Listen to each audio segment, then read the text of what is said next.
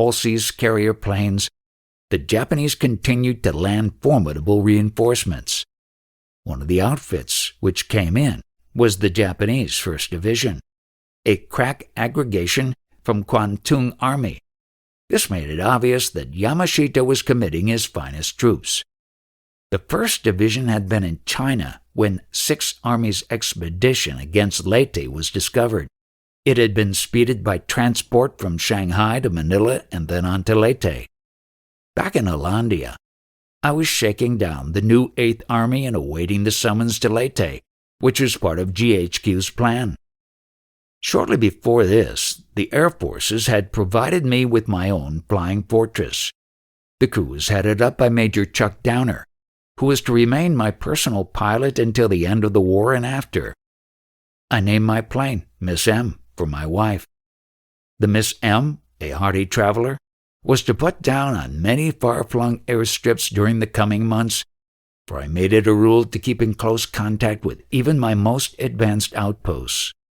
I cannot estimate how far I traveled in that B-17, but there was rarely a week when Downer and I did not clock off thousands of miles of travel.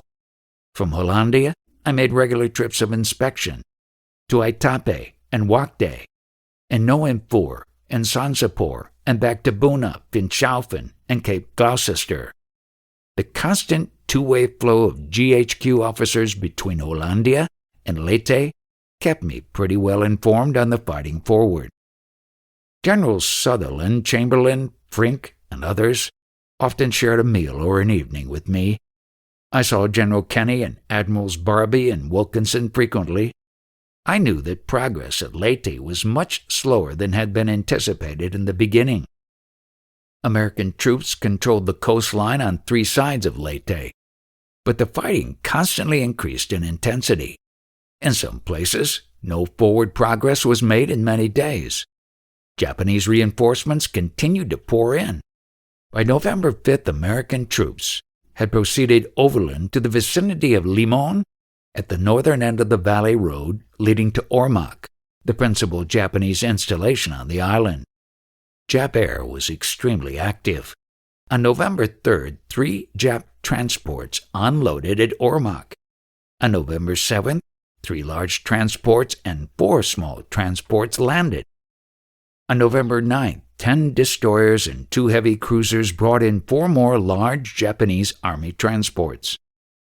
On November 11th, another convoy headed into Ormoc Bay. Kenny's planes made inroads on all these expeditions, but the Japanese accomplished landings anyway.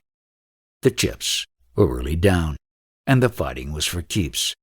General MacArthur's plan had anticipated a quick conquest of Leyte, and then a reasonably early assault on Luzon with the assistance of Halsey's great fleet. 8th Army was to take over from the 6th Army, finish the job at Leyte, and then hold itself available for a conquest of the southern Philippines. On November 15th, I received news of the death of Frank Prist, the handsome young Acme photographer I had known since he shared quarters with Barney Darden and Bob Sherrod in the early days of the Australian period. Frank Prist had been at Buna and Hollandia. Prist was killed in the Ormoc area, where Colonel Red Newman, another close friend, was wounded at about the same time. Exactly a month after the original Leyte invasion, the advance members of my staff and I left Hollandia, headed for our future headquarters. We stopped at Noampur to visit General McNider and took off again at 2:45 a.m. Flying steadily through the darkness, we came down in the early dawn, by air on the island of Anguar, where the 81st Division under Major General P.J. Mueller had experienced severe combat. This was only a short distance from Peleliu, where we expected to take on gasoline. We flew on to Peleliu, had breakfast there, and were shown over gaunt, desolated battlefields by troops of the 1st Marine Division. The Japanese still held caves on one side of the island. I learned later that Admiral Halsey had opposed a Navy amphibious strike against the group of tiny islands known as the Western Carolines. They included Anguar, Peleliu, Babel Taup, the island of Yap, 280 miles northeast, and Ulithi Atoll, 120 miles beyond Yap. Halsey believed Ulithi was a useful anchorage, but he was convinced the others were not worth much of a price in casualties, and that there was strong possibility the price, as at Tarawa, might be excessive. Halsey was overruled. By mid-September, the strike had been made. It seemed to me that November morning, as I toured the ravaged landscape, that there was little at Peleliu worth fighting for. There were evidences everywhere which told experienced military men how savage the battle had been. I had a personal interest. Brigadier General Julian C. Smith, a longtime friend, had been the Marine commander ashore. To me, Peleliu seemed like a dot in the ocean. I was used to more varied terrain. The hills of Peleliu were two abrupt chalk ranges about 200 feet high, which looked down on flat coral. The hills were thoroughly fortified. They were full of caves and dugouts of concrete and steel, and had been garrisoned by 10,000 excellent Japanese troops. There was no protection or concealment for an invading force. To be sure, the battleships had set up a terrific bombardment. I examined one hole made in concrete by a 16-inch shell from the old Mississippi, which must have killed every Jap in the dugout. But bombardment in such terrain is relatively ineffective. A rugged struggle, but a quick decision, had been predicted before the Peleliu landing. Actually, it was not until several days later, after I passed through, that the senior Japanese commander burned his colors. To defeat the enemy there, the gallant fighting men of the 1st Marine Division suffered these losses: 1,121 killed in action, 73 missing in action, 5,142 wounded in action. It is interesting that in April of 1947, long after the end of the war, 27 Japanese, apparently well-fed, came out of their caves at Peleliu and formally surrendered to an astonished American garrison officer. Just before lunchtime that same day, my party landed in Leyte. When Chuck Downer eased the Miss M down on the airstrip at Tacloban, there was hardly a bump, and I marveled at the engineering skill and courage of the American Army engineers who had built that runway between persistent Jap bombing and strafing raids. General Irving and other old companions were at the field to meet me. In earlier discussions, it had been agreed that 8th Army headquarters would be constructed at Telegrafo, about 20 miles down the coast from Tacloban. Immediately after lunch, I crawled into a jeep and asked to be driven there. The rainy season had already begun on Leyte, and my first visit to Telegrafo was mostly disenchantment. My jeep bogged down in mire. The only construction and evidence was a dugout for protection against air raids, and I never did use that. In brief, Telegrafo was a swamp and a mud hole and nothing more. Nevertheless, we moved in that day. Shacks were erected, boards provided foothold in the soft mud, and in the evening we went to bed amidst a cloud of insects. Next morning, however, Dave Dunn and his lads began the rude preparations for a miracle. First of all, they cut a drainage ditch 6 feet deep squarely through the center of the camp. In the end, what with drainage, DDT, and gardening, the eyesore at Telegrafo became the finest camp, or at least I thought so, along the Leyte East Coast. The next day was eventful. I went by boat to Tacloban early and participated in a long General Staff conference about the taking over of the Leyte show. Just after lunch, I had an interview with President Osmeña of the Philippines, and there was an earthquake, seismological variety, while I was in his office. Then I spent an hour or so with General MacArthur. It was at this meeting that General MacArthur first proposed that I undertake a daring expedition against Manila with a small mobile force. I shall discuss this operation, called Mike 6 in code, more fully later. It is significant that General MacArthur, whose knowledge of Civil War tactics and Civil War personalities is almost as encyclopedic as that of the eminent Dr. Douglas S. Freeman of Richmond, described the venture as one that would have delighted Jeb Stuart. In the meantime, he filled me in on his general plan.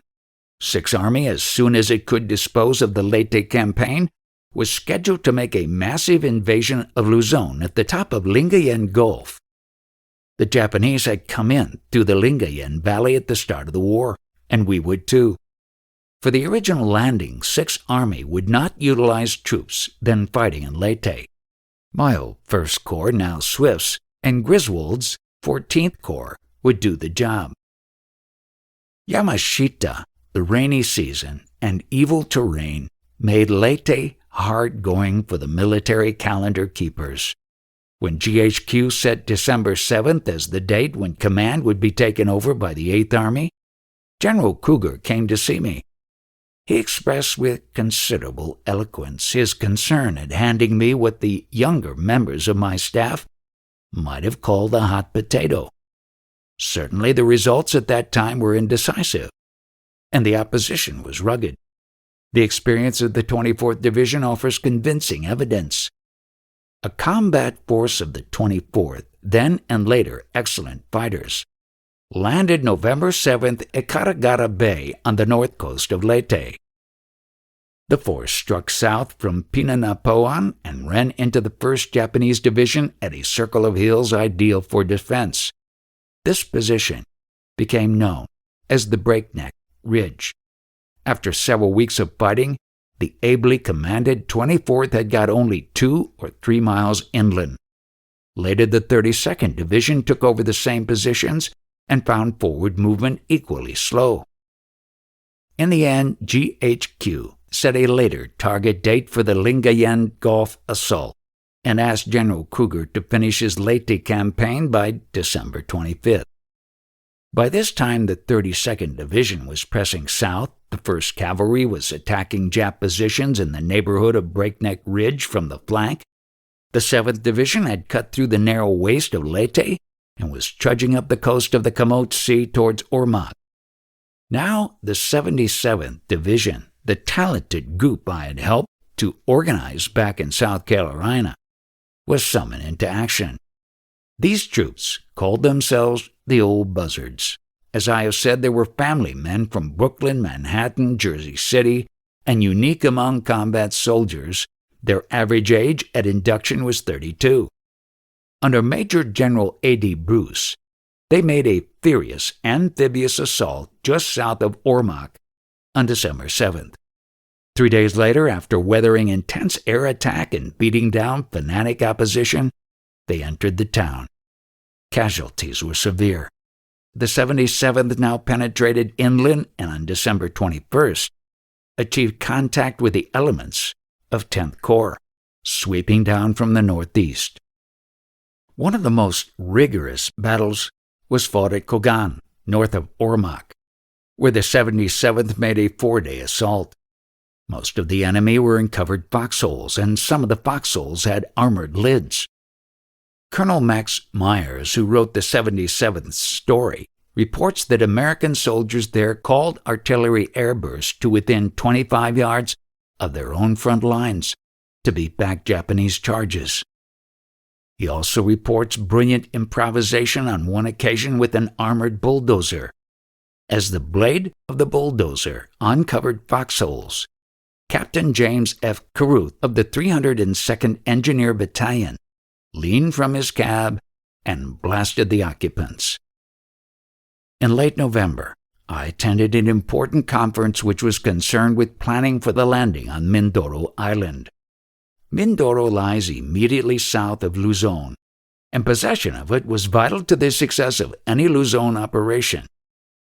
It was at this meeting that General Kenny admitted to General MacArthur, despite previous bold promises, that his Leyte-based planes would not be able to protect an amphibious landing if the day were overcast. This came as somewhat of a surprise to those who earlier had heard General Kenny argue that Admiral Halsey's carrier-based planes were no longer necessary to the Leyte operation. Surprises are a commonplace of war, and reconsidered opinions too. As a result of Kenny's testimony, General MacArthur urged Admiral Kinkaid of the 7th Fleet under MacArthur command to wheel his old battleships and baby flat tops through the Narrows to cover the invasion. Kinkaid objected violently. He pointed out that to get to Mindoro, his fleet must pass through Surigao Strait and the Sulu Sea, where the vessels would be clay pigeons for Jap land-based planes. In the end, of course, Kinkaid accepted the assignment, and 7th Fleet did its usual fine job. There were repeated Jap air raids during this heated conference. The finer points of the discussion were frequently blurred, to me at least, by the persistent roar of American ack-ack. I was interested and somewhat entertained by the fact that General MacArthur chose to ignore the air raids. Since the Supreme Commander was deaf to the violence around him, the rest of us maintained the elaborate pretense that we couldn't hear any bombs falling either. Rain and raids were now everyday occurrences. There was little in the way of recreation even for the troops not immediately in the line. Tacloban, capital of Leyte, had a population of about 13,000 and was the only town of any size or modernity on the island. Few combat troops got there, and it wasn't very exciting for them when they did. So in camps, headquarters along the coast, privates and generals alike often sat gladly in a pouring rain to watch an outdoor movie. There was a recognized technique for a rainy night. You adjusted your poncho around yourself in your chair and put a helmet liner on your head so the water wouldn't drain down in your eyes. Thus, with clear vision, you were a proper and appreciative audience for the artistry of Gloria Gum and Passion's Darling. The Americans had developed a device which protected the movie screen and the movie projector so that they could not be seen from aloft. This, of course, was a precaution against raids. One night, when General Byers and I and innumerable soldiers sat contentedly in the moist darkness, a covey of our planes came in all lighted up from some strike. It was an old story to us. Our planes always came in lighted because the pattern of light made their identity clear. That evening, an ingenious enemy pilot made capital of the custom.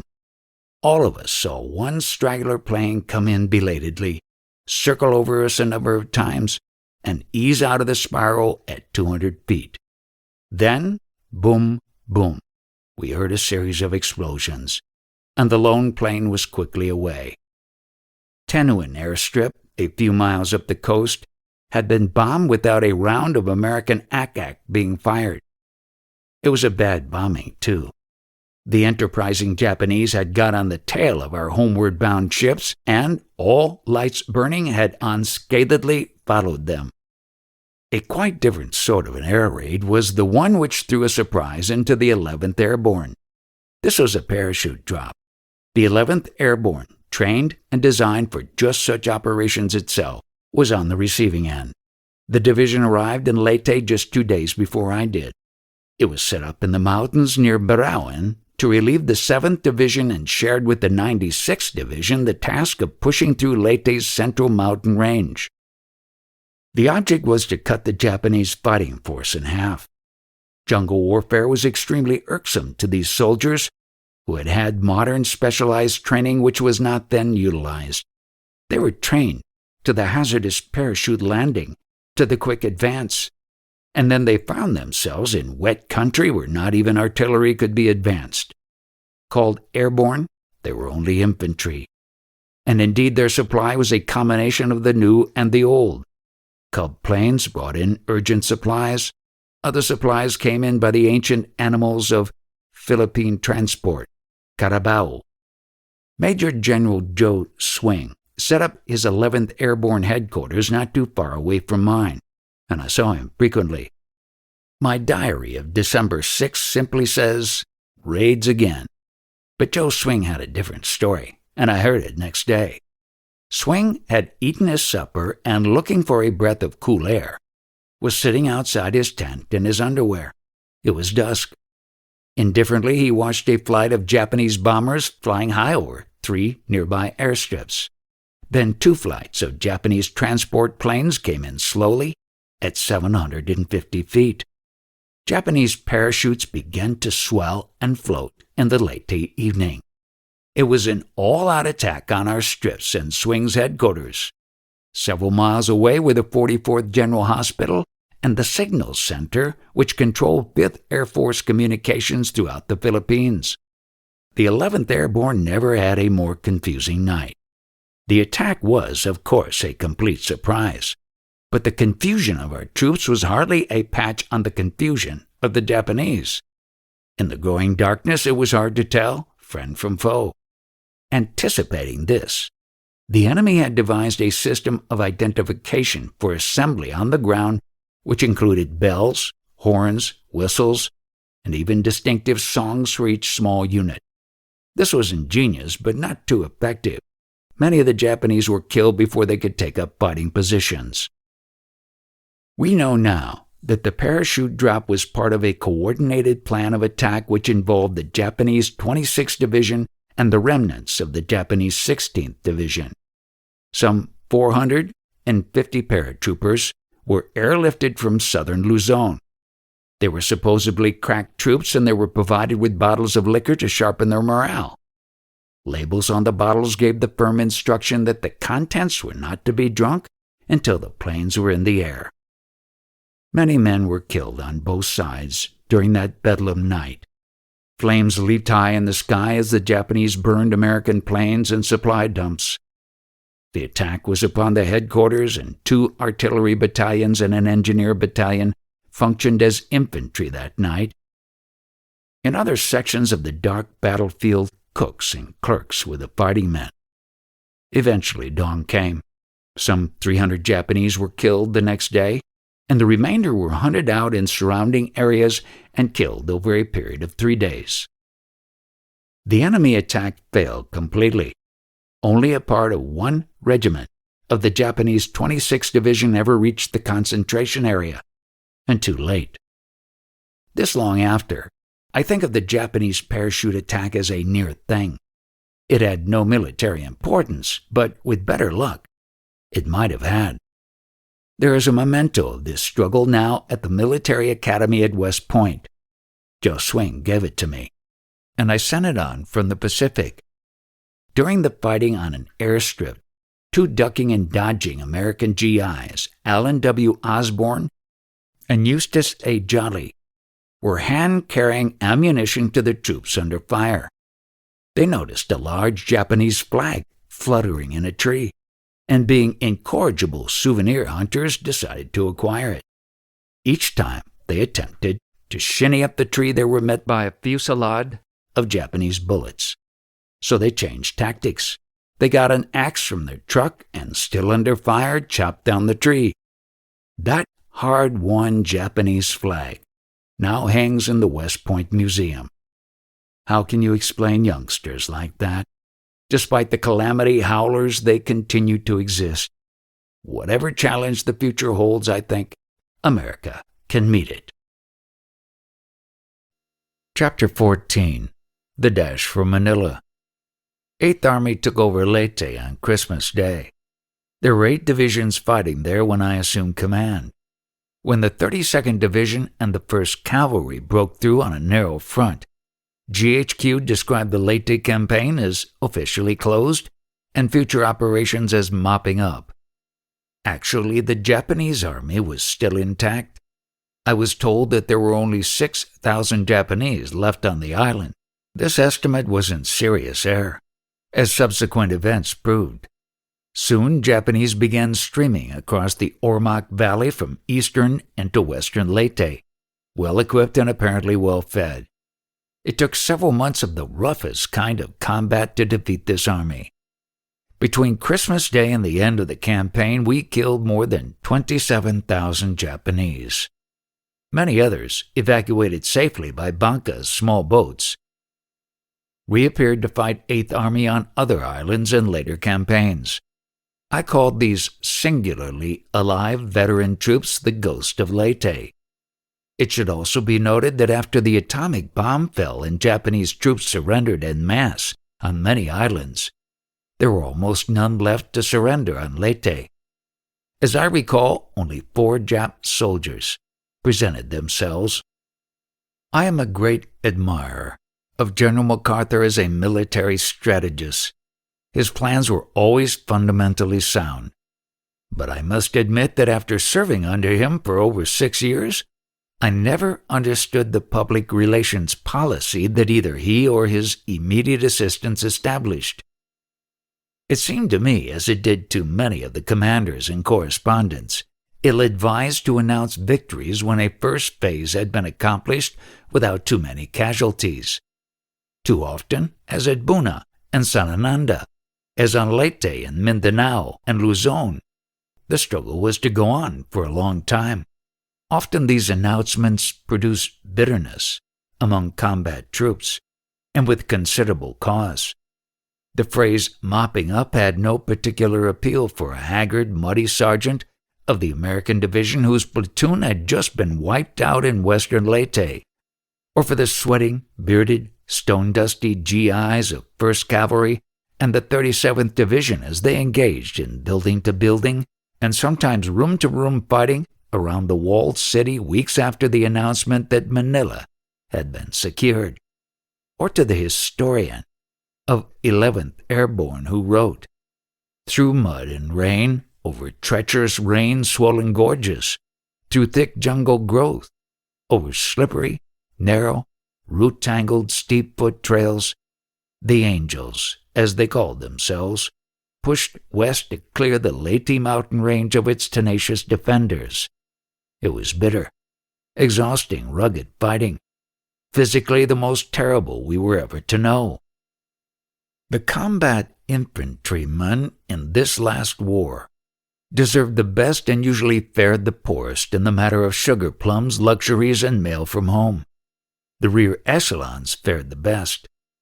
The home folks in America were vastly generous, but transport to the front could not always carry out their good intentions. Ammunition and rations came first. This the GI could understand, but after the unutterable boredom and danger and discomfort of fighting at the front, he expected kudos when he was relieved. It was disconcerting to find out he had only been mopping up. Was that why his outfit had taken its casualties? If there is another war, I recommend that the military and the correspondents and everyone else concerned drop the phrase mopping up from their vocabularies. It is not a good enough phrase to die for. In addition to the direction of fighting on Leyte and Samar, the 8th Army now had multitudinous jobs in housekeeping. The 24th Corps belonged to the Central Pacific Command and had been loaned under the complicated protocol of the time to General MacArthur by Admiral Nimitz.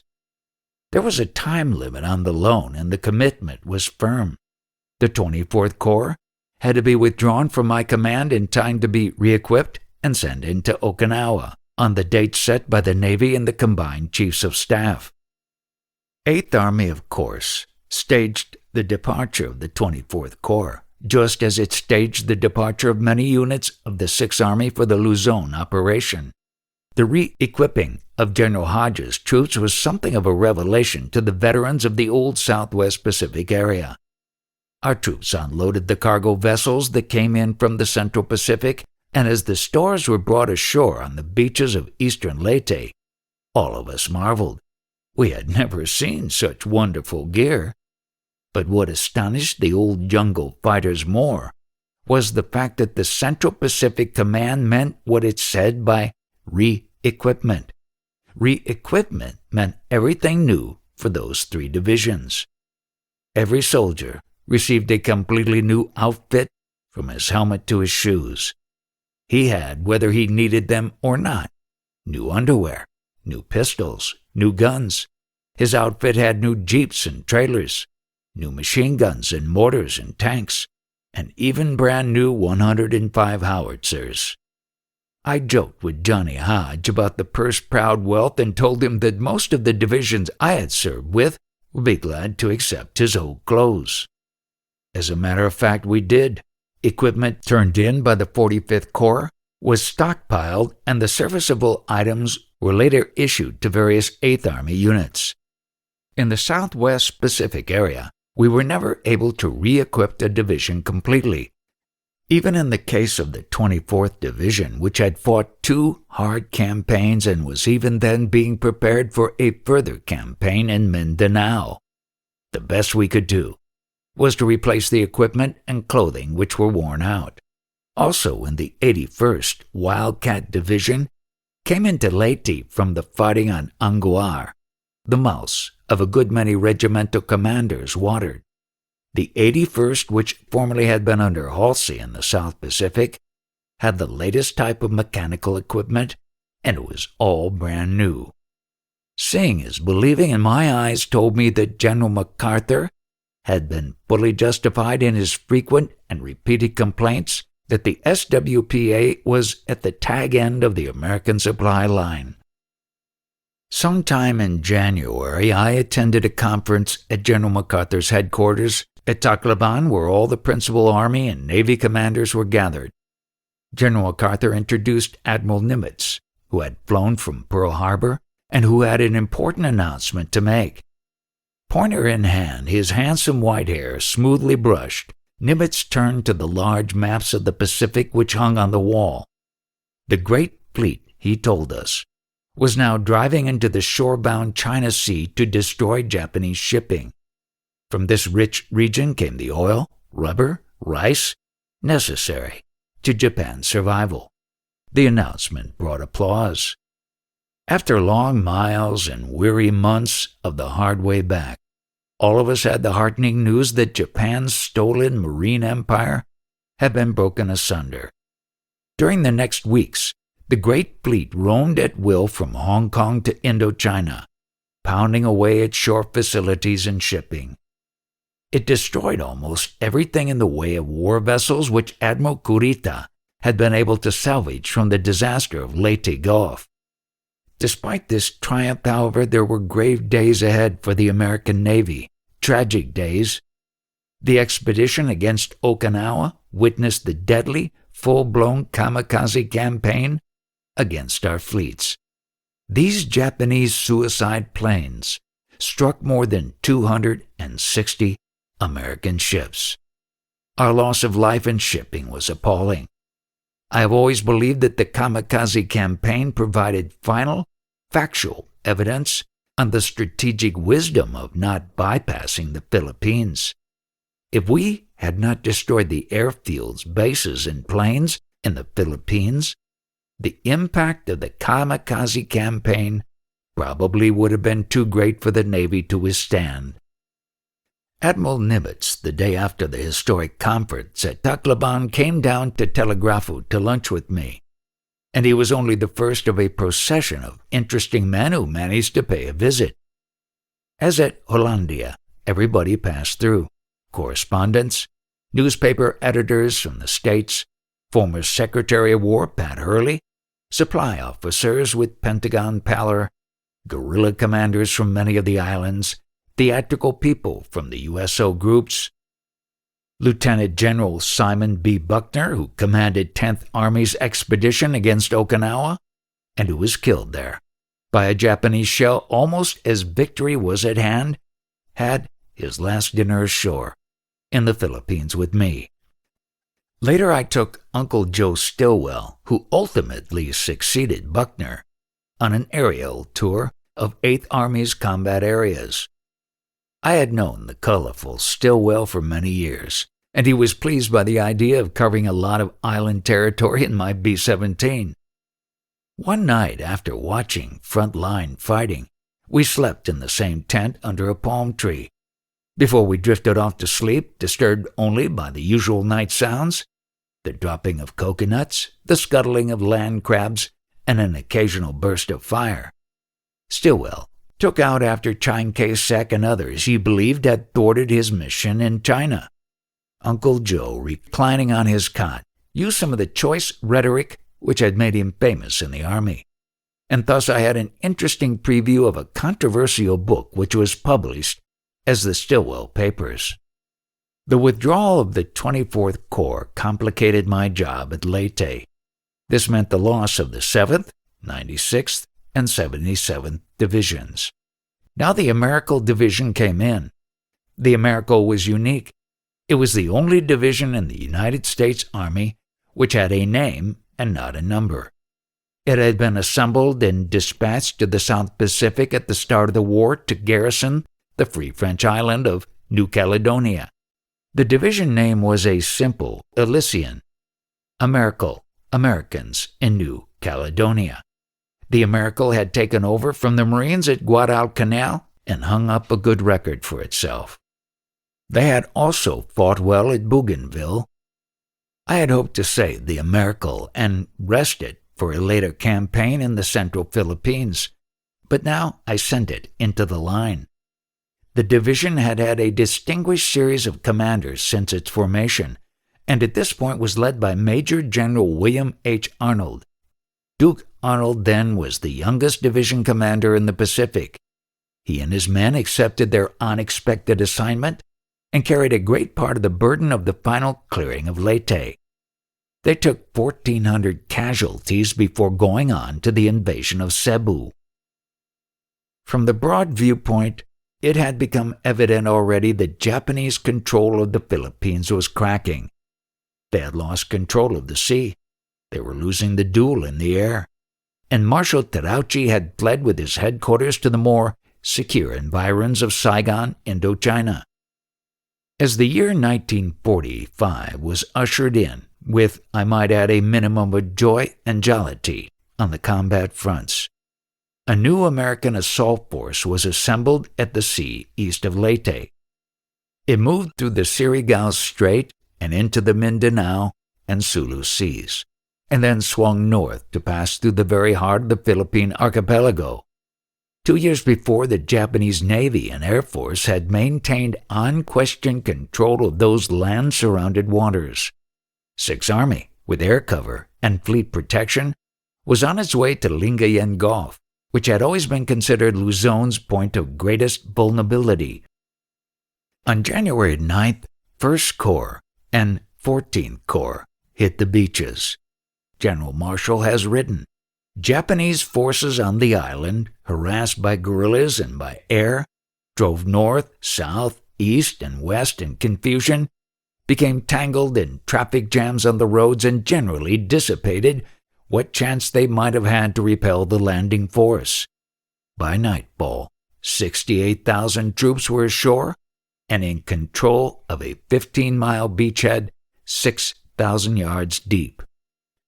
These divisions made the landing, the 37th, the so-called Ohio Division, under my friend Major General Robert S. Beadler, the 40th under Major General Rap Brush, the 6th under Ed Patrick, and the 43rd under that excellent Vermont National Guard commander, Major General Leonard F. Wing. The 13th Armored Group, the 158th RCT, and the 6th Ranger Battalion went ashore 2 days later. The 25th Division under Major General C.L. Mullins was held in reserve at sea. Because I was not on the scene and have no first-hand knowledge of that phase of the Sixth Army campaign, I shall resort again to General Marshall's terse report as Chief of Staff to the Secretary of War. The landing had caught every major hostile combat unit in motion with the exception of the 23rd Infantry Division to the southeast of the beachhead in the central Luzon Plain and its supporting 58th Independent Mixed Brigade 25 miles to the north of Lingayen Gulf. Yamashita's inability to cope with General MacArthur's swift moves, his desired reaction to the deception measures, the guerrillas, and General Kenny's aircraft, combined to place the Japanese in an impossible situation. The enemy was forced into a piecemeal commitment of his troops. The Japanese 10th and 105th Divisions in the Manila area, which were to secure Highway No. 5 on the eastern edge of the Luzon Plain, failed to arrive in time. The brunt of defending this withdrawal road to the north fell to the 2nd Japanese Armored Division, which seemingly should have been defending the road to Clark Field. General MacArthur had deployed a strong portion of his assault forces in his left or eastern flank to provide protection for the beachhead against the strong Japanese forces to the north and east. In appreciation of the enemy's predicament, the Sixth Army immediately launched its advance toward Manila, across the bend of the Agno, which presumably should have been a strongly held Japanese defense line. The troops met with little resistance until they approached Clark Field. The First Corps, commanded by Major General Innes P. Swift, had heavy fighting on the east flank, where the Japanese were strongly entrenched in hill positions. For the time being, they were to be held there to keep the supply line for the advance on Manila secure. During the period of the Leyte takeover, 8th Army staff had also been planning for 2 post-Lingayen landings of our own on Luzon. On January 29th, the 11th Corps, commanded by Lieutenant General Chink Hall, went ashore on the west coast of Luzon just above Subic Bay. Troops involved were the 38th Division Reinforced and the 34th Infantry RCT. Hall's mission was to seize Olongapo and open Subic Bay to American shipping, to cut off Japanese on the Bataan Peninsula, where the Americans had made their stand 3 years before, and to press forward speedily to make junction with the Sixth Army forces moving ponderously down the rich Central Valley. Hall did his job efficiently and with speed. On the second day, our Navy minesweepers were already preparing Subic Bay to receive transports and Army supplies. On February 5th, contact was made with Griswold's 14th Corps. Meantime, by orders of GHQ, operational control of Hall's troops passed over to the Sixth Army. Now the stage was set for what I regard as one of the most thrilling exploits of the Pacific War, the 11th Airborne's dash for Manila. This included an airdrop on Tagaytay Ridge. I have reported that General MacArthur told me late in November that I was to command a landing in southern Luzon. At worst, this would be a diversionary attack, which would cut Japanese communications and pin down a sizable number of the island's defenders. At best, it might be a decisive maneuver in the Luzon campaign and hasten the capture of Manila. My staff prepared a plan which called for the use of 3 divisions. In the end, because of shortage of water transport and unavailability of combat troops, I made the landing with the 11th Airborne alone, reinforced by a few service supply units. No one could have asked for finer fighting men. Elements of the 24th Division later took over the rear area. There were times in January when it appeared that the expedition would be abandoned. A young captain from a parachute regiment had been smuggled ashore by submarine. He returned from guerrilla headquarters near Nasugbu, a port in southern Luzon, with dire reports of the situation. He said there were 2,000 Japanese around Nasugbu, 12,000 back of those with heavy artillery and tanks, and 15,000 on Tagaytay Ridge. If these reports were true, they negated the chances for a successful expedition, since a hazardous advance up a narrow defile between high mountains was contemplated. I did not believe the reports. Still, in war, you never know, and GHQ was entirely justified in taking a gloomy view of the enterprise. The solution was worked out. The expedition would be considered a reconnaissance in force. If the original landing troops ran into serious difficulties, I would order their withdrawal, and the Navy would remain to take them off. The Air Forces were also worried. Our plan called for land advance to Tagaytay Ridge, overlooking beautiful Lake Taal, and reinforcement there by the airdrop of the 511th Regimental Combat Team, which consisted of 3 parachute battalions and an artillery battalion. These paratroopers were already at fields on the adjoining island of Mindoro, but they were not to be given airlift until I was satisfied with the land advance and personally gave the order. In other words, it was up to me to decide whether to hit or run, and also whether to advance on Manila. At dawn, on January 31st, I was aboard the command ship Spencer with General Swing and Admiral Fechtler. Visibility was excellent, and from deck we could see both the white beaches of Nasugbu and the green mountains of Luzon. Destroyers and rocket-firing LCIs pounded the shore for an hour, and on the landing craft, to quote the graphic phrase of the service reporter, stomach butterflies nervously flapped their wings. Then the landing craft went in, and the troops waded ashore in shallow water. There was sporadic machine gun fire and some artillery fire, but it was quickly evident that the Japanese intended to follow their usual pattern: little defense at the beachhead and tough defense at prepared positions in the hills. By 9:45 that morning, the town of Nasugbu and the important airstrip were in our hands. The 11th Airborne troops must have dragged their feet as they passed through the town on their way to the hills. Nasugbu was almost untouched by war, and it was the only town of any consequence they had seen in the Pacific. There was a tremendous welcome. Filipinos lined the streets and gave way with such precious and hoarded foodstocks as eggs, chickens, bananas, papayas. There was a village square and a bandstand, and a lot of cheering and chatter. But the 11th Airborne moved on and reached a huge sprawling sugar central about 6 miles to the east. The Japanese had intended to destroy this combined industrial plant and warehouse, and a 7-man demolition squad was assigned to the job. A stray destroyer shell discouraged them, and they retired without setting off their explosives. At the Central, the Americans found a Lilliputian railroad.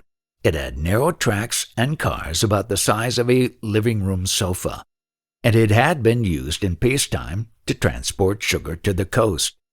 The tiny locomotives burned alcohol, and we captured 6,000 gallons to fuel them. The miniature railroad was immediately put to work, hauling supplies and soldiers inland.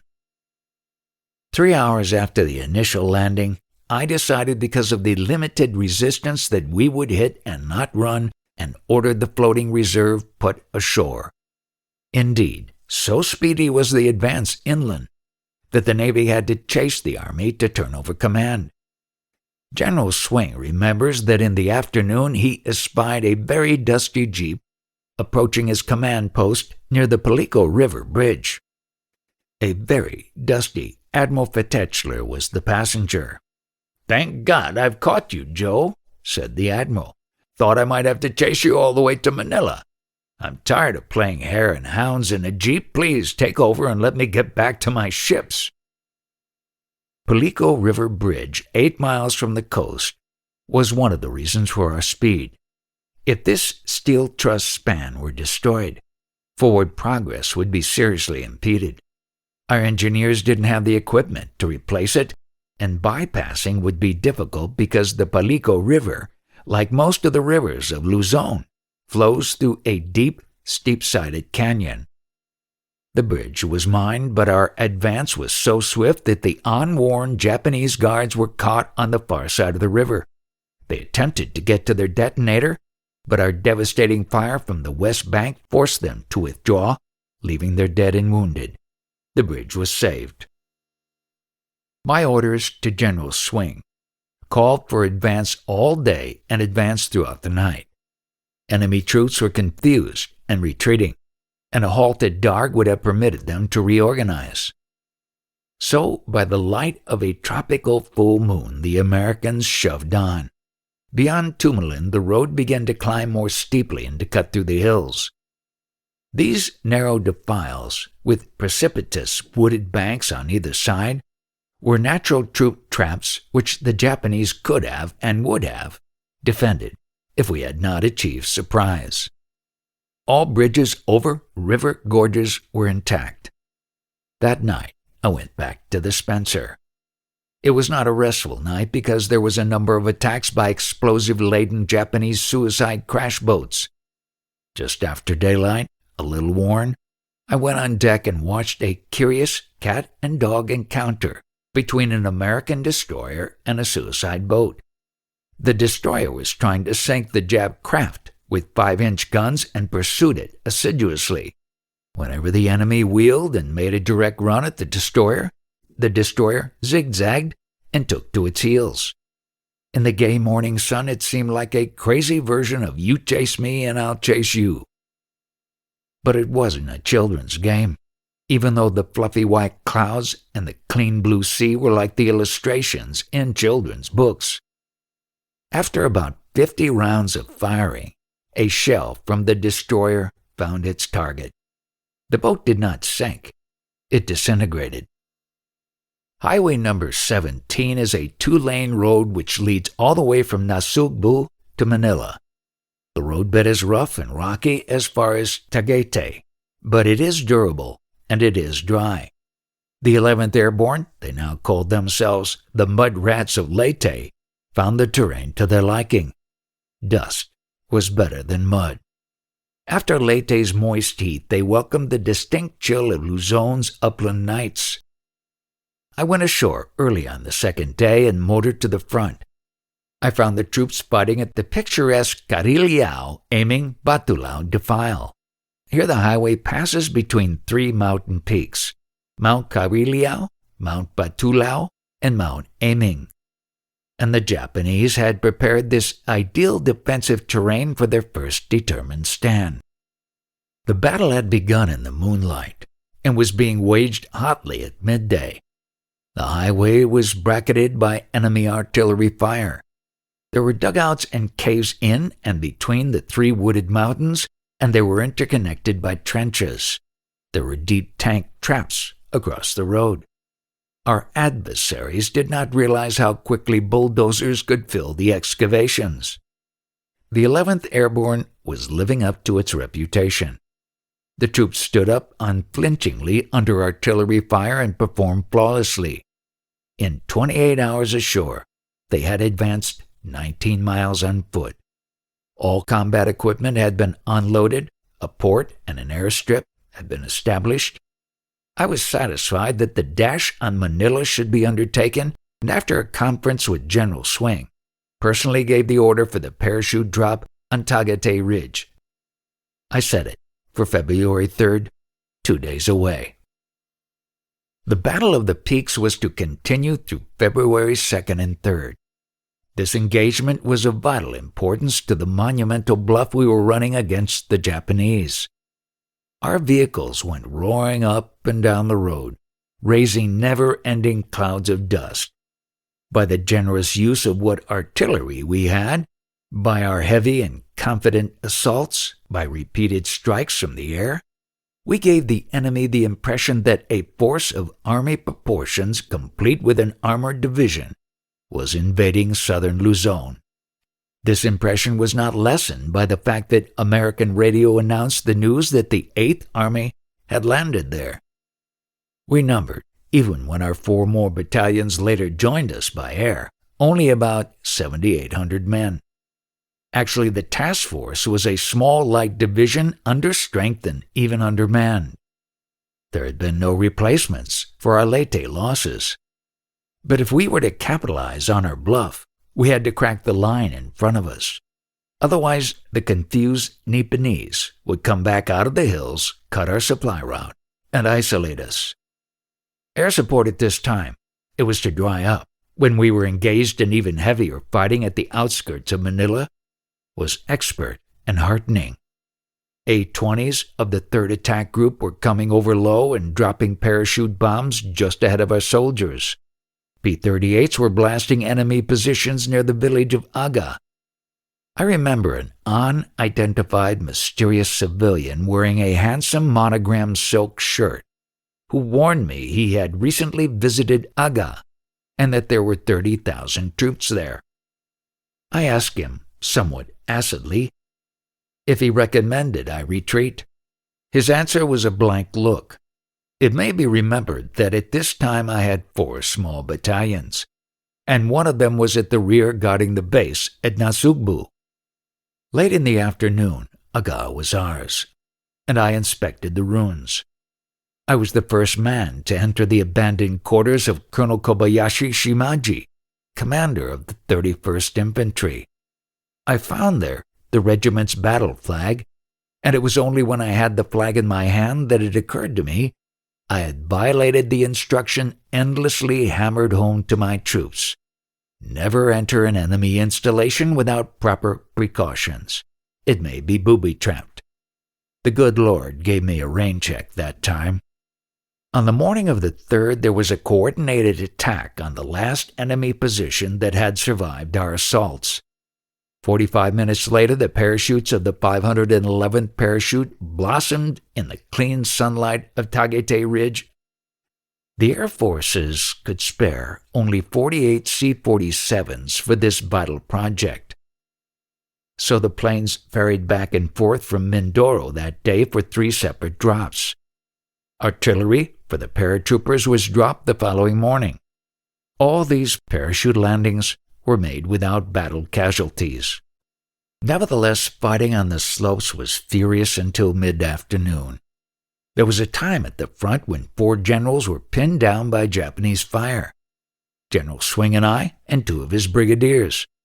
Not long after, Colonel Rinaldo Coe, my efficient headquarters commandant, was killed by shell fragments, and Colonel Robert Soule of the 188th Glider Infantry was wounded. Shortly, Soule was up with the advance guard of his regiment. He analyzed the situation and directed the attack. He called back under Japanese fire toward his radio transmitter and was then shot. Finding the transmitter damaged, he crawled to his jeep and gave instructions over the jeep radio to his executive officer to lead the attack. Then he went to an exposed position for better observation and by walkie-talkie directed the attack. I watched a doctor dig the slug out of Soule and fill the hole with iodine. Then I saw Soule take off through the high, coarse grass to cheer his troops to the conquest of Tagaytay Ridge. They made it. They renamed the spur they fought over Shorty Ridge. I recommended Soule for promotion to brigadier general and for the DSC. Tagaytay Ridge was by all odds the most important military position in southern Luzon. It was 2,400 feet high and a concrete road led downhill. We were ready for the dash on Manila. Thousands of Japanese remained in the hills around us, but they were so demoralized they did not attempt aggressive action for many days. I pressed forward with the infantry and my headquarters was set up in what had once been the annex of the Manila Hotel. It was a bare and looted building, but the view was just the way I remembered it, and just as beautiful. I could see the city of Manila gleaming whitely in the sunshine.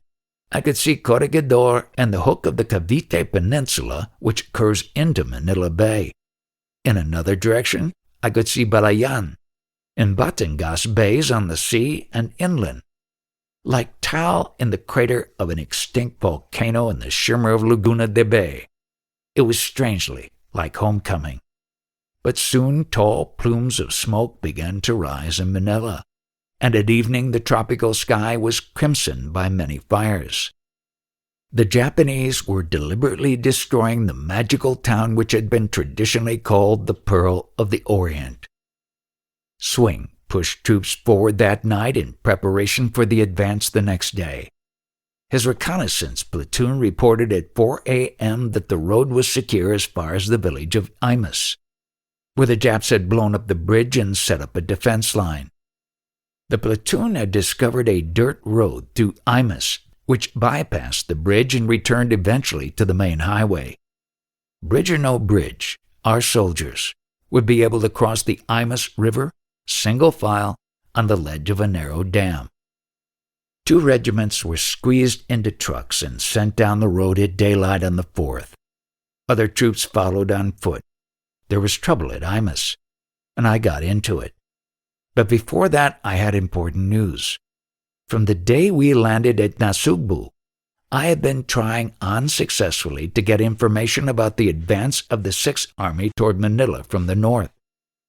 On the morning of the 4th, I received a brief radio communication that the 1st Cavalry Division had reached Grace Park in North Manila the afternoon before. Until then, I had not known that any American troops were south of Clarkfield, and had assumed that the 1st Cavalry was still at Lingayen Gulf. The 1st Cavalry was to enter Manila with little opposition. The 11th Airborne was to run into desperate opposition, which resulted in a severe casualty list. The reasons now are clear. The Japanese, before the Lingayen invasion, had believed that a major thrust was coming from the south. As a result, 12,500 of the 16,000 Japanese Marines guarding Manila were entrenched in a protective corridor in the area of Nichols Field and Fort William McKinley. The Japanese called this narrow southern network the Genko Line. I have always thought that the American civilian prisoners released from Santo Tomas by the 1st Cavalry owe a hitherto unacknowledged debt to the blood and bravery of the 11th Airborne Division. The trouble at Imas started near the destroyed bridge. Our bypass carried us directly around an old, wall-enclosed Spanish barracks. Japanese Marines were firmly ensconced there, and we were held up for some time.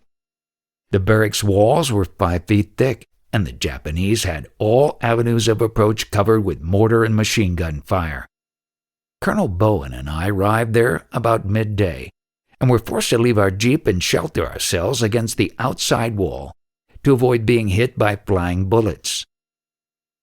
Some of our self-propelled guns were already in action, however, and pretty soon we were able to get by. A tech sergeant was largely responsible for the reduction of the barracks. Robert C. Steele of the 511th ordered covering fire from his platoon, advanced alone, and climbed to the roof of the barracks under fire. He tore a hole in the roof, poured gasoline inside, and ignited the gasoline and the enemy with the phosphorus hand grenade. When the enemy rushed to the open air, Steele's platoon mowed them down. Steele was awarded the DSC posthumously. He died in the Manila fighting a few days later. At 10 o'clock that night, after an exciting jeep ride, I set up my headquarters in Parañaque, the entrance to Manila. Our gamble had been successful. 4 days after landing at Nasugbu, we had a beachhead. As someone has described it, 69 miles long and 500 yards wide, and we had penetrated the right flank of the Genko Line. At 5 the next morning, we crossed the partially destroyed bridge at Parañaque and made the official announcement to GHQ that we were in Manila. There had been fighting all night near the bridge, and Colonel I.R. Schimmelpfennig, the 11th Airborne's beloved Chief of Staff, had been killed by machine gun fire. Earlier that day, he had promised amiably to bring my toilet kit forward from the Manila Hotel Annex. He kept his promise. When they found him, my safety razor was still in his pocket. For an outfit without the heavy guns and heavy equipment necessary to breach a line, there was hard fighting ahead. My headquarters was a building on Manila Bay which had been used as a Japanese hospital and is now the Malibu Beach Club. During my 5 days there, when not actually up forward, I could watch the fighting at Nichols Field from the building's cupola. All the Japanese guns along Dewey Boulevard down to the Manila Hotel kept us under constant fire, and there was never a quiet moment. On February 7th, General MacArthur announced that Manila was secured, although some weeks of fighting were to follow before the last Japanese defenders could be liquidated. On February 9th, I returned to the 8th Army headquarters in Leyte to push the campaign in the central and southern Philippines. Next day, command of the 11th Airborne passed to the 6th Army. I like to recall one story about the spirit of Joe Swing's irrepressible paratroopers. In the thick of the struggle for Manila, they found that the outer rim of the enemy's position was protected by 5-inch naval guns, removed by the Japanese from warships and mounted at strategic spots. Hard-pressed and under heavy bombardment, The company commander passed on the information to headquarters in this message. Tell Bill Halsey to stop looking for the Jap fleet. It's dug in on Nichols Field. Although I no longer led them, I followed the subsequent exploits of the 11th Airborne with pride and interest. I heard the story of the bold and temporarily imperishable Private Manuel Perez Jr. This amazing youngster, who won the Congressional Medal of Honor, single-handedly stormed a dugout in the drive on Fort McKinley, killed 18 Japanese soldiers, and neutralized a position which had held up the advance of an entire company. Unhappily, a week later, still fighting before Manila, he died a hero's death. I read the communiques. As the bitter struggle went forward, the defending Japanese Marines fought furiously and bravely, and the 11th Airborne took substantial casualties. Initially, the seriously wounded were flown to Nasugbu in Cub Plains. Later, when an airstrip had been hastily constructed at Imus, C-47s evacuated casualties directly to Leyte. Fort McKinley fell on February 17th. The ancient and important naval base at Cavite was taken February 21st. Then came the celebrated raid on Los Banos, which was led by Colonel Shorty Sol. It was an excellent example of the imagination, military coordination, and discipline of a fine division. As early as February 3rd, when we were just arriving on Tagaytay Ridge, General MacArthur had ordered an attack, as soon as feasible, on a Japanese internment camp near Los Banos, where more than 2,000 American and European civilians and prisoners of war were held. It was a complicated problem. Los Banos was on the southern tip of shallow Laguna de Bay, and thus some 50 miles behind enemy lines. It was estimated, and accurately, that there were between 8,000 and 15,000 enemy troops available for counterattack within 4 hours' march of the camp. Past history had given us reason to fear that the Japanese camp guards, if they knew attack was imminent, might execute their prisoners, and thus clean the slate. I knew the problem because I had taken part in the early planning. Trusted guerrilla spies were sent into the area. 5 days before the operation, they brought back a gentleman named Peter Miles, who had recently escaped from the camp and gone into hiding. Miles had been an engineer in the Philippines before the war, and his careful information was invaluable. Miles drew up an exact map of the camp, which included a detailed blocking out of the arrangement of the interior, the positions of pillboxes, and blockhouses and sentries, and the quarters of the internees. Engineer Miles also reported on the physical condition of the internees and accurately estimated the number of the sick and helpless who would require evacuation by litter.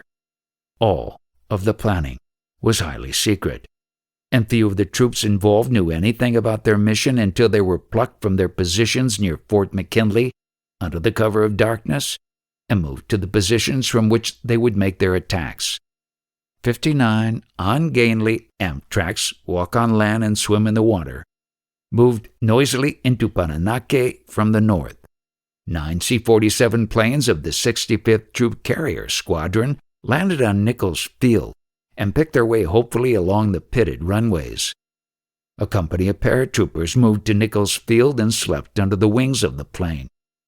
Joe Swing and his boys of the 11th Airborne had planned, for the sake of surprise and the safety of the internees, one of the oddest expeditions in military history. It was to include a ground force advance, an amphibious expedition, and a parachute drop. A great deal of faith, too, had to be placed on a reconnaissance platoon. This platoon consisted of 1 American officer and 32 Americans and about 80 Filipino guerrillas. They departed in Bancas 2 days before the operation, and after reaching the southern shore, went into hiding. In the darkness of February 22nd, it took each man about 7 hours of plodding over flooded rice paddies to reach his position. At 7 a.m. on February 23rd, 2 columns of phosphorus smoke rose near Los Banos to guide the paratroopers to their drop zone, and 2 columns of phosphorus smoke rose from the beach at Los Banos village to guide the Amphtrax in. After the signal fires were satisfactorily started, the reconnaissance platoon went seriously about the job of killing Japanese sentries. The overland expedition by the 188th Glider Infantry began when the troops waded the San Juan River and ran up against stubborn enemy opposition. The 1st Battalion had taken off in the darkness from Mamatid aboard the Amphtrax, which was slow and so noisy that they could not be counted upon for surprise. The amateur skippers were ordered to drive out into the tepid lake and then turn directly south. This meant navigation by compass, and the skippers were full of cuss words and confusion. There wasn't a real seaman among them. It was a moonless night, and they had 7.5 miles to go. Somehow the grumblers solved their mathematics. The reconnaissance platoon did away with the sentries, the paratroopers hit the jump area precisely, the Amphtrax came ashore, and thundered down to Los Banos. Nearly 250 of the Japanese garrison were killed, and the Amphtrax took out all of the internees by water. There were many litter cases, but the sole casualty among the internees was one slightly wounded man. The 11th Airborne casualties were 2 dead and 1 wounded. It was a memorable job. Chapter 15. 52 D-Days. The 8th Army set an all-time record for swift amphibious movement during its Victor operations. There has never been another army just like it. 8th Army took over the island of Leyte on Christmas Day.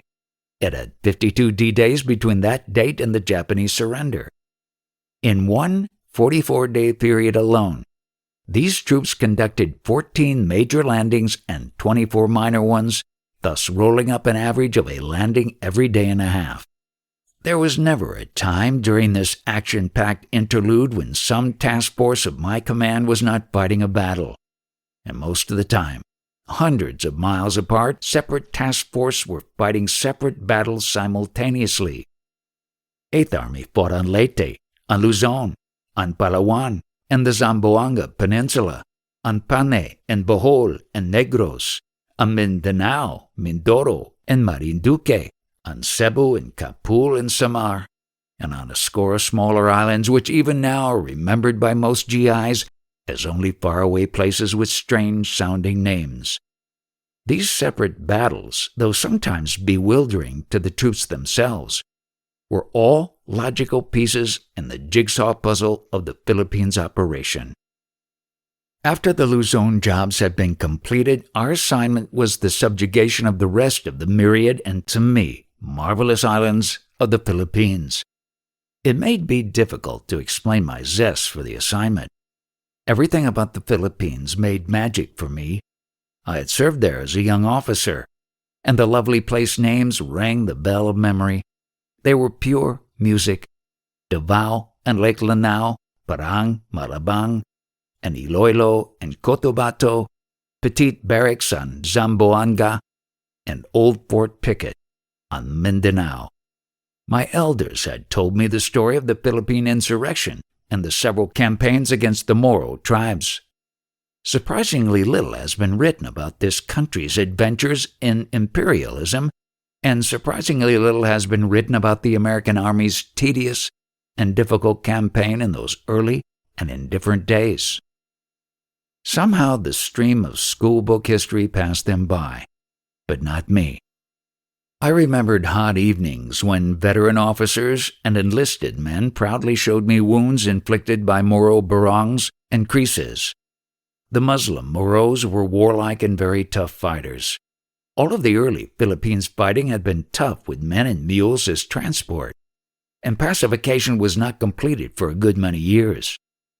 I remembered the boisterous barracks room songs, the skeptical comment of the Virgin of Cebu, the frankly zoological monkeys have no tails in Zamboanga.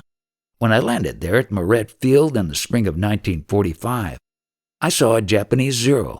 Its rear protuberance had been shot away. Marine flyers had marked this exhibit with a large lettered sign. It was simple confirmation. They have no tells in Zamboanga. Many great American military names are indivisible from Philippines history. These great names begin with General Arthur MacArthur, father of my commander.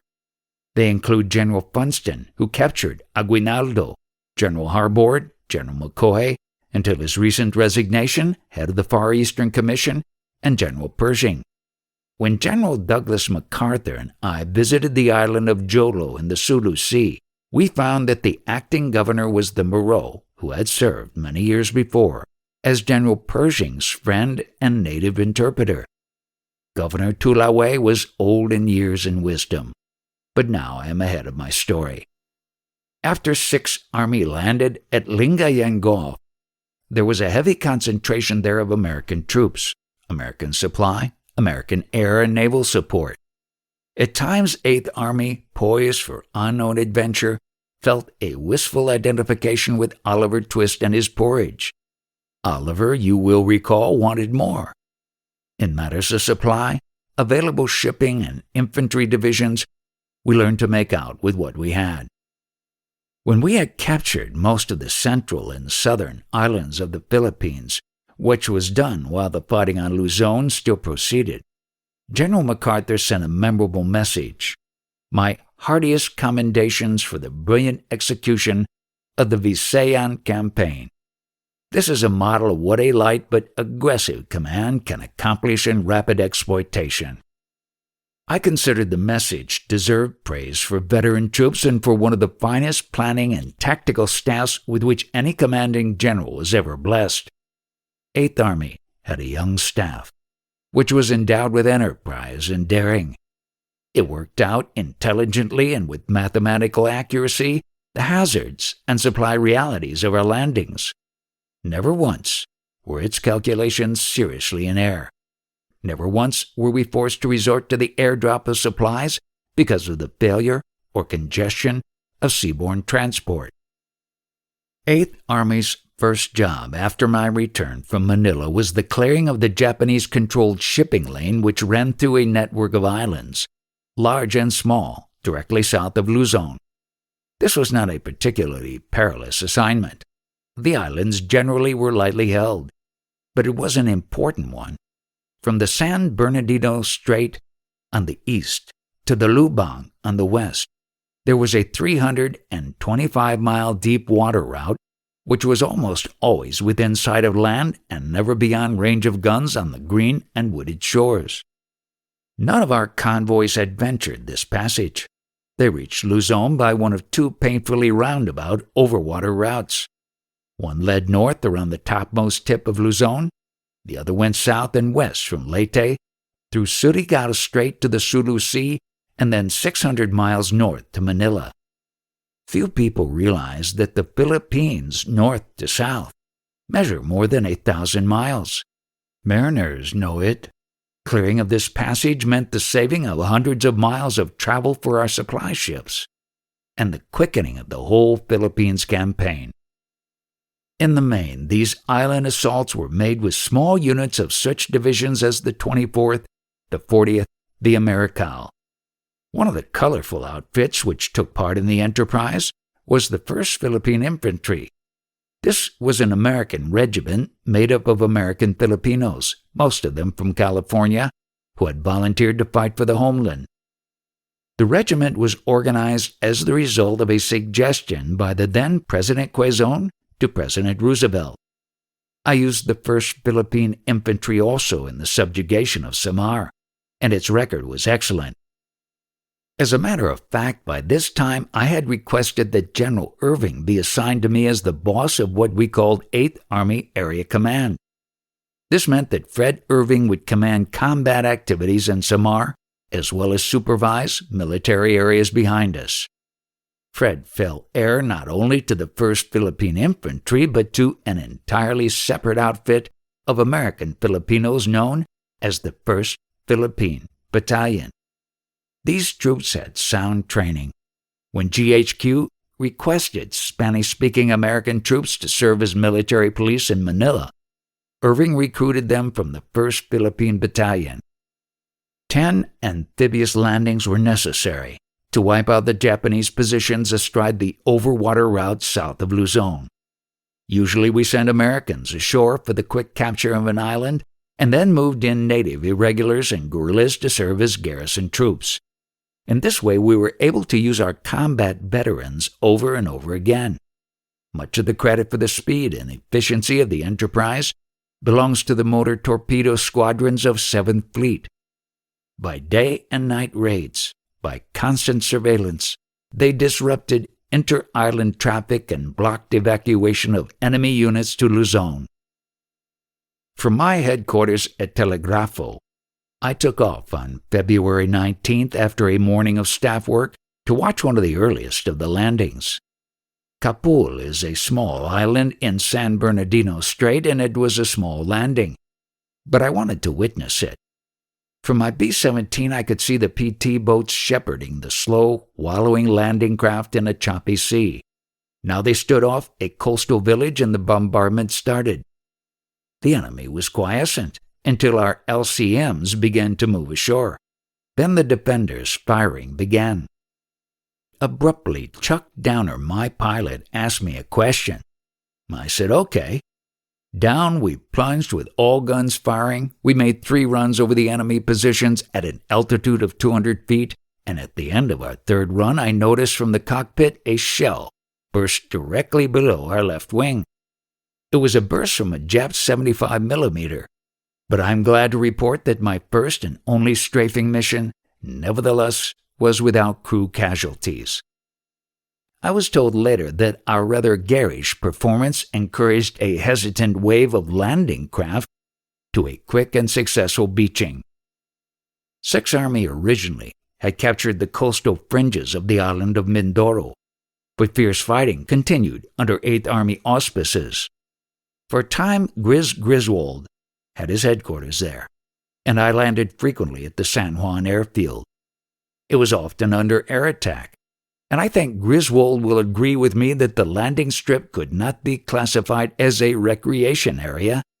Mindoro for many weeks was one of those calculated risks, which a sensible insurance company executive shuns. Too many people were killed there. But Mindoro, throughout the Philippines campaign, was a very important island. It served as a jump-off area for regiments going to Luzon on the north and to other islands on the south. It was a junction point. The airstrips there, like stoves in an all-night diner, never got cold, and the smell of the bum of landing tires hung over the place always. Back in Leyte, there were occasionally lighter moments.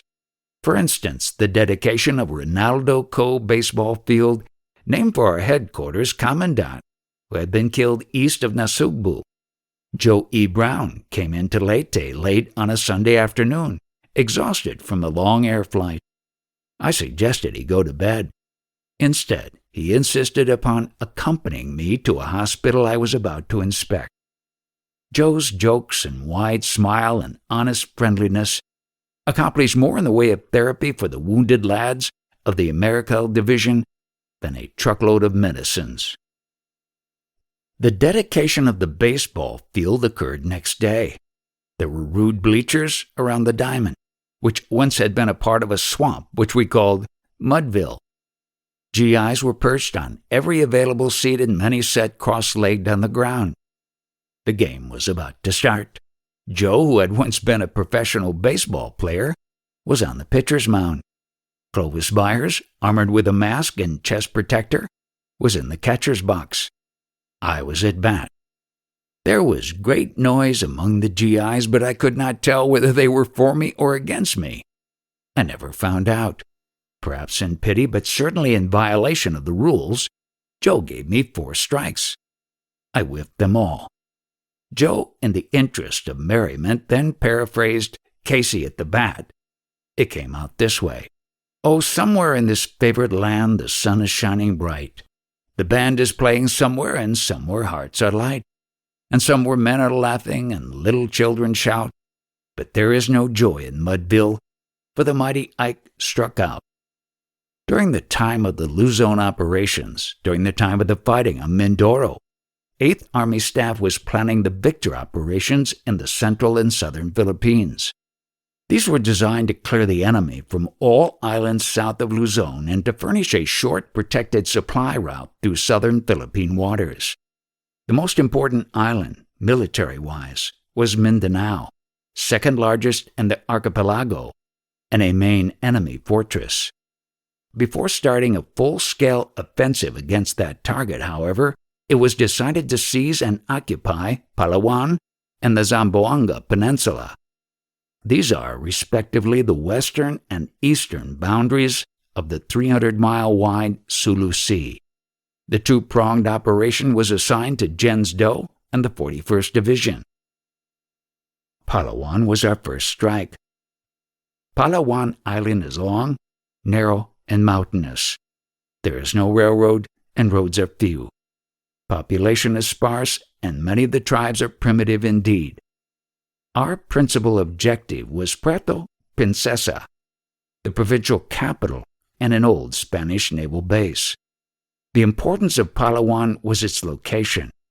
From airfields and naval bases, on this westernmost edge of the Philippines, we could support our activities and also subject the enemy's principal supply route and communications to continuous attack.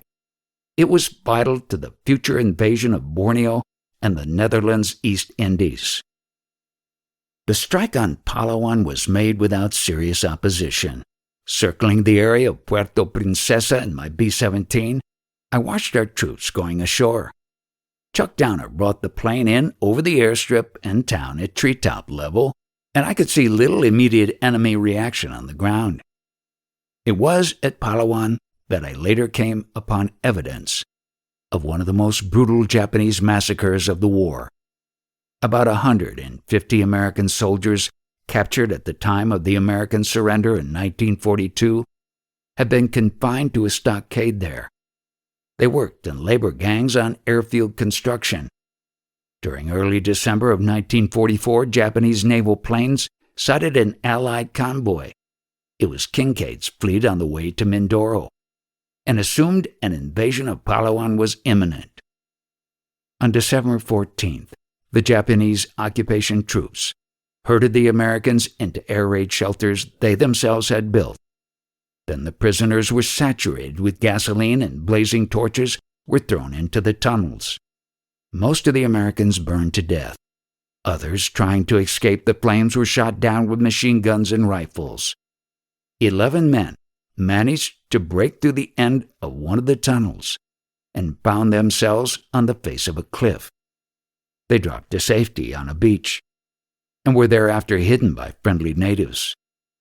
They were the only survivors, and one of them told me the whole story. I recall for infamy the name of the Japanese unit responsible: 131st Airfield Battalion, 4th Flying Division. 10 days after the Palawan landing, I celebrated my 59th birthday in a blackout aboard the USS Rocky Mount. As we moved toward Zamboanga in the darkness, I cut a candled birthday cake. The typical American family celebration in the midst of war made us all a little homesick, and received a friendly greeting card signed by Admiral Royal, General Do, and all the other senior officers aboard. Next morning I was on the bridge at 7:15 to watch the naval shelling. We had chosen landing beaches several miles west of Zamboanga City in hope of preserving the docks there for our future use. The cruisers were firing 6-inch guns, and the destroyers and the destroyer escorts and the rock-firing LCIs were making life miserable ashore. Just before the first wave of infantrymen landed, 2 flights of B-24s dropped heavy bombs on the landing beaches. 13 minutes later, our infantrymen hit the beach. Marine planes and 3 flights of A-20 planes made strafing flights ahead of them. It was a coordinated job by 3 arms of our forces and admirable to watch. I went ashore just after noon and found that the 41st was making swift progress. Japanese mountain guns were now laying shells on the beaches. After the original opposition, the main body of the Japanese retired 6 miles into the hills. The 41st was to have a difficult job cleaning them out. Our tanks were comparatively useless because of the terrain. Roads were mined, and houses and Jap gun emplacements were booby-trapped. I remember seeing a dead American lad inside an abandoned pillbox. He was a souvenir hunter. Inside his pockets were the 2 Japanese medals which had cost him his life. North of Santa Maria, the enemy blew up the crown of a tactically important hill. In that one explosion, the 163rd Regiment suffered 83 casualties. But the stalwarts of the 41st pressed forward and in less than a week were able to begin a series of other Sulu operations which carried them, island by island, to within 12 or 15 miles of British North Borneo. Zamboanga City, third largest municipality of the Philippines, was a shambles. Docks were reasonably intact, but the once beautiful town itself was a ruin. Between Japanese dynamiting and devastation and our aerial bombardment, the main buildings had become eyeless stone skeletons. There, as before and after, I pondered the cross purposes of offensive war. Bombardment and bombing so often destroyed buildings, bridges, airports, and roads. Once ashore, in order to live and fight in destroyed country, the infantry and engineers had to rebuild them all over again. And because of the imperatives of combat, civilians made out for themselves. After I had spent 3 days with the task force, the Japanese gave me a farewell salute. I was chugging out to the Rocky Mount in the Admiral's barge. Apparently enemy field glasses still accurately observed the harbor. Anyway, a detonator somewhere let loose a naval mine which sent a cascade of water 10 stories high. It just missed my boat. After swallowing hard, I found myself intact and went aboard the cruiser. A Navy flying boat picked me up shortly after and took me back to Leyte in very stormy weather. By the middle of March, 8th Army was ready for its assault upon the central Philippines. Here in inland seas once dominated by Japanese marine and air, were the rich and comfortable islands of Panay, Negros, Cebu, and Bohol. Before the war, Panay and Negros and Cebu had been sugar-rich and plantation-rich. Here were beautiful and modern capitals: Iloilo on Panay, Bacolod on Negros, Cebu City. Here were railroads, electric lights, country clubs, and many bathroomed mansions which borrowed their architecture and interior decoration from Hollywood. Here also, and close at hand, were the nipa huts of the native workers. The cleavage between the rich and the poor has always been deep and readily apparent in the Philippines. Along with Luzon, however, these central islands had been the leaders in education and progressivism. President Osmeña was a native of Cebu. The pre-war governor of Panay, Iloilo Province, was the gifted and stubborn Toms Confessor, who was often called the stormy petrel of Philippine politics. Confessor, despite Japanese occupation, maintained a free civil government on most of Panay throughout the war. He hid out in the mountains. The guerrilla chief on Panay was Colonel Nicario Peralta, a graduate of the University of the Philippines. He and Confessor were bitter rivals for power, but both faithfully made intelligence reports to the Southwest Pacific headquarters. As a matter of fact, Peralta's intelligence network was extensive and efficient. Panay was invaded March 18th. Cebu was invaded March 26th. Negros came along 3 days later. The 40th Division, which had been fighting in Luzon, was charged with the capture of both Panay and western Negros, and under the skillful direction of Major General Rap Brush, performed with vigor and intelligence. The 40th embarked at Lingayen Gulf, weathered a heavy storm at sea without the loss of any boats, and made its original landing at Tigbaoan, 14 miles south of Iloilo. Colonel Peralta's guerrillas, stiff in starched khakis and resplendent with ornaments, greeted the first assault waves as they waded ashore. 2 days later, the Americans were at the outskirts of the provincial capital and expecting a fierce battle for the town. The morning of March 20th, I left Leyte by flying boat and 2 hours later came down on the water at Tigbawan, right beside Admiral Rip Strubel's flagship.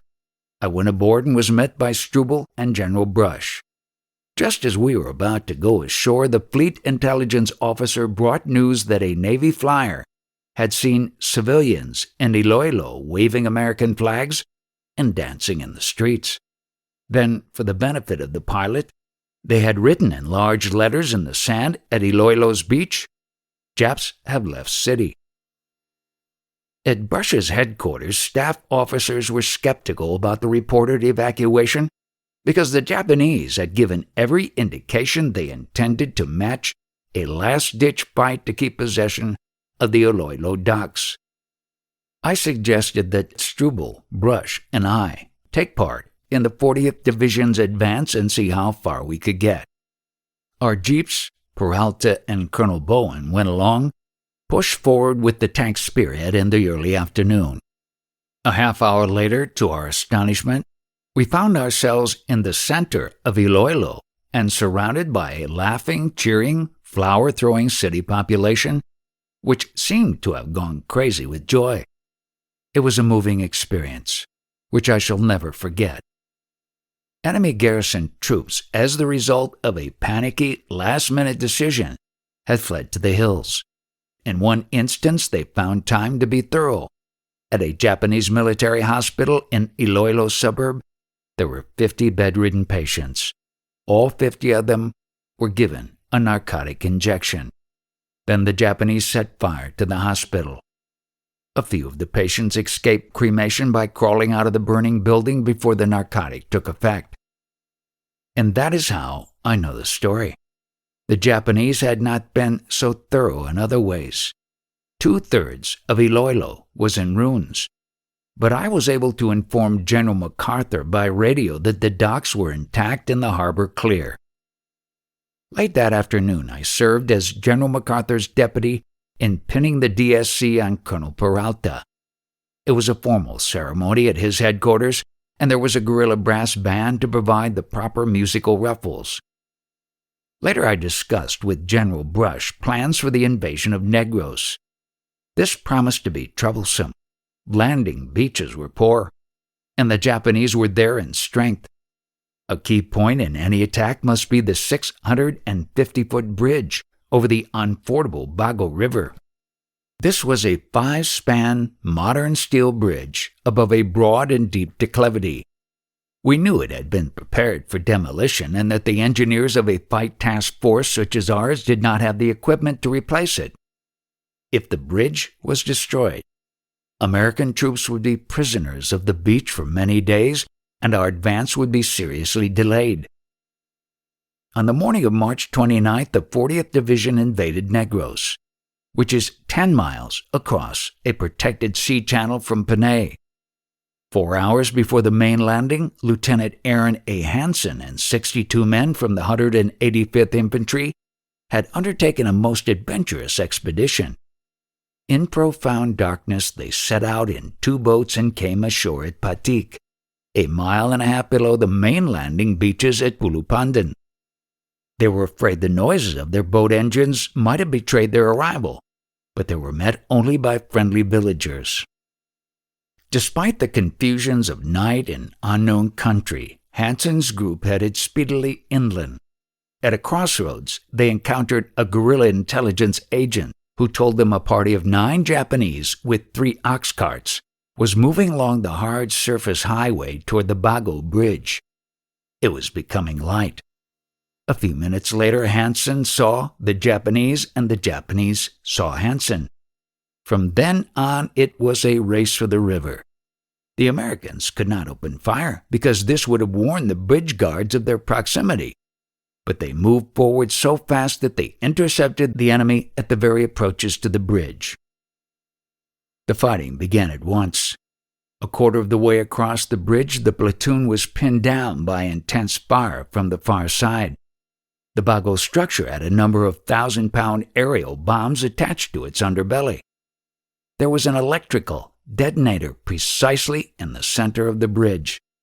The Japanese soldier was just about to push the plunger which would have blown him and the Americans to kingdom come, when Private First Class Vintner of the 185th winged him.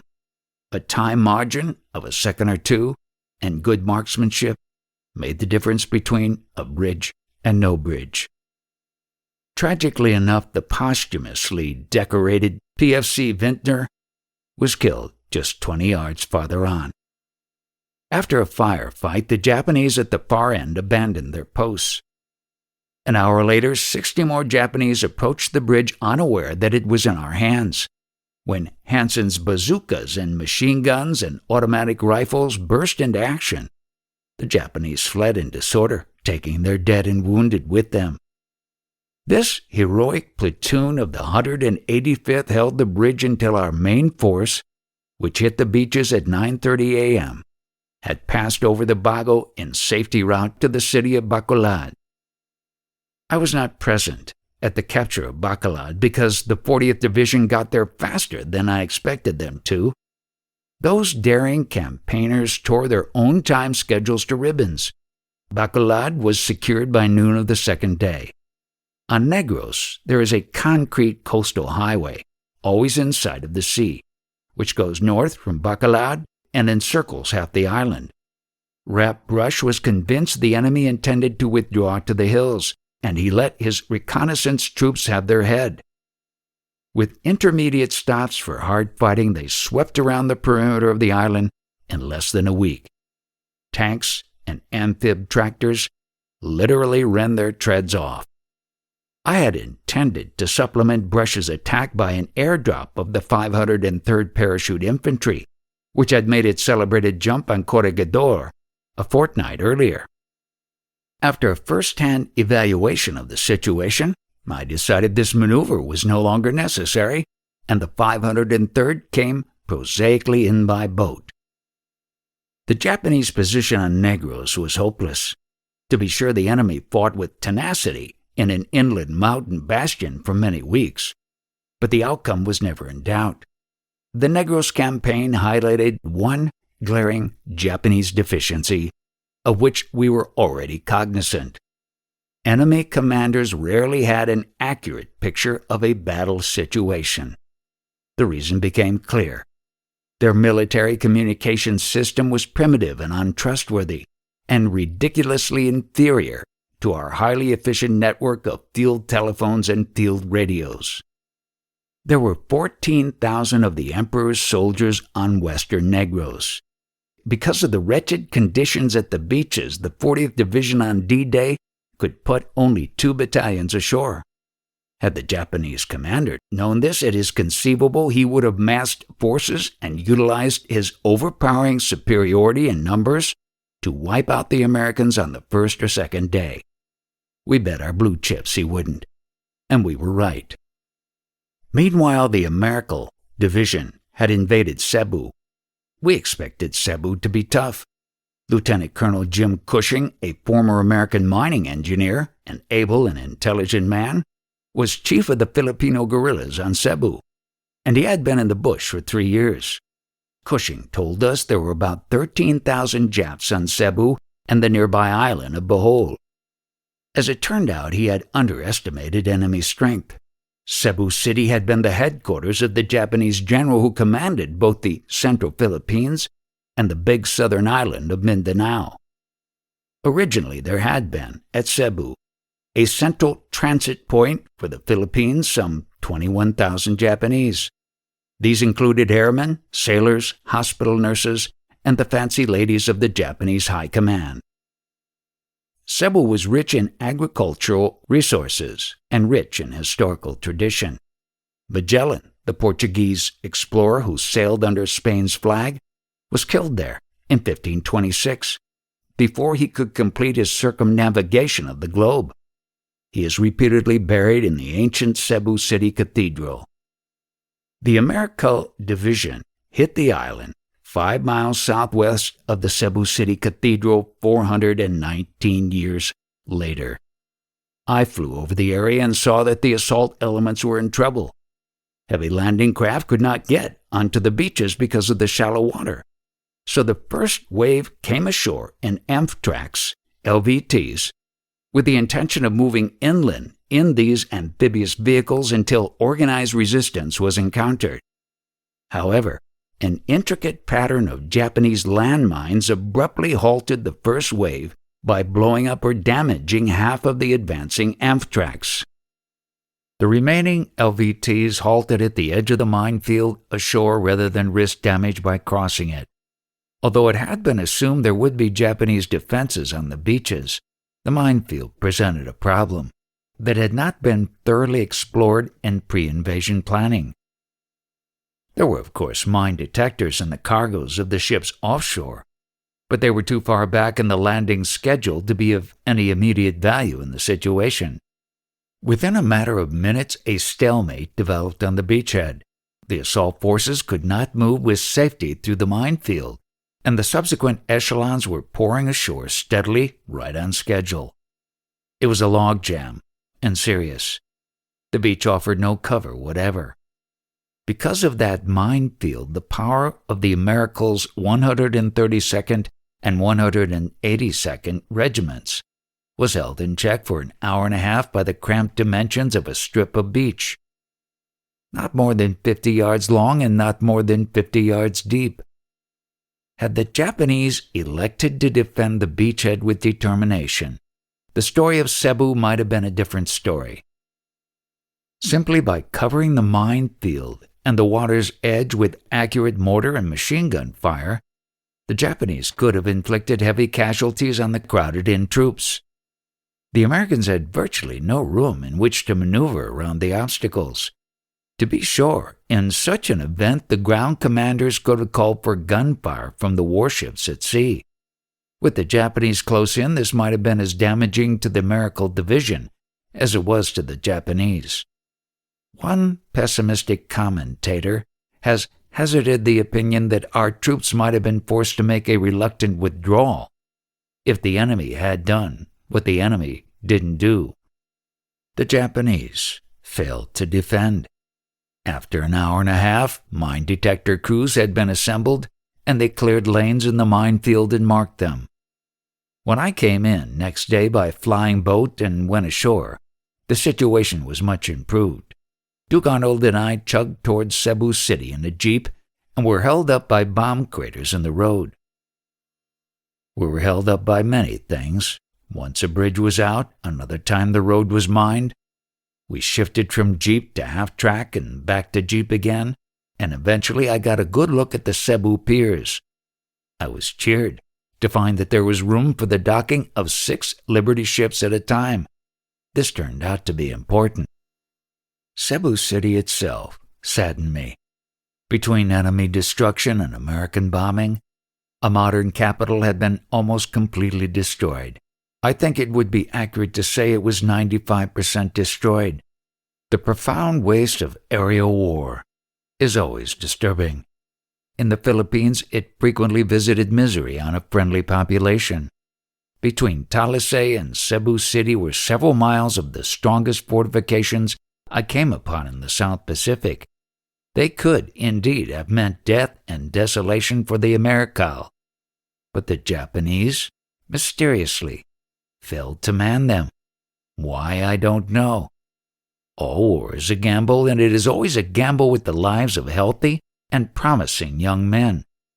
The Japanese had concentrated their strength in the rugged country above the capital, where they had steel and concrete strongholds. The one traversable road had been mined for its entire length with large-size aerial bombs. There were 500 caves in the rock and coral hills, and communicating tunnels and underground command posts. There were regularly spaced dragons' teeth to impede the progress of tanks.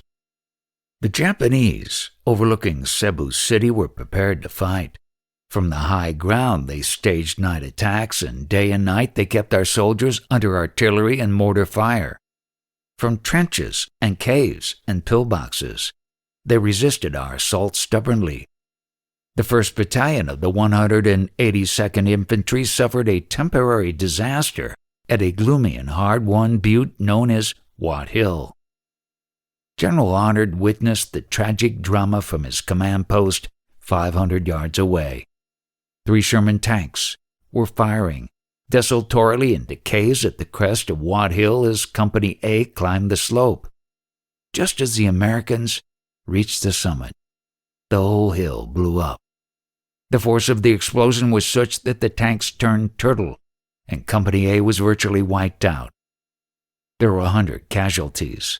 When Arnold showed me the mined hill a few days later, all I could see was a coral crater 150 yards wide and the evidences of the landslide which had buried many infantrymen.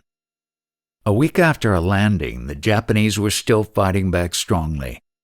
Now General Arnold asked me to send him Americal's 164th Regiment, which had been left behind at Leyte. These troops arrived by transport the evening of April 9th and immediately began a night march on the Mananga River. It was Arnold's intention to put them in the enemy's rear at a place called Babag Ridge. Guided by guerrillas, the 164th made a wide 27-mile sweep around the Japanese without discovery. They traveled for 3 nights and remained in concealment during the daylight. This was a sparkling and successful maneuver. On the morning of the 4th day, the 182nd and the 132nd Regiments attacked from the front, and to the consternation of General Monjomi Takeo, the 164th attacked from the rear. To escape encirclement and complete annihilation, the Jap commander now ordered a withdrawal to northern Cebu. His army never fought again as a unified force. Right at this time, I was absent from my Leyte headquarters for a week as I launched 8th Army's Mindanao invasion. Then I received delayed reports that the Americao was having a rough time. I set off from Parang to Cebu in a flying boat. When Duke Arnold met me, it was April 19th. His face was one big reassuring smile. I knew then the logjam was broken.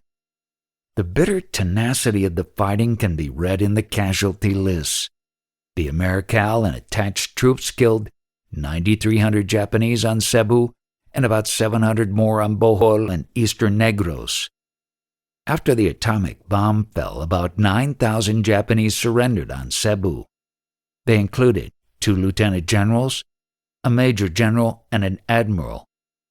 Americal suffered 449 men killed in action, 1,872 wounded, and 8,139 non-battle casualties. These are principally victims of various jungle diseases, but many of them had to be evacuated and replaced. Chapter 16. Mindanao. By late April, I had become one of the Orient's busiest air commuters. The 8th Army was waging war in many places, and like a faithful commercial traveler, I tried to visit them all. The airplane was a magic carpet for me. I could rise early, be in the air by 7, take off for a conference with GHQ in Manila, and be back at my desk for a staff conference before sundown. The frequent confusions and contradictions of field reports have always bothered commanders who must make strategic decisions. Because of the airplane, I could whisk out over the green mountains of Leyte, land on Zamboanga, Cebu, Negros, or later on 1 or 2 of a dozen makeshift grass strips on Mindanao, and investigate the field situation myself. In the spring of 1945, during a 90-day period, I was in the air 70 days. Everyone was worried about the Mindanao campaign, and that included me. Mindanao is the southernmost of the Philippine Islands, and the terrain is bewildering and varied. From its north to south extremities, the island measures about 300 miles. At its fattest belt line, it measures 250 miles from east to west. This, of course, does not include the Zamboanga Peninsula, which for purposes of military planning was not considered part of Mindanao at all. And with historical and ethnological reasons, The Zamboanga Peninsula belongs to the Mindanao mainland, but the mountains between are so steep that the principal contact always has been by boat over 100 miles of rough water. Two main roads bisect the island, Highway Number 1, which runs east and south from Parang on Moro Gulf to Digos on Davao Gulf, and the north-south Seri Highway, which makes junction with Highway Number 1 at Cabacan, a village situated almost exactly at the center of the island. Colonel Dunn, 8th Army engineer, was pessimistic because the rainy season was close at hand. Colonel Burgess, 8th Army G4 and one of the truly fine supply officers of the war, was disturbed about shipping and transport. General MacArthur predicted that after 3 or 4 months we would still be fighting around Cabacan. For Mindanao, if one accepted urban communities on the northern and southern seacoasts, was pretty much the same primitive land over which Pershing harbored and Frank R. McCoy had campaigned 30-odd years before. We did have considerable information about dispositions of enemy troops, since the guerrilla forces on Mindanao were the most efficient and best organized in the Philippines. They were commanded by Colonel Wendell W. Fertig, an American engineer, who had been operating gold mines in the islands when war broke out. Fertig was called to active duty with the Corps of Engineers in early 1942, served on Bataan, and then was sent to Mindanao to direct airfield construction. When the Philippines fell, Fertig took to the bush and became a guerrilla leader. With him were a considerable number of associates, military and civilian, American and Filipino.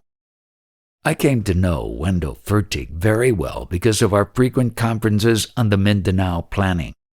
He was a slim man with a pleasing manner, but he was fearless, and there was iron in his soul. The wives and daughters of his headquarters group moved into the hills around Lake Lanao with their men and did the cooking and nursing. First supplies for the guerrillas were shipped into Mindanao by submarine in February of 1943. From then on, supplies came in regularly, initially by submarine and later by airplane and small landing craft. Fertig had been in radio communication with the MacArthur headquarters almost from the first. I had been in the theater long enough to recall that our early receiving equipment was so mediocre that Fertig's messages sometimes had to be beamed to San Francisco and relayed back to us in Australia by a strong California station. Because of its large area, limited road net, and numerous self-sustaining agricultural areas, Mindanao was ideal for guerrilla operations. The Japanese confined their activities mainly to coastal cities, highways, and waterways, and thus the irregulars were able effectively to control about 95% of the island's area. Also, the Mindanao people were warlike. The Americans had not been able to subdue the island and the Sulu archipelago for more than a decade after Aguinaldo's surrender. Fertig's force totaled about 25,000 men. Lack of land communication between separate guerrilla organizations made centralized command a problem, but Fertig, by using a radio network, achieved a degree of unification. As a matter of fact, the guerrillas had taken the offensive early in 1945, and in an amphibious assault supported only by 2 small naval craft, had forced the Japanese to evacuate the town of Talisayan on the island's northern coast. In the beginning, I proposed a direct amphibious assault on Davao Gulf, where we knew there were large concentrations of Japanese. But because of the Okinawa campaign then in progress, the Navy did not feel it could provide protection for such an ambitious project. The alternative was a landing at Parang or Malabang on Moro Gulf, which would necessitate a back-breaking overland march. 8th Army operations were always dependent upon available shipping. If more shipping were available later, it might be possible to complement the overland march from the west with an amphibious assault upon Davao. General Siebert's 10th Corps, consisting of the 24th and 31st Divisions, was chosen for the original blow. On April 13th, I flew to Mindoro and went aboard Admiral Riggs' flagship, the cruiser Montpellier. Next day, our convoy sailed. We had just received news of the death of President Roosevelt. Those were strenuous days, and all of us felt things deeply. One of the most impressive ceremonies I have ever witnessed was the memorial service held for the president on the deck of the Montpellier as we plowed through alien waters on the way to a new American assault. Originally, we had expected to make our first landing at Malabang, but now we received word from Colonel Fertig that the guerrillas had seized both Malabang town and the airfield there. While we were at sea, we completely revised our assault plans. The landing force to be sent to Malabang was reduced to 1 battalion, and we decided to make our main effort at Parang, 17 miles down the coast. This would eliminate the reshipping of supplies from Malabang to Parang and hasten our drive inland. At 6:30 on a bright morning, the cruisers and destroyers of the attack forces began an effective bombardment of Parang.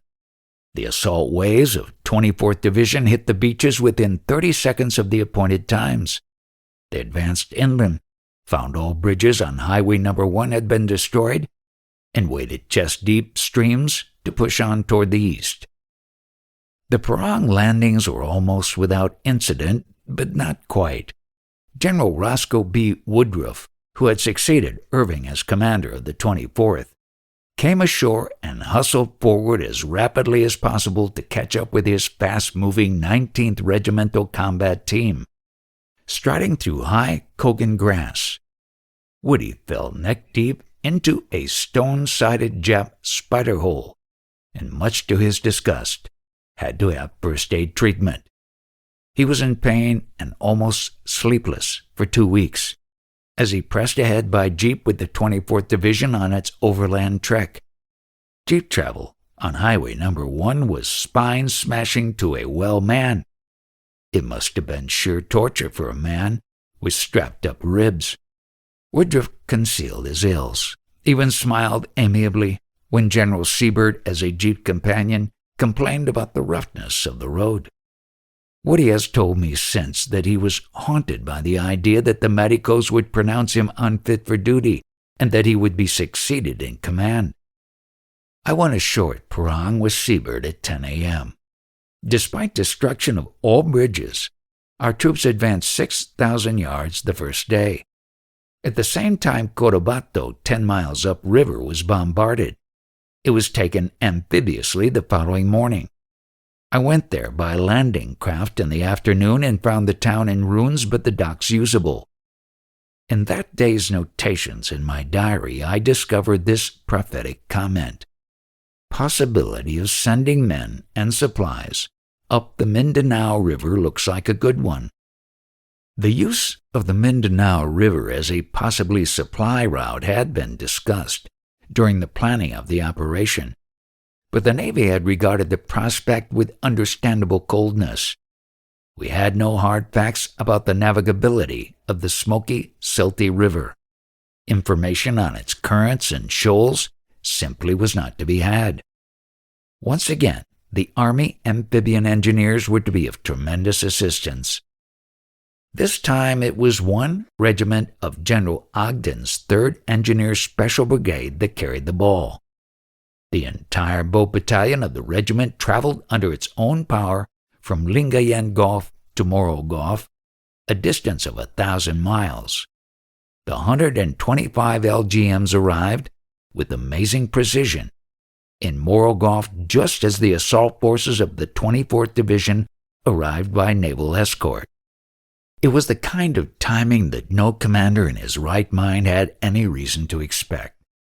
Immediately, reconnaissance units of the engineers climbed into their amph tracks and explored the river. They reconnoitered as far as the north and south branches without making contact with the enemy, and reported both branches to be navigable. One of General Woodruff's combat teams was proceeding overland toward Cabacan, where Highway No. 1 and the Sayri Highway joined. The Japanese had made no effort to improve Highway No. 1. After 3 years of disuse, the jungle had moved in.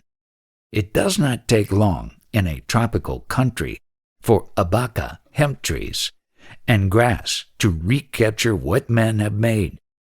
Often as the 24th moved forward, they found the highway just a tunnel through green vegetation. Only 2 men had been wounded in the Parang landing, but soon there were many heat prostrations. That section of Mindanao was moist, dank, and insufferably hot.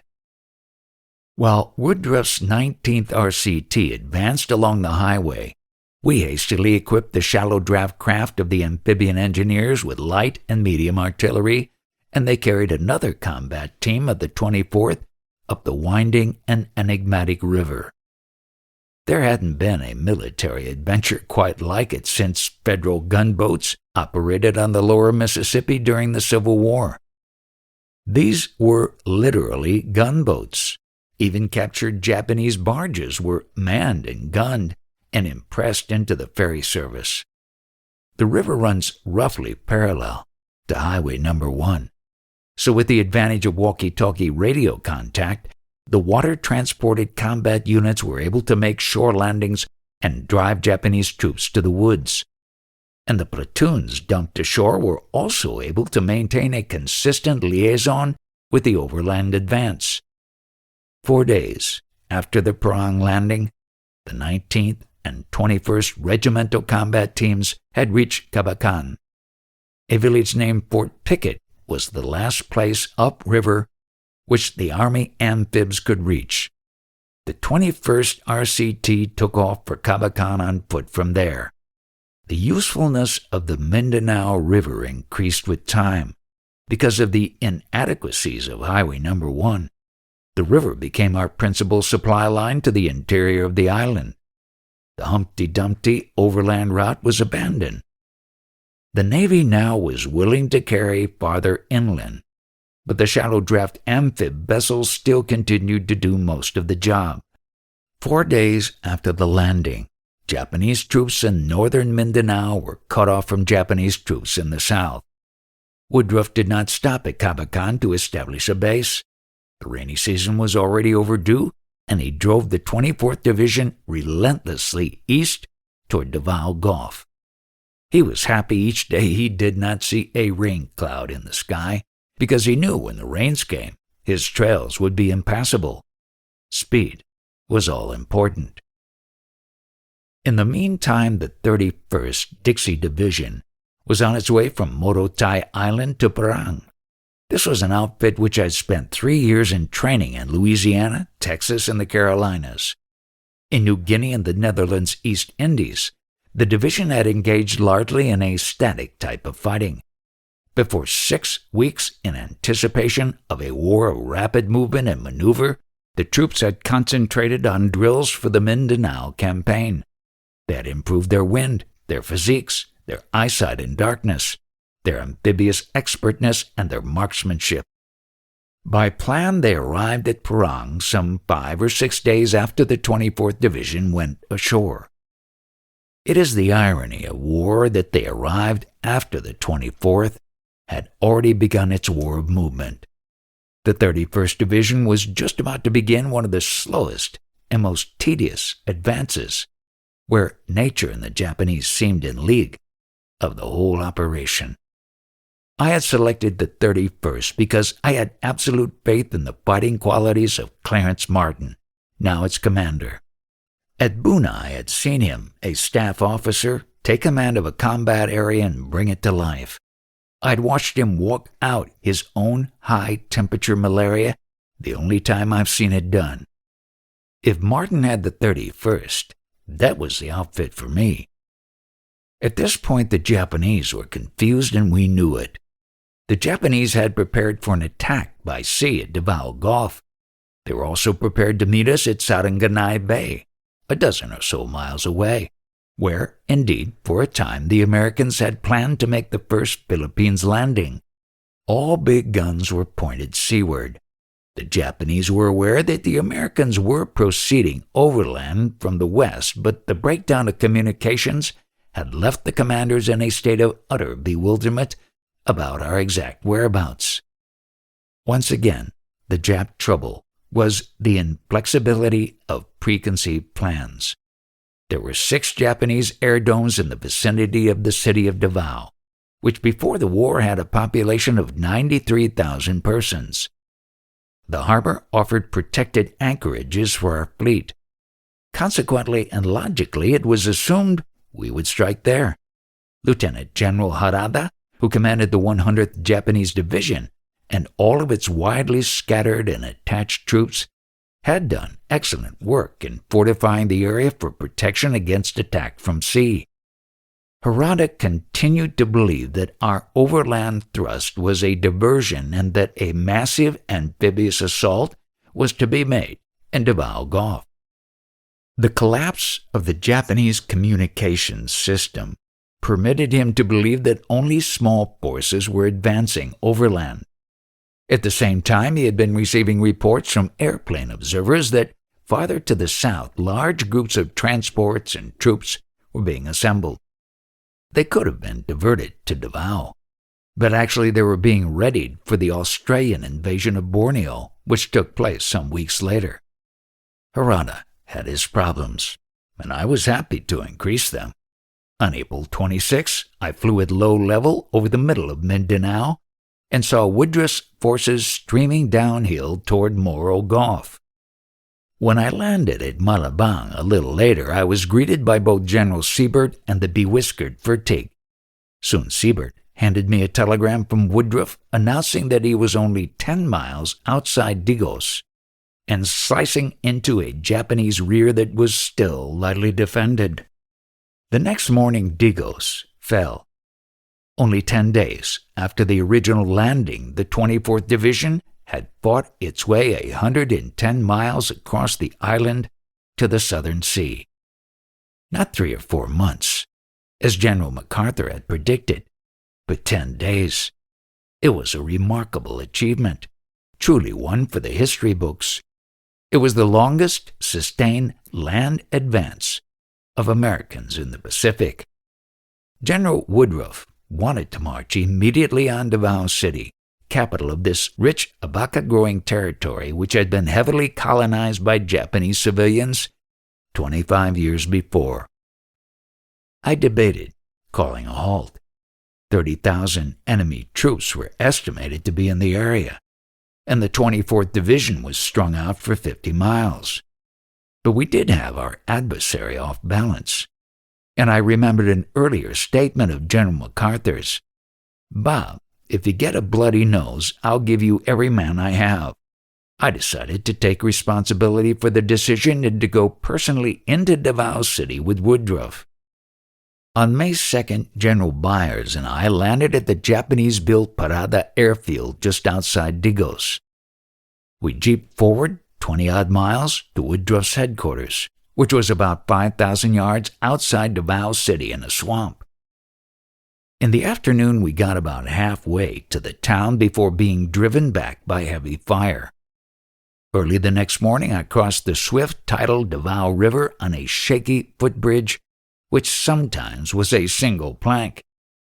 Then I walked into Davao City with the infantry. The town had been wrecked. Japanese positions were being gradually liquidated by the 19th Infantry, and I talked with Colonel Jock Clifford, who had commanded the same gallant outfit at Hollandia.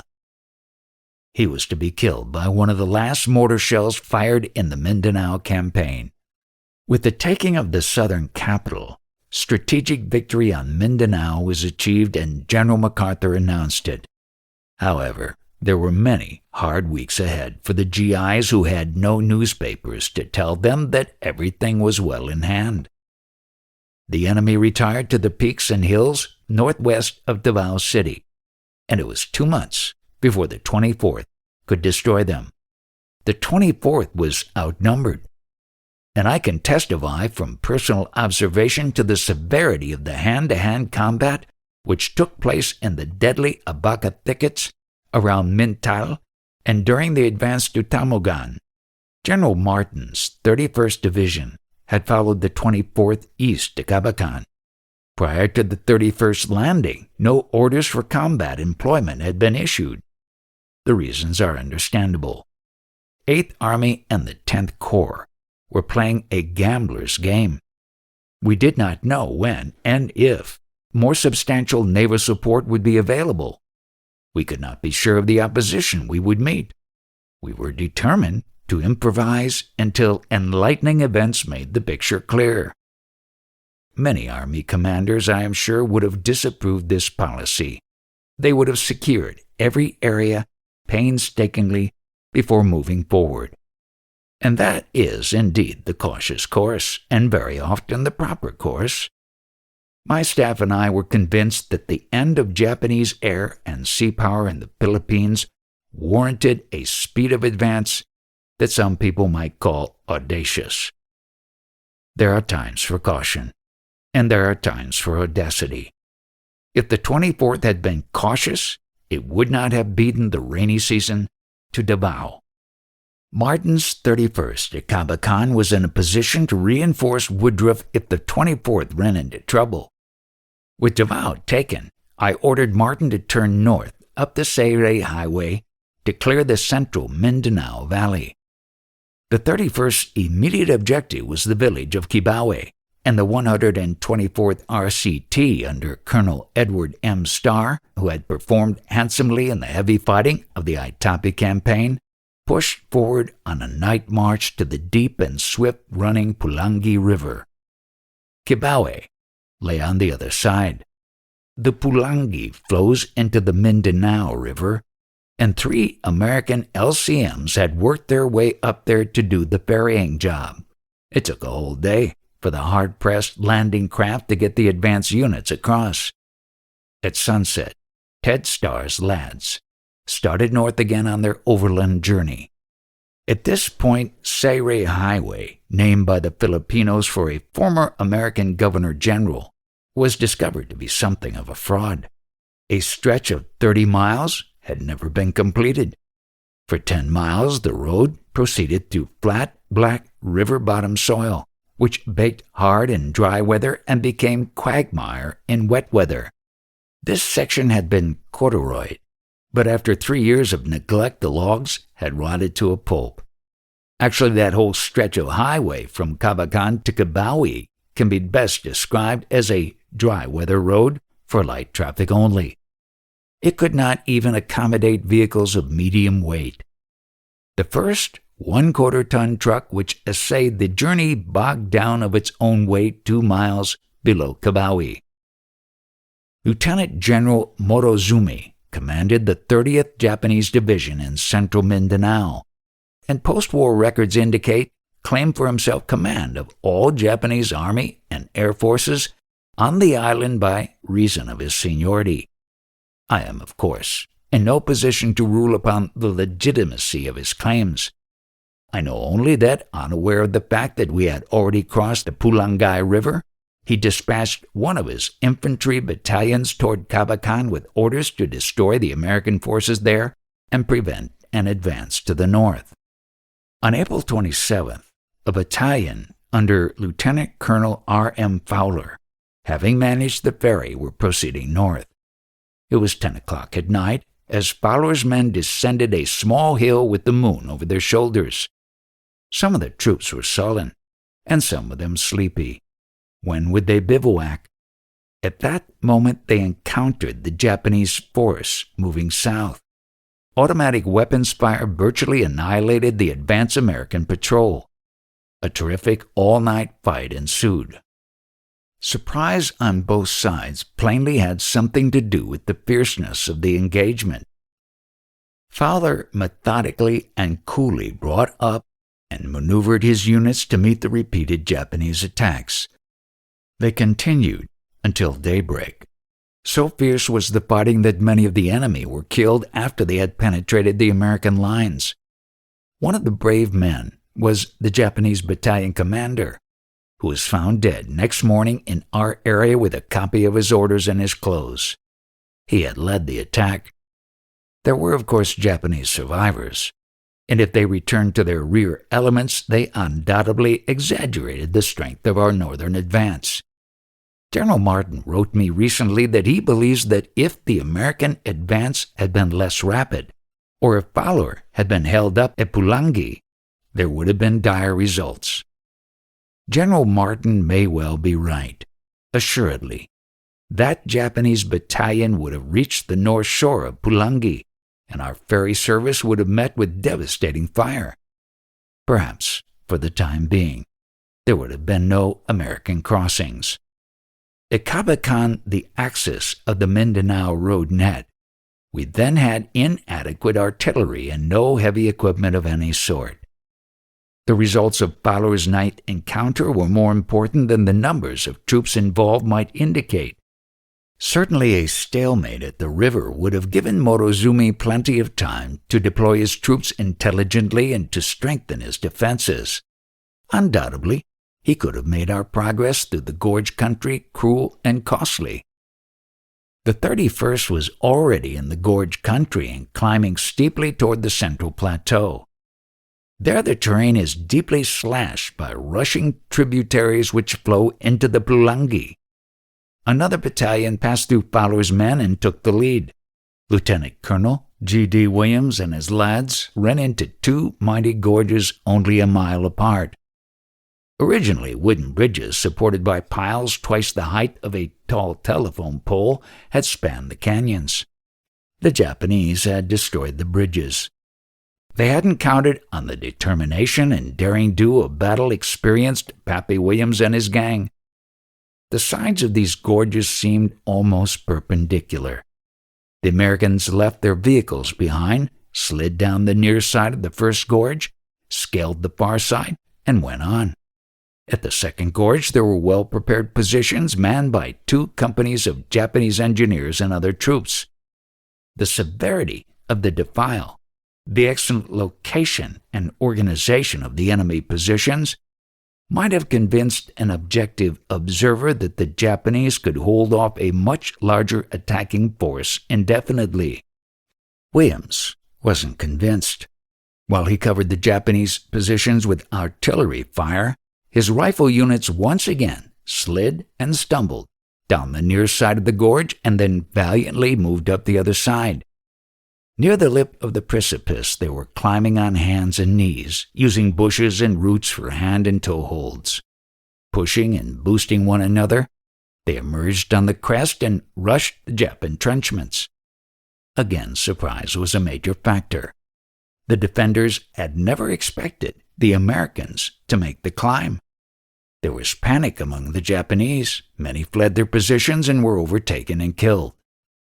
Williams pushed on, routing the small and unwisely dispersed units which tried to check his advance.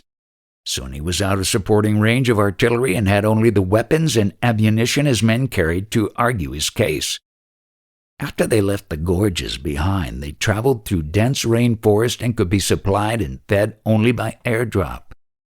They reached the Molita River, which was in the heart of the rainforest country, and peered apprehensively at the wooded hills on the other side. Now Williams requested air support, and I saw to it that he got it. Marine Corps flyers made a close and splendid airstrike. Williams' men forded the river and took the heights. On May 2nd, a 3rd Battalion of the 124th Infantry caught up with the pacemakers, and next day, Kibawe was ours. Also, to our satisfaction, we captured a small airstrip there where Cubs and, in emergencies, C-47s could land.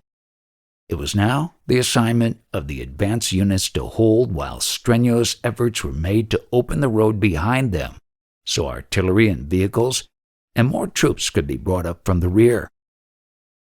Back in the gorge country, the artillerymen and combat engineers worked in daylight and darkness. Brigadier General Tom Hickey, artillery commander, used every expedient to move weapons and equipment. Stout steel cables were stretched across the chasms and fastened to giant trees on the other side. Thus several quarter-ton trucks, a pair of 105mm howitzers, a battery of 4.2 mortars, and other equipment were yanked across space. I recall only one accident. A 3/4-ton truck dropped 70 feet to the bottom of a chasm. It is still resting there.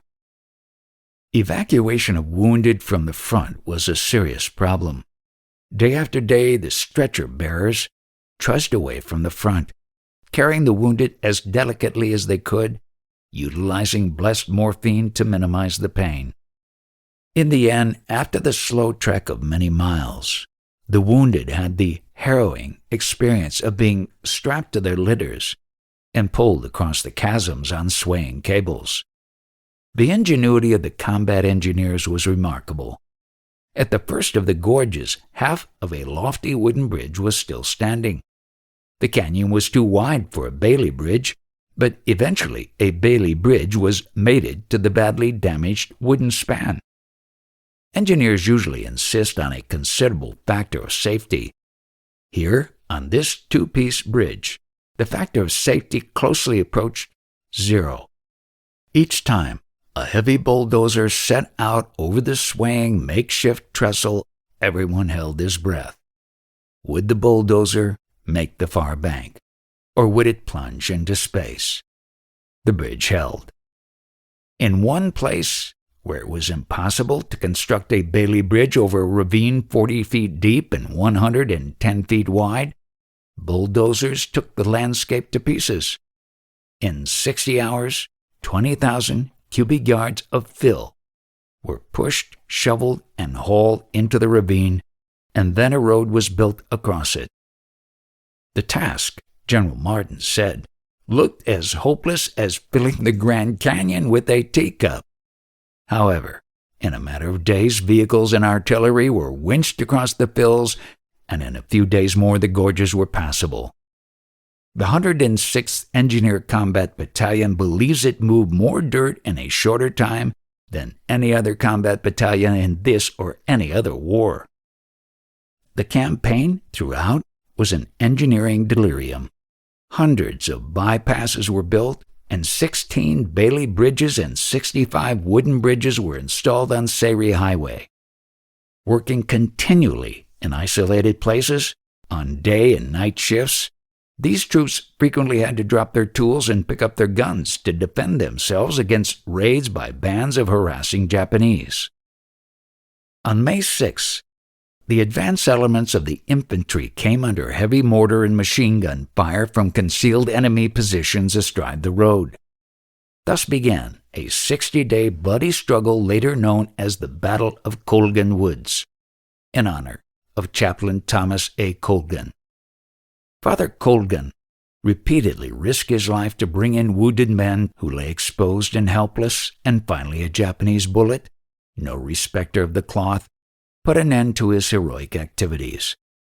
His GIs idolized him.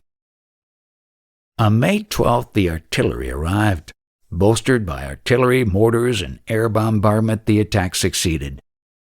The Japanese were annihilated, and Sayri Highway was once again open. For the 31st Division, the picture of the immediate situation was incalculably brighter. One of the prizes of victory was the Matamag airstrip. While fresh troops pressed on, the battered 124th Infantry prepared foxholes and a perimeter for a peaceful night around the airfield. Some tired wag printed a sign on a piece of cardboard which had been part of a ration carton. Rest camp. Do not disturb. Before dawn, a Japanese force assaulted the perimeter in a series of banzai attacks. No one knows the strength of the enemy force, but 72 Japanese dead were lying across and between the foxholes next morning. That same morning, the Miss M came down at Matamag.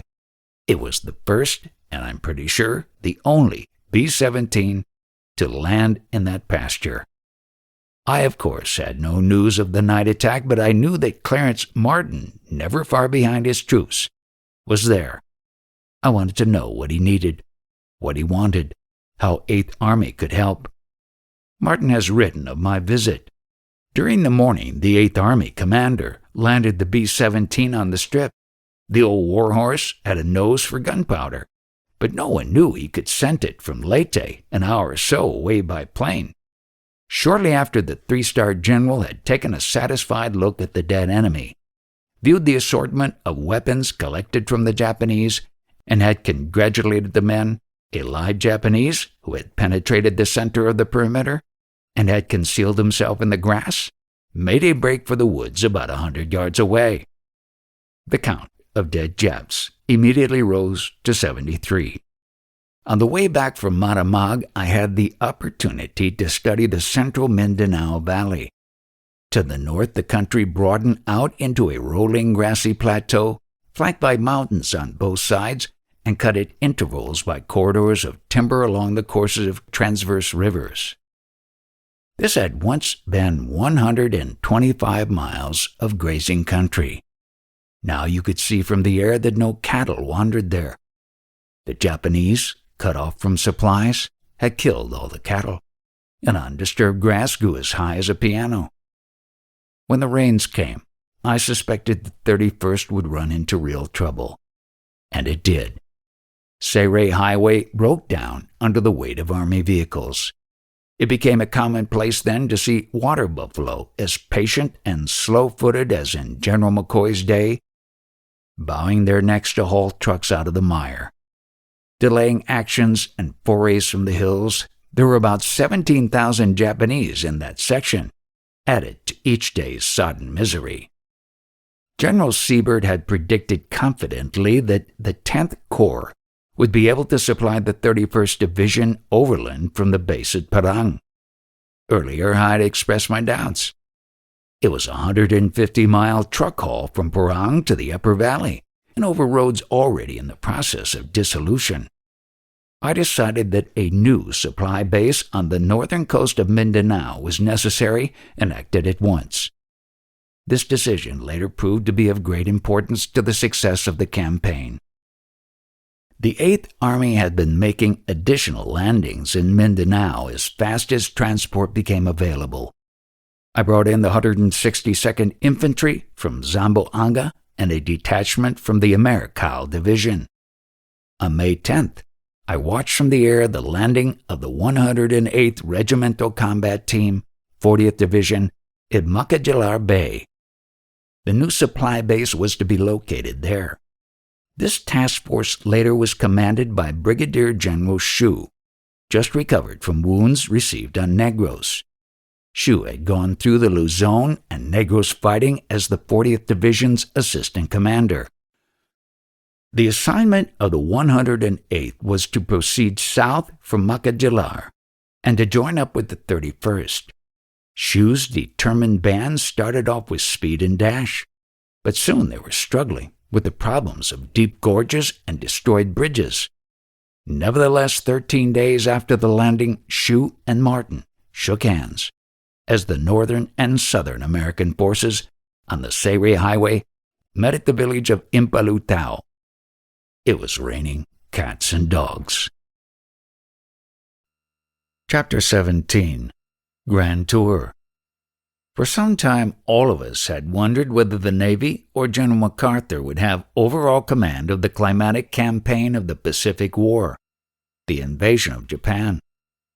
I believe it was in April, during a conference with General MacArthur in Manila, that he told me the Joint Chiefs of Staff had chosen him for the task, and that the 8th Army was to have an important role to play. Then and later, he expressed his satisfaction with the speed and dash of our troops and with the cheerful way we accepted very limited shipping and supply and made out expertly with what we had. Credit for that, of course, belonged to my planning staff. I realized that the average civilian has little understanding of the intricacies of military supply and more often than not, little interest, and that the textbook terms in which the Army talks about logistics usually serve to becloud rather than to clarify the issue. So I shall merely say that some Army commanders insist upon as much as 60 days of guaranteed supply before they will undertake an enterprise. This provides insurance against any contingency which may arise. But there can be, under certain circumstances, too much supply, odd as that may sound.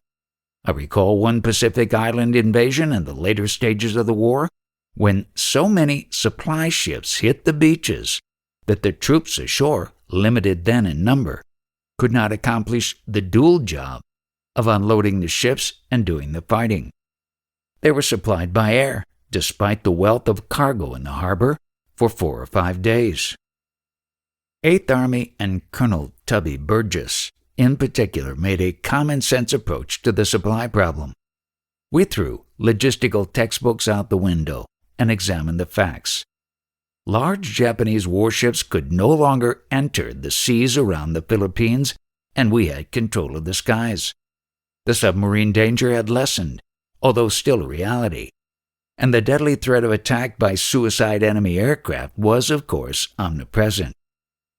Nevertheless, it was plainly evident that our position was much better than that of the stranded Japanese armies in the central and southern Philippines. As a result, we decided to conduct our amphibious expeditions on a basis of 15-day supply instead of 60. To take care of possible emergencies, we maintained floating supply at sea, which in case of dire trouble could be speeded to Cebu, Negros, and Zamboanga, or Mindanao. By the month of May, with the new base functioning at Macajalar Bay, with Woodruff being fed and ammunition by sea at Davao, our supply problem was pretty much licked. We never got into trouble with our unorthodox concept. Our 15-day supply proved in all cases to be adequate.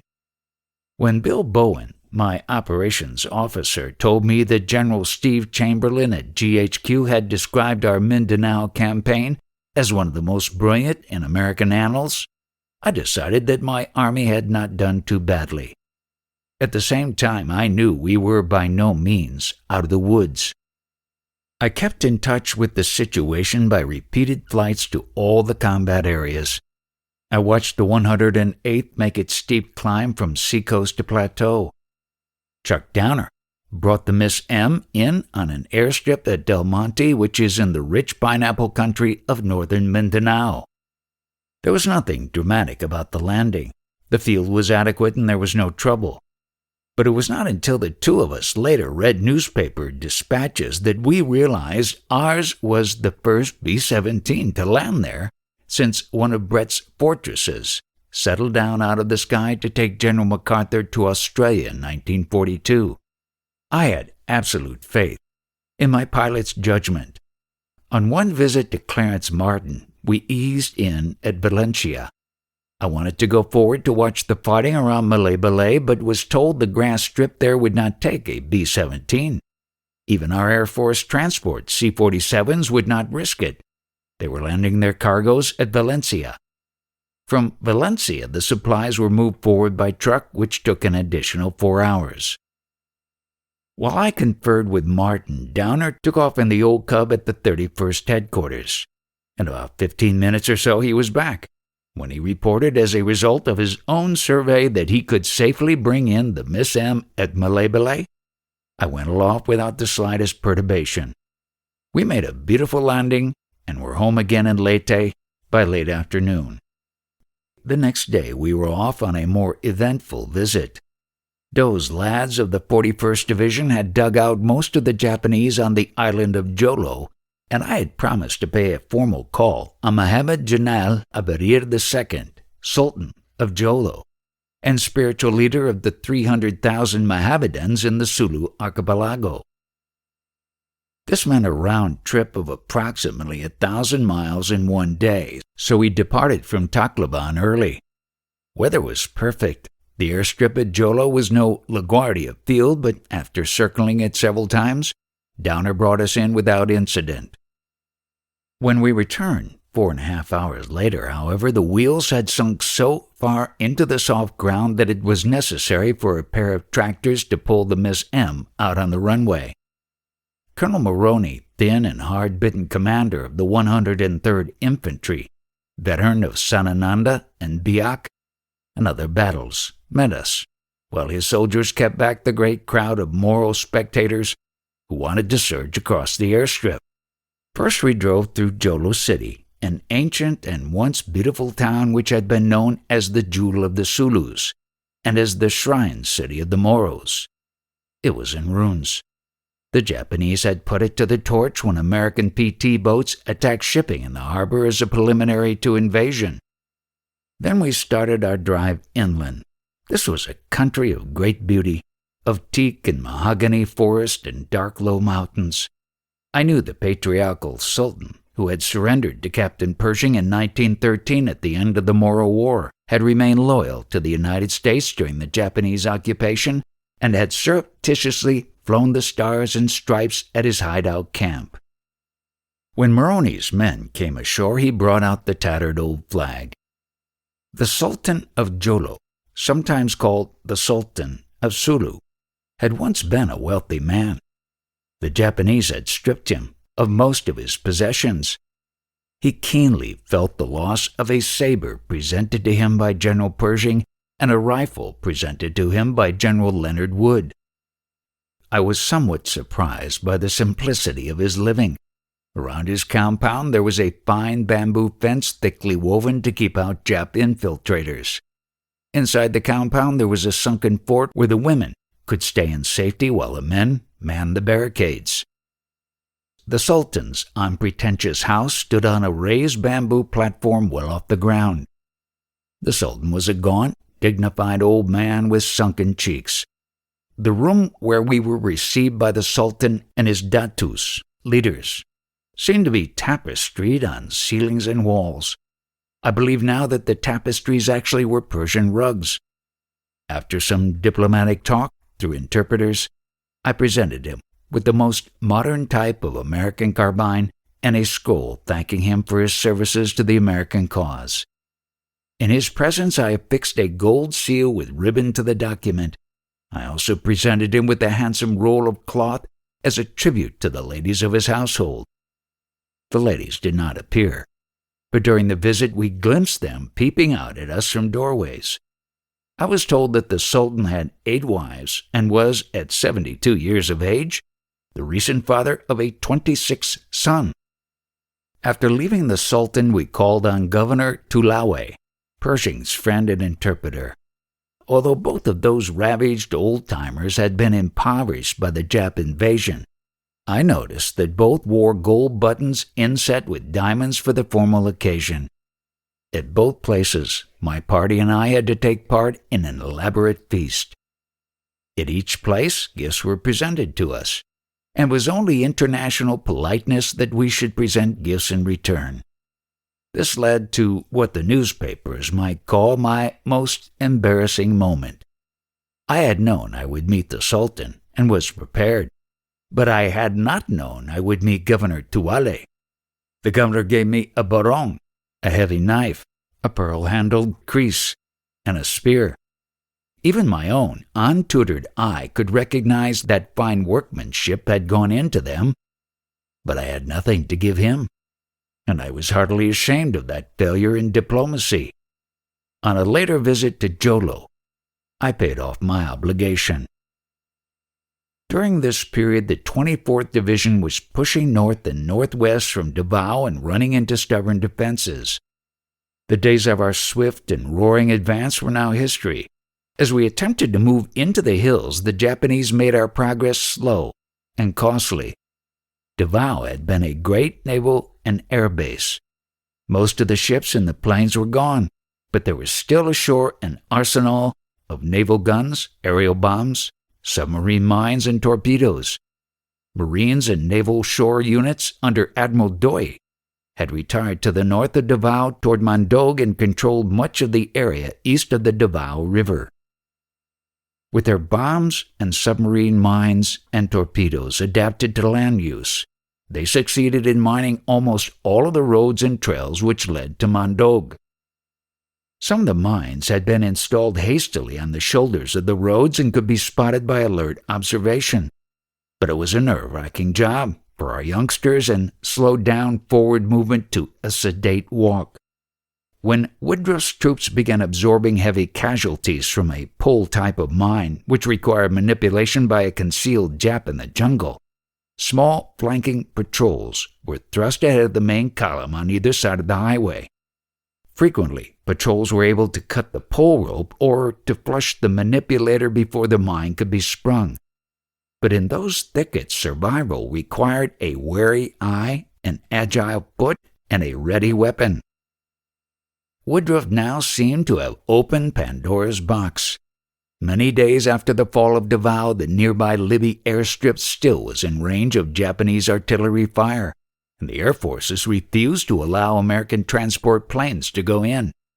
Landing on Padada Strip down coast would have meant a long, time-consuming trip by jeep to Woodruff's headquarters, so on one occasion my staff officers and I decided to fly in over the Japanese lines and land at Libby.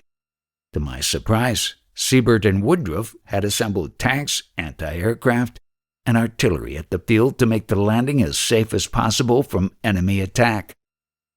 Under the circumstances, of course, I would have taken the same precautions to guard my military superior, but it occurred to me that the tanks and artillery would be more useful forward. I was the one at fault. As a result, I stayed away from Davao for the next 2 or 3 weeks. But after that, I went there frequently. I had great respect for Woodruff. I had known him in South Carolina when he was with the 77th Division. Later, he was sent to England as a corps commander, and Colonel Hugh Court went along as his chief of staff. For some reason, General Eisenhower never gave Woodruff a combat assignment. Woodruff gladly relinquished a corps training command to get a lesser fighting command in the Pacific, and the able Court, later a brigadier general, came with him. I had told Woodruff as he began his drive across Mindanao, "Let nothing stop you except bullets." He took me at my word. I knew he was frequently at the front because I had been there with him. I knew he made almost daily flights over the battlefields in an unarmored Cub plane to seek out enemy positions. The next time the Miss M landed on Libby airstrip, General Woodruff met me. It was an oven-hot day, one of those days when human flesh threatens to melt and part company with a man's bones. The shadiest spot on the field was under a wing of the Miss M. Standing there, I decorated the surprised Woodruff with the Silver Star for bravery, the Air Medal, and the Bronze Star. His ribbons were earned. Later, I recommended him to the War Department for the Distinguished Service Medal. Because of the concentration of Japanese forces, we had anticipated the trouble we ran into around Davao. There was one reasonably pleasant interlude. General Kenneth F. Kramer, assistant commander of the 24th and post-war chief of the Army's National Guard Bureau, led an amphibious expedition to Sarangani Bay, and with exceptionally light American losses succeeded in wiping out the Japanese forces there. But that is the only pleasant thing I can record about the rest of the campaign. The guerrilla forces who were expected to drive down from the north to join us failed to do so. We had to cut our way through to them. In the meantime, the Japanese army forces had gathered themselves in the foothills around 11,000-foot Mount Apo and reorganized. A single battalion of the 21st RCT had been sent up to the Cabaue Trail to capture and hold Mintal, while stronger forces dispersed the Japanese naval units at Mandog. The Cabaue Trail ran along the Talomo River. That lone battalion hung on in Mintal under severe attack and round-the-clock mortar fire. Energetically, it attempted to clear out its rear areas, protect its left flank against infiltration, and seized the bluffs along the northeast bank of the Talomo. Its admirable courage was outweighed by the enemy's numerical strength. The 19th, which was supposed to drive west from Mandog to assist, couldn't get there, and it was a considerable time before elements of the 34th Infantry could be shaken loose to join the trapped infantrymen. The fight along the Talomo bluffs became a slugging match. These enemy troops did not retreat. They fought it out, and they infiltrated every night to kill GIs even in the 34th rear areas. Some of the most murderous fighting of the campaign took place there after dark. The action was confused and often seemed pointless. After the war, however, it was discovered that Japanese losses around Mintal were extremely heavy. That dazed and frightened night fighting must have seemed to many doughboys like a bad dream. but it ended the desire of Japanese soldiers to fight for Mindanao. Soon, they were in full retreat. The 19th dispersed the naval forces, reached Mintal, and pressed on to Kalinan. From Mintal to Kalinan, our troops progressed through an almost impenetrable thicket of hemp. It is difficult to make clear to Americans who are used to honest elms, maples, oaks, butternuts, and hickories the tangle wild, which results when cultivated abaca is allowed to run loose for 5 years. Branches join one another. Only specks of sunlight get through. Every hour of the day is dusk.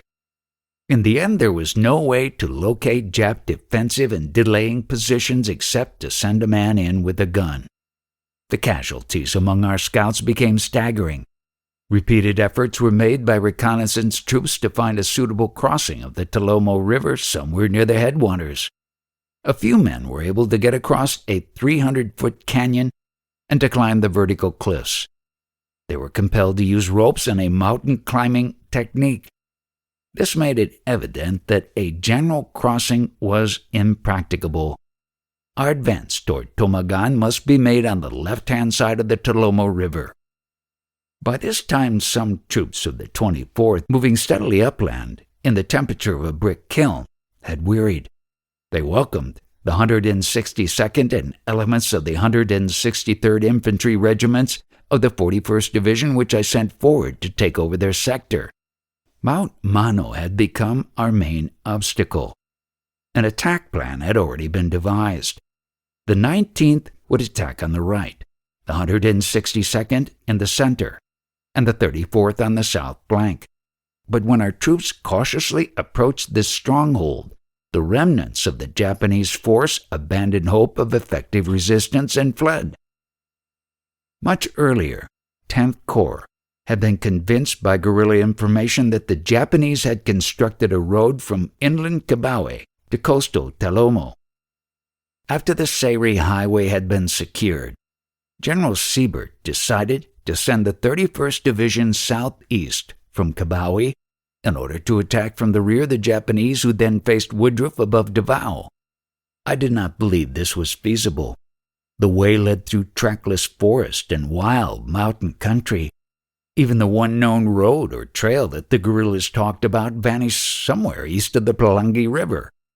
Many flights over Mindanao had convinced me that our job was to drive the Japanese into those barbarous wastes, and that once they were prisoners of the terrain, we should let them stay there and starve. I am glad I countermanded Siebert's order. If the men of the 31st Division had continued to drive to the southeast from Kibawe, it would have met not only the 22,000 Japanese which the American Army's G2 said were there, but also a good many of the 60,000 who actually were there.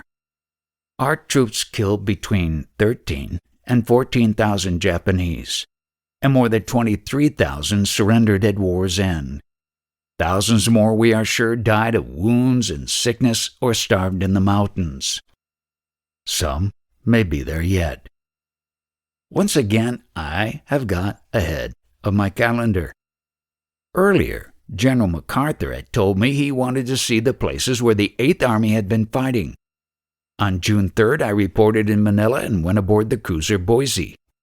After dinner, I sat on deck with the Allied commander and watched a beautiful sunset drop into the darkness as we moved sleekly out of Manila Bay. It was General MacArthur's first trip past ageless Corregidor since his dramatic departure in 1942. He did the talking, and very good talk it was. He talked about the desperation of those last days in Luzon. He told me about President Roosevelt's personal communication which ordered him to Australia, and of his unwillingness to leave General Skinny Wainwright there on Bataan to struggle to the inevitable end. The cruiser's first stop was to be in Mindoro, and the second at Macajalar Bay. Thus we were following the route by which General MacArthur and his family had escaped from the Philippines. They had traveled by PT boat and by night from Luzon. At the first dawn, they headed into Mindoro and slept the day. When darkness came again, they hurried through the uncertain and rough waters to Macajalar Bay.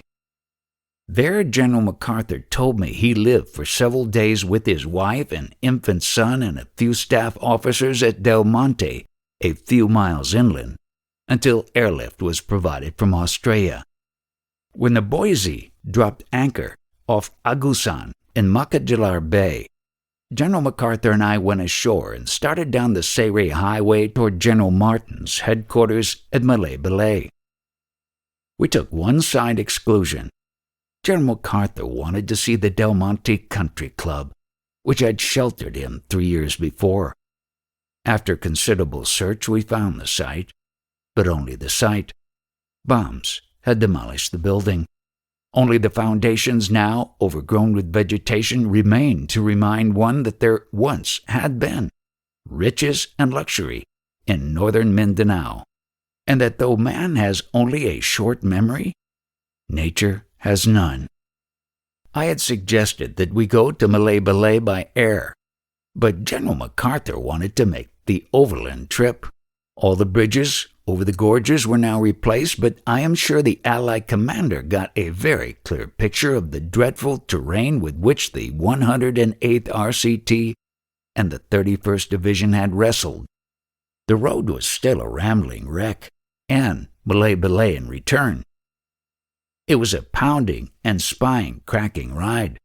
There were turnabouts and roundabouts and all sorts of detours.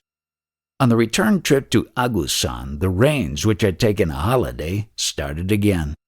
On several occasions, bulldozers pulled out of the deep mud holes the jeep in which General MacArthur and I were riding. Traveling time for the 120-mile trip was then about 8 hours, but General MacArthur never once acknowledged physical discomfort. My own teeth were clicking like castanets, and my sacroiliac was in painful revolt. There were occasions on makeshift bridges when I put more stock in prayer than in the timbers which supported us. However, nothing happened. General MacArthur and I are both lucky, I wrote my wife, that we are not this moment looking up at the Sayre Highway, with the rain in our faces, from the ground floor of a canyon. What a road! The Boise sailed that night, and during the next 2 days we visited Cebu, Negros, and Panay. On 2 of the islands, the fighting was virtually at an end. At Cebu, Duke Arnold took us on a 30-mile trip while the tactics of that peculiar struggle were discussed. General MacArthur was impressed by the job the American Division had done. The next morning, we were at Negros. Wrap Brush carried our party of staff officers and correspondents from Bacolod to the mountains east of Salay in captured Japanese motor cars. We made the last lap of the journey by jeep and spent a half hour at an operations post on an eminence from which we had a view of most of the mile-high battlefield.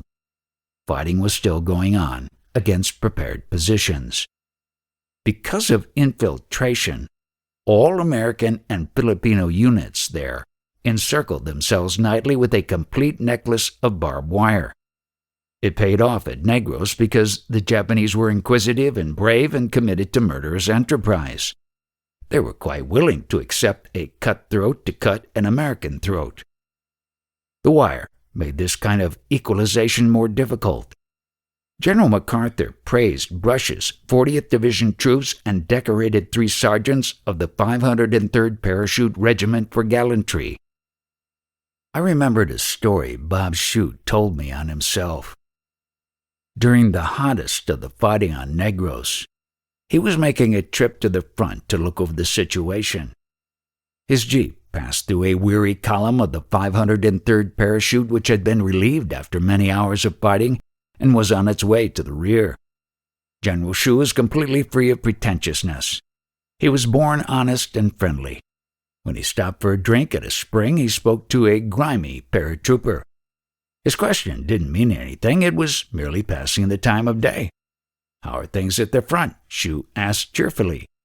The veteran paratrooper, probably 20 years old, looked at Shute's clean uniform and his star and his jeep with elaborate boredom and said nothing. Hsu went on to the front and was quite promptly shot. It was a bloody wound, and the stretcher which carried him toward the rear was thoroughly incarnadined. On the way back, his stretcher was stopped by a military traffic jam, and he found himself again among the walking 503rd. He saw the same red-headed young PFC he had encountered back at the spring. The PFC was friendly now. He grinned. "General," he said, "how are things at the front?" In the afternoon, General MacArthur and I returned to Bacolod and took off by PT boat to Iloilo.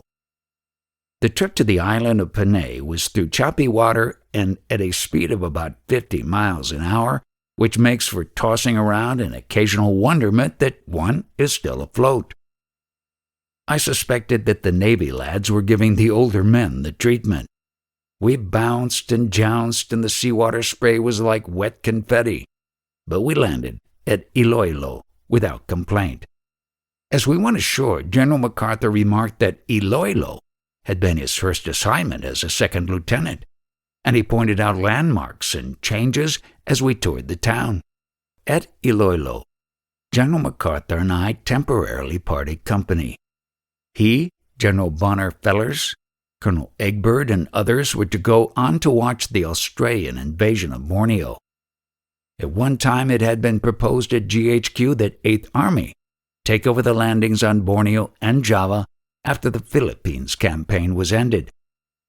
I did not like the idea, because I thought there was more important work farther north. But anyway, British Empire protest about areas of control quickly took care of the matter. The Australians invaded Borneo with Allied naval and air cover. Sometimes I have wondered whether history might have been changed if 8th Army had eventually captured Java. In that case, the surrender of Japanese weapons would have been made to American troops instead of Indonesian partisans. Would this have made a difference in the future of Java and Indonesia? Would it have prevented years of anarchy and bloodshed there? I returned to Leyte by air and for several days was snowed under by administrative work.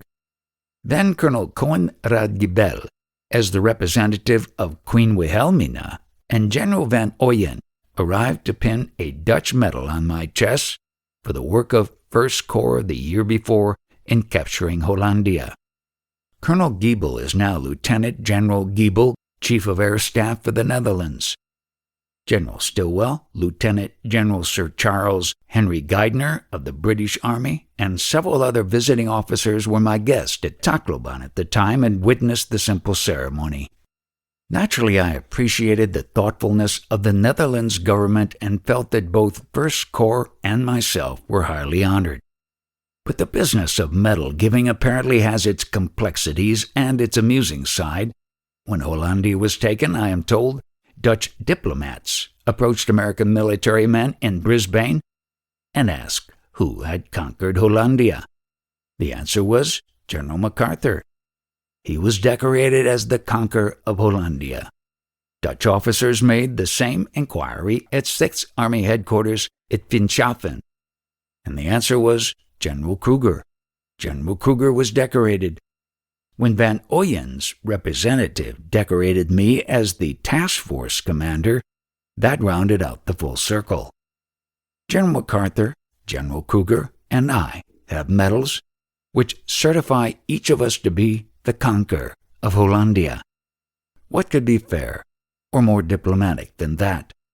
The same morning, General Stilwell, General Geidner, and I set out by B-17 for Mindanao. We landed at Del Monte for an hour's conference with Siebert and Martin and didn't see the sun again for 2 days. We spent the rest of the rainy day and rainy night with Woodruff at Davao City and set off the next rainy morning from a muddy airfield for a flight through storms to Zamboanga. I left my guests there and took a flying boat to Jolo. Boise dropped anchor in Jolo Harbor about 2 p.m, and I rejoined General MacArthur, who reported the Borneo expedition completely successful. It was a crowded day. The Sultan and Governor Tuale came into Jolo to pay their respects to General MacArthur, but he seemed indifferent and preoccupied and cut their visit short. After a tour of the island, we went back aboard the Boise and headed for Davao City. General Kenny, who now commanded both the 5th Air Force and the 13th Air Force in the Pacific, was aboard.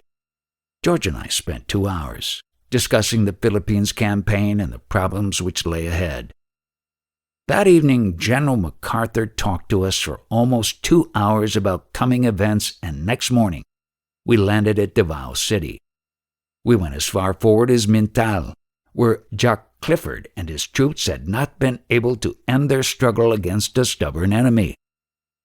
But we had reason to observe that massive artillery support, now under command of Hugh Court, was true, accurate, and devastating. It was then that General MacArthur told me he did not believe there were 4,000 Japanese left alive on Mindanao. The surrender figures at war's end, 23,000 enemy soldiers, show how wrong he was. That same day we set out for Zamboanga. Jens Doe was on leave in the United States. Brigadier General Harold Haney, who had led the attack on Palawan, was our host. I had been at Zambo many times, but General MacArthur had not. Zamboanga City was pretty badly chewed up. Along the principal boulevard there once had been a procession of old and beautiful acacia trees which were now gaunt and torn stumps. Many of the modern buildings were wrecked. I was pleased that General MacArthur could find that Fort Pillar, built long ago by the Spaniards as an outpost against the Moros, was still intact. There was moss growing on the wet stone walls, which were 20 feet thick and rose impressively above the seawall which held in check the tides of the Sulu Sea. Around that fort, after the Spanish-American War, the Americans constructed Petite Barracks, a glamorous name to the young officers of General MacArthur's generation and perhaps even more glamorous to mine. I was proud of the job the 41st Division had accomplished at Zambo. When the fighting was done, they laid down their guns and went to work. They cut weeds and they cleaned out debris. They became good neighbors. The Japanese had refused to allow Catholic Filipinos, there were a good many of them in that Muslim area, to worship at the ancient shrine of Bienvenido a Virgen de Pilar.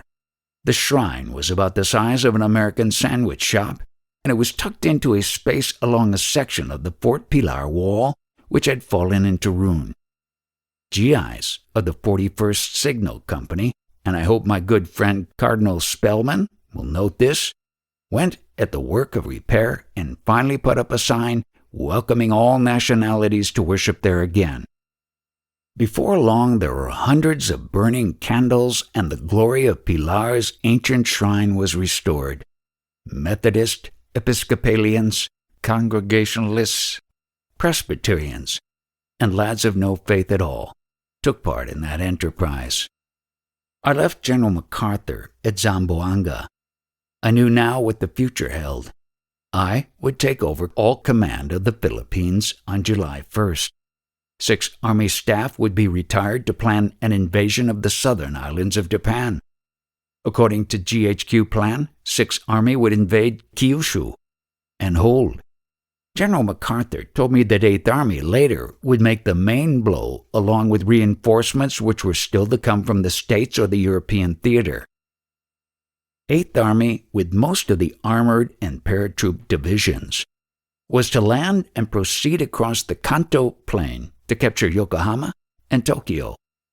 General MacArthur's choice of 8th Army to make the strike was a great compliment to my men. But I knew the Kanto Plain, and what a gamble lay ahead. Chapter 18. The Mountains of Luzon. There are many things about the Southern Philippines campaign which are worthy of study. American teamwork on the water, in the air, and on the ground was excellent. And in these modern days of interdependence of all the services, only teamwork accomplishes the mission. There was a time when the rivalries between the services had a certain usefulness. I am sure the era has vanished. There was a time when the rivalries created what some of my contemporaries called healthy competition. But in my lifetime, I have seen the enmities and suspicions growing out of healthy competition sometimes penetrate to the highest levels of command. We live now under Damocles' sword, and it is perhaps no exaggeration to say that there may come a day when Americans, military and civilian alike, will either work together or die separately. Not too long ago, a Navy friend who had read a series of articles contributed to the Saturday Evening Post wrote generously to me. "One of the finest features of your articles," said the Admiral's letter, "was the absence of any rancor or play-up of the differences of opinion between the various services involved in the Pacific War. I know this was deliberate on your part, having seen the harm that has been done all of us by the overemphasis which has been placed on inter-service frictions. Well, I had and have no rancor. I disagreed sometimes with the decisions of the Navy, and I disagreed often with the decisions of the Air Force, and there were times when I was not in agreement with all the decisions of my own superiors. But in war, ancient or modern, there must be a certain amount of give and take. Most commanders do their best, all are fallible. Even Stonewall Jackson, the idol of many military historians, was guilty of errors of decision. In our war with the Japanese, particularly in the first years, an impartial judgment must take into account the American insufficiency of weapons and manpower, the lack of firm intelligence, and the thousands of miles of uncharted sea and unknown land which presented themselves to military planners as possible avenues of advance. This was not a battle area like Europe, fought over 100 times, where every river and valley and eminence is known to the textbooks, where the offensive and defensive possibilities of known terrain have been exploited for centuries. The American GIs progressing up a natural valley were retracing the steps of Napoleon's legions, and the rumble of their tanks might have been, in an earlier century, the roll of Marlborough's drums. When the Americans crossed the Rhine, some few may have remembered that Julius Caesar bridged it 2,000 years before. But the South Pacific was something else again. Excepting our brief skirmish with Spain, this was a section which had never been the scene of a war between great powers. I have spoken earlier of the inadequacies of maps, of the lack of highways and accurate navigational information. On the enormous island of New Guinea, for example, the white man's influence had penetrated only a few miles inland from the seacoast. Planning a military campaign on the basis of word-of-mouth information and air reconnaissance has its hazards. But a campaign must be planned. Then it must be fought. I have tried to tell at first-hand the story of the ground forces, with a natural emphasis on those troops I knew and commanded. This is not because I failed to appreciate the magnificent achievements of the greatest navy which ever sailed an ocean, or because I failed to appreciate the gallantry and devotion to duty of land-based fighter and bomber pilots, or because I underestimate the intrepidity of our Marine Corps or the expertness of the fine youngsters who man carrier-based planes. I have concentrated on the story of the ground troops because it has not been adequately told before, and because it is the story I know best. Every troop movement in the Pacific depended upon the Navy and the air for success, and I have never met an infantry commander silly enough to deny it. After Pearl Harbor, the Navy fought with both arms and slings. It was the unbelievable effrontery of an inferiorly armed American group which turned the Japanese Navy back from Guadalcanal. I knew Admirals Norm Scott and Dan Callahan, who died there in line of duty. Our channel of supply to Australia was never again threatened. The Air Force in those desperate times showed equal fortitude. After the Jap sneak attacks had destroyed most of our fighter planes as they lay in regimented order on the ground at Pearl Harbor and on Nichols and Clark Fields in the Philippines, a few beat-up B-17s with overworked ground crews, tried to slow up the Jap advance through Indonesia. It was a lost cause. But day after day, pilots and crews kept those bombers in the air. I agree with the eloquent chaplain who prayed one morning, "God bless these pilots and crews. There is no harder job, Lord, than to continue the attack when defeat seems certain." Indonesia had been lost, and the Antipodes seemed in hazard when General Kenny came to Australia. General MacArthur was already established as the Allied commander. Our fighter planes began to arrive by ship, but it was already evident that the Japanese Zero was superior in maneuverability, and that the Japanese pilots of that time were well trained and highly skilled. Our radar in Northern Australia was almost worthless, but on occasion it did provide sufficient warning so our fighters could get in the air in time to fight on fairly even terms with enemy raiders. We were outnumbered 5-1. Replacements were easy for the enemy and hard for us. Great credit is due to General Kenny for his unquenchable enthusiasm in the face of odds and for a brilliant improvisation which helped to equalize an unequal struggle. He adapted the techniques of air combat to meet local conditions. Years before, Kenny had devised the parachute fragmentation bomb, which permits low-altitude attack without injury to the attacking plane. The bomb roused little enthusiasm in ordnance. Nevertheless, Kenny used it with devastating effect against the Japanese when they were advancing and retreating along the Kokoda Trail. In the Pacific also, the inventive George and his associates conceived the scheme of skip bombing at sea. The idea was, perhaps too simply stated here, that if a plane got low enough, it could skip a bomb along the water in the same way a boy skips a flat stone across a mill pond. The Air Force used this against Japanese vessels with some success. One more weapon in the arsenal. At the war's beginning, General Marshall had impressed on all ranking Army officers the importance of becoming air-minded. Most of us took his instruction seriously, and I am sure my own record of hours in the air cannot be challenged. But there were times, as the Pacific War went forward, when the infantry began to wonder whether it was not also the obligation of the air officers to become ground-minded. At Buna, our troops were supplied by air transport but were often endangered by American bombing and strafing. At that time, I asked Kenny to send over one of his own staff officers, and I said I would house him in my own tent, so the air could be accurately briefed about our offensives. I never received a reply. When the last Weirway was shot down, our air reconnaissance ended. I did not take this in good part and do not yet.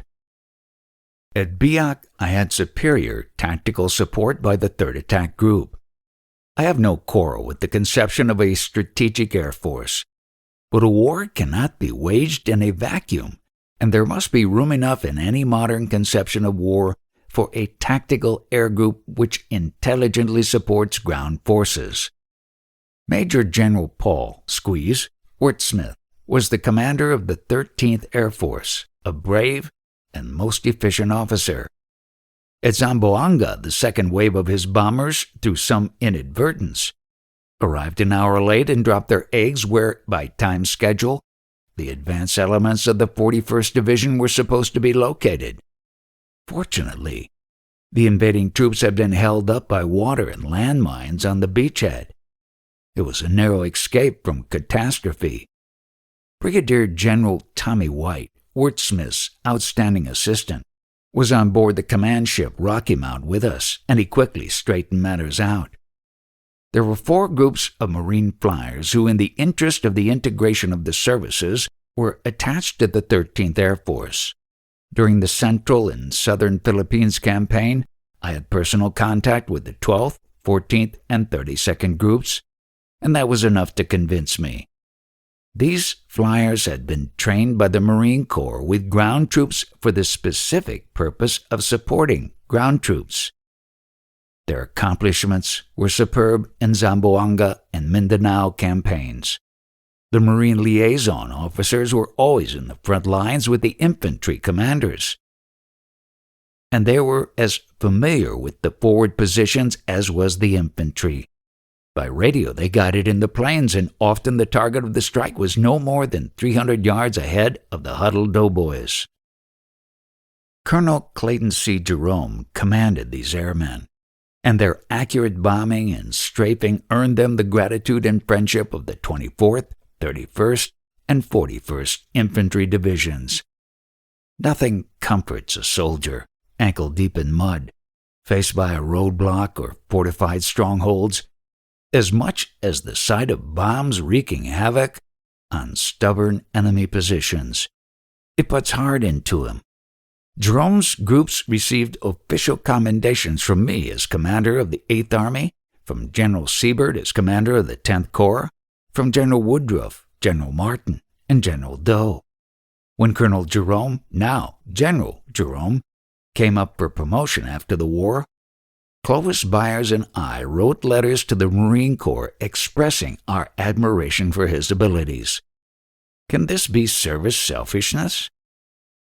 I had chosen Baguio, a spectacular little city about 160 miles north of Manila, for my northern Luzon headquarters. I had been there with my wife 25 years before and remembered with pleasure the coolness of the mile-high climate and the wild and breathtaking scenery of the mountain ranges which rise, tier on tier, toward the blue east. Camp John Hay, a permanent military installation which had been used as an American rest camp before Philippine independence, is located there, and the town was once the summer capital. The house I chose for quarters had been built as the home of the American High Commissioner and now serves as the summer residence of the American ambassador to the Philippines. For many years, a brilliantly engineered scenic highway led from Manila to Baguio. This was called the Kennan Highway in honor of its builder, Colonel Lyman W.V. Kennan. Bombings had destroyed the bridges over the gorges, and Baguio in the summer of 1945 could be reached only by a longer and more roundabout route. Baguio itself had suffered gravely, although a group of nuns located there told me that the Japanese had been gone for 3 days before the American bombings began. The airmen, of course, had no way of knowing that an evacuation had taken place. The High Commissioner's handsome house escaped the general damage. It had been strafed, but not bombed. Windows were broken, but machine gun bullets had only nicked the walls. Inside, the Nara and mahogany paneling, the chandeliers, mirrors, and mantels were generally intact. During the Luzon period, I was doing 3-way commuting between Leyte, Manila, and Baguio, with frequent air trips to the various fronts where the 6th, 37th, and 32nd Divisions were still encountering very stubborn resistance from Yamashita's army. After the steamy heat of Telegrafo and the glittering, brassy sun of Manila, it was always a happy change when my plane came down at Naguilian airstrip and I knew that for a day or so, I would be cool again. Naguilian airstrip was a tiny field in a rugged area without an adequate runway for the B-17. So we always used a plane smaller than the Miss M for the Baguio trips. From Naguilian, we shifted to a motor car for the steep trip up the mountain to the town, and I shivered in the delight of anticipation of a chilly night's sleep. Only those who have lived in tropical temperatures month in and month out can appreciate the pleasure of wearing a sweater to bed or the luxury of a climate which demands fires in the grates every evening. I remember one morning in mid-July of 1945 when I awakened at 6. It was dark because the house was entirely surrounded by clouds. 20 minutes later, Baguio was bright and shining as the sun came over the mountains. I wandered around the damp verandas barefooted. The valley was still full of broken clouds that looked like clabbered milk. To the east, the ranges rose higher and higher, and everywhere were the tall and beautiful pines for which the region is famous. The 14th Corps had decided that its most difficult mission in northern Luzon would be the destruction of enemy forces in the Cagayan Valley, which lies between the unsurveyed coastal Sierra Madre Mountains on the east and the Cordillera Mountains on the west. As a result, 3 American divisions, General Beetler's 37th, General Gill's 32nd, and General Hurtis' 6th, have been assigned to the task. Major General Charles Hurtis had succeeded to the command of the 6th Division after General Patrick's death in action. In addition, a guerrilla group under Colonel Russell W. Volkman was to engage and destroy enemy units in the Cordillera Mountains and press eastward to join up with the advancing Americans. Volkman's group, known somewhat elaborately as the United States Army Forces in the Philippines, Northern Luzon, was the only guerrilla outfit in Luzon which functioned as an independent unit. Only a few main roads traversed this section of the island. Japanese transport suffered heavily from American air attack during the retreat into the mountains. There were no alternative routes for vehicles, and they made easy and profitable targets for our bombers and strafers. Abandoned artillery, tanks, and thousands of wrecked and battered trucks were scattered along Highway No. 4 and Highway No. 5, and bridges were out for miles. This made life miserable for the enemy, but it also confronted our pursuing forces with severe engineering problems and unavoidable slowed-down movement. I started on my first air tour the northern Luzon fronts on July 6. General Griswold met me at the San Jose airstrip, and we immediately motored through the wildest kind of fighting country to celebrated Leyte Pass. It didn't take much imagination, even for a newcomer, to realize what a fine job the 25th Division must have done to win their victory there. The 25th had been relieved, and the 32nd's command post was now located there. I had a long talk with Gill and Horace Harding, his artillery commander. They were pressing on Bontac, which was the key enemy position in that area, with 1 regimental combat team fighting north from Baguio. Griswold had his corps' headquarters in the buildings of a Filipino agricultural college outside San Jose. There hadn't been a student there since 1942. The Japanese for several years had found the quarters eminently satisfactory, and so did we. When I saw a movie in San Jose that night and slept in an excellent bed, I am afraid I arrived in my own mind at the decision that the tussle on Luzon was just about over. Manila is farther away from northern Luzon than road maps indicate. In one kind of calculation, it is 200 or 300 miles. In another kind of calculation, it is 200 or 300 years. Manila, beautiful, bright Manila, however crumbled by war, is a cosmopolitan city. But a half-hour plane trip will set you down, away from the main highways, among barbaric tribes.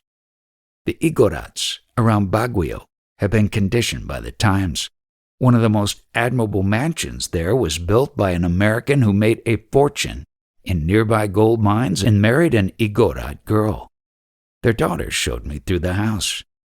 But at last report the Igorots, who come in from the hills, still maintain their native market and are represented governmentally by a committee which advises the town council on matters of interest to non-Christians.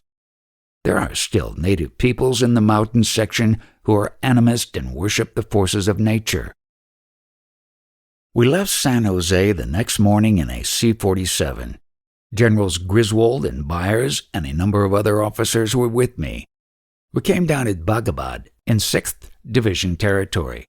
General Hurtis met us, and we jeeped to the command post of the 63rd Infantry in the mountains northwest of Bagabad on the road to Bontac. Colonel Everett Yone was full of fight, and the situation looked good. Yone's forward elements were within 200 yards of the hills overlooking a Japanese stronghold at Kiangan, and he expected to take it within a few hours. There I had my first glimpse of almost naked savages, armed only with spears, who were fighting side by side with our troops. These were the Ifugaos, the tribesmen had come down from their villages and thrown in their lot with us. They were tall, broad-shouldered, splendidly muscled, and despite the cold climate wore only G-strings. They carried deerskin packs. The first one I met, however, indicated by sign language that he wanted a cigarette. Since I don't smoke, I couldn't oblige him. Colonel Young told me that the Ipugaos were excellent fighters. They were also the best of our native scouts. My next port of call was the headquarters of the 37th Division at Tuguegarao, where my friend General Bob Beetler met me. We proceeded to the command post of the 148th Infantry about 15 miles to the south, where I had a talk with Colonel Delbert E. Schultz. The 37th controlled the upper section of the Cagayan Valley, and in conjunction with the 11th Airborne, which had made a landing at the seaport of Apati, had seized control of Highway No. 5 shortly before the 8th Army took over.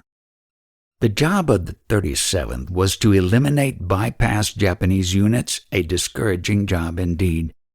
This meant going into sections altogether without roads. The enemy was incapable of offensive action, but the heavy rains aggravated the problem and made it sheer drudgery. The 37th could supply its own troops and evacuate the wounded only by the use of rivers which were often turbulent and unruly. Vehicles with tracks helped on the native trails. Jeeps in the eastern reaches could get nowhere. The object of our offensive campaign was to drive the enemy from the food-producing areas into the Sierra Madre Mountains, where their strength would diminish because of starvation and disease.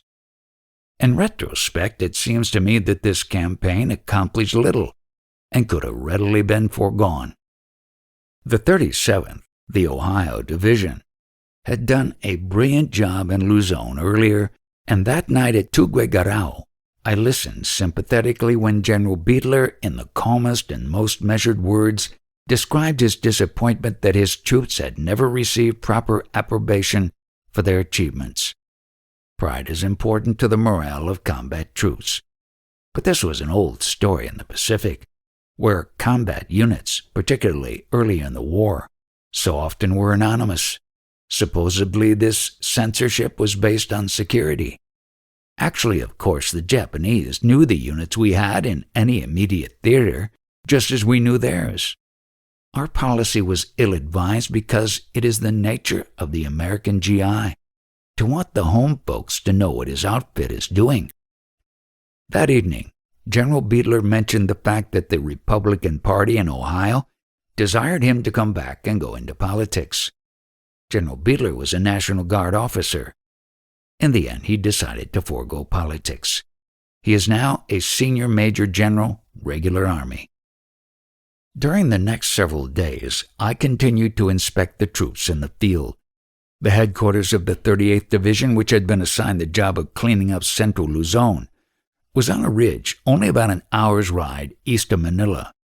Major General William G. Chase, division commander, met me at Nielsen Field, and we made the inspection trip to the front together. From a high hill, Chase and General Bill Spence pointed out to me the Ipo Dam area and other battlefields of the 38th. Although the tempo of the fighting was now slowed, 259 Japanese were killed between dawn and dusk, the day I visited there, and 29 were captured. The 38th and the elements of the 43rd Division inflicted appalling losses on the enemy during a 6-week period. Some 6,300 Japanese were killed or found dead, and more than 900 were made prisoners. Much of this slaughter was accomplished by combined artillery fire and aerial attack. Losses of the 38th Division and 43rd Division were small. That evening at Chase's headquarters, I wrote General MacArthur that I had inspected the combat-active divisions on Luzon and found morale very high. My own morale was high. I was convinced that the back of Japanese opposition was broken and that the enemy was incapable of effective resistance. I might not have been so optimistic if I had known that considerably after the official Japanese capitulation, General Yamashita was to come out of the mountain wildernesses to the northeast of Baguio and surrender 40,000 well-disciplined troops. Although negotiations with Yamashita for surrender were completed after 8th Army had relinquished control of Luzon, the story should be told here.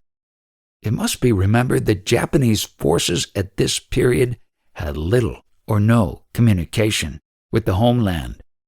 On August 7th, the day of the fall of the first atomic bomb, an American pilot was forced to abandon his disabled plane and parachute behind the Japanese lines in northern Luzon.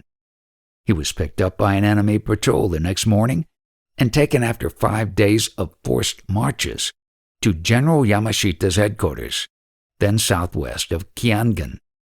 There he was subjected to vigorous and prolonged interrogation. He was threatened with physical violence when he steadfastly refused to answer questions. On August 16th, the emperor first offered to capitulate on August 10th. The attitude of the Japanese interrogators abruptly changed. The pilot received medical treatment for his parachute jump injuries and was extended many small courtesies.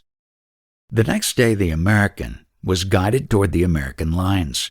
When the Japanese soldiers had gone as far as they dared, they gave the flyer a letter written by Yamashita himself, which explained the circumstances of the pilot's capture and commended him for his military spirit and devotion to duty.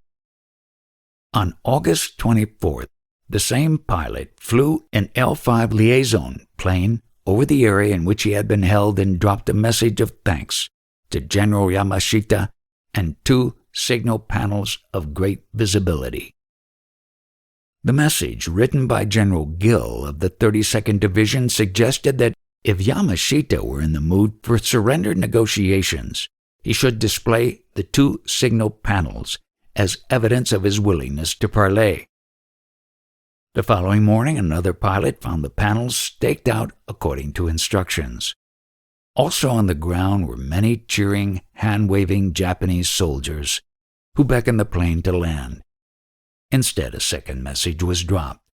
It suggested that Yamashita send an envoy to the American lines to receive detailed instructions for his surrender. Late in the afternoon of August 26th, a Japanese captain carrying Yamashita's answer entered the American lines under a flag of truce. The letter, which was written in English, follows: General Headquarters, Imperial Japanese Army in the Philippines, August 25th, 1945, to General W.H. Gill, Commanding General, Kiangan Boyongbong Area, United States Army in the Philippines. 1. I have the honor to acknowledge receipt of your communication addressed to me, dropped by your airplane on August 24th, as well as your papers dropped on August 25th in response to our ground signals. 2. I am taking this opportunity to convey to you that order from Imperial Headquarters pertaining to cessation of hostilities was duly received by me on August 20th, and that I have immediately issued orders to cease hostilities to all units under my command insofar as communications were possible. I also wish to add to this point the expression of my heartfelt gratitude to you, full cognizant of the sincere efforts and deep concern you have continuously shown with reference to cessation of hostilities, as evidenced by various steps and measures you have taken in this connection. To date of writing, however, I have failed to receive order from Imperial Headquarters authorizing me to enter into direct negotiations here in Philippines with the United States Army concerning the carrying out of the order for cessation of hostilities. But I am of the fond belief that upon receipt of this order, negotiations can be immediately entered into. Presenting my compliments and thank you for your courteous letter, I remain yours respectfully, T. Yamashita. Tomoyuki Yamashita, General, Imperial Japanese Army, highest commander of the Imperial Japanese Army in the Philippines. This message was the first of a series exchanged between Yamashita and General Gill. The exquisite courtesy of the exchanges probably has for the average reader something of the quality of Through the Looking Glass. These same troops and same commanders had been fighting each other in the same area with no quarter whatever and in a completely barbaric manner. But in the Japanese military character, there is a combination of exquisite courtesy and utter savagery, which I understand but am at a loss to explain. I had met it in 1918-1920 during the Siberian adventure, when I first became convinced that the Japanese military intended to dominate Asia. During the exchange of messages between Yamashita and Gill, the treacherous air currents in that section of Luzon brought about a plane crash which resulted in the death of the commander of the 127th Infantry, Colonel Merle H. Howe, the one-time schoolteacher whose blue language appalled rough-spoken top sergeants, the driving leader who helped make the Buna victory possible, was not to go home again to his native Middle West. I never knew a more determined or more courageous fighter. Eventually, an American radio group escorted by a Japanese safe conduct party moved in to Yamashita's headquarters to take over communications. Details of the surrender were worked out. On the morning of September 2nd, General Yamashita and a party of 21, which included Vice Admiral Okochi, highest commander of the Japanese naval forces in the Philippines, entered American lines at Kiangan. The party was escorted to Baguio, where the formal instrument of the surrender of all Japanese Army and Navy personnel in the Philippines was signed in my former headquarters. I was sorry that General Griswold, who had directed 14th Corps operations, could not be there to accept Yamashita's sword. But it was entirely fitting that the 32nd Division should receive the vanquished enemy. 3 years before at Buna, they had won the battle that started the infantry on the jungle road to Tokyo. General Yamashita was tried for crimes against humanity by an American military court in Manila. He was sentenced December 7, 1945, and hanged on February 23, 1946. Chapter 19. Japan, Peaceful Invasion. When the atomic bomb was dropped on Hiroshima, it was as much a surprise to me as to my newest recruit. I was at my Leyte headquarters. Byers, Bowen, Burgess, and I flew at once to Manila. All of us had been working on plans for the main strike against the Japanese homeland. We then called it Operation Coronet.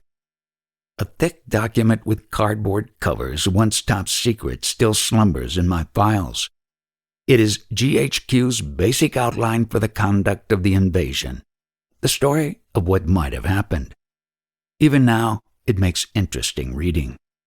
In Manila, there was a cheerful atmosphere. General MacArthur told me at once that he believed Japan would surrender as a result of the atomic bombing and because of the prospective entrance of Russia into the Pacific War. As a matter of fact, the entrance of the Russians, in my opinion, had only nuisance value.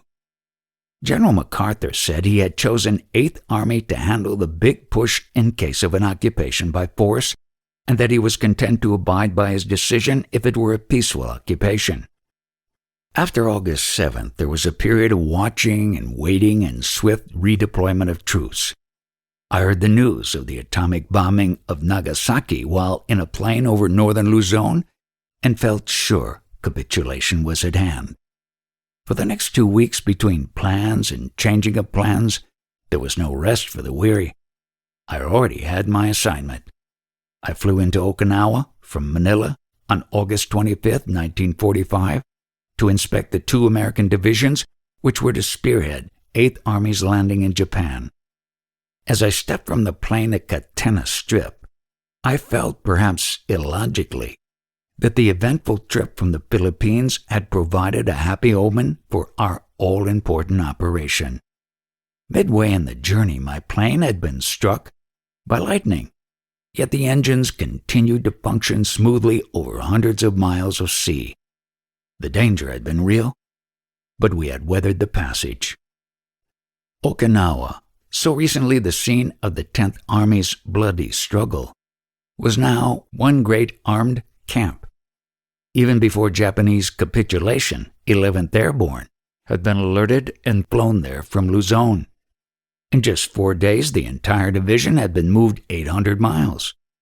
By our plan, 11th Airborne troops would be the first to land in the Tokyo-Yokohama area, to be followed immediately by the 27th Infantry Division, which had been fighting on Okinawa. And there were 300 magnificent C-54 transport planes assembled to carry them in. Our approach to the occupation problem had changed sharply as the result of conferences with enemy emissaries at Manila. In the beginning, we had intended to supplement the airborne movement with amphibious landings of the 11th Corps. These troops were to seize and secure the Tokyo-Yokohama area. This might have meant fighting with dissident groups and renewed conflict. The new approach was predicted upon the full cooperation of the Japanese government and military. They agreed to all conditions. There would be no forcible disarmament or seizures by Allied personnel. The Japanese government would direct the disarmament of its own forces under our supervision. This solution, if it proved workable, had obvious advantages. The emperor's prestige and the emperor's proclamations could be infinitely more effective than a bullying display of rifles in a land where we were feared and outnumbered. Our occupation was to be gradual. We were assured that the internal police force in Japan proper would maintain law and order until the arrival of Allied forces. Our gamble was a straightforward one. We wagered that the Japanese meant what they said. Bad weather delayed action for 2 more days, but at the end of August, the northern end of the Pacific had the busiest dark and daylight hours in its history. A tremendous American fleet converged on Tokyo Bay. Battleships, aircraft carriers, cruisers, destroyers. There were hundreds of vessels, and most of the Allies were represented. At Okinawa, on August 30th, the transport planes had been taking off since before dawn. The sky for 800 miles was full of noise and traffic. I took off about 6:30 a.m. for the 5-hour ride. Back in the Philippines, I had asked General MacArthur to allow me to precede him into Japan by 2 days so that I might discover for myself the situation in the Yokohama section. He gave me 2 hours. This worried me. The safety of the Supreme Commander was my responsibility, and I knew that our airborne troops could not arrive in sufficient numbers to provide adequate protection. A brisk wind scattered tiny white clouds, and the sky was a gay and unbelievable blue. I had last been in Japan in 1920.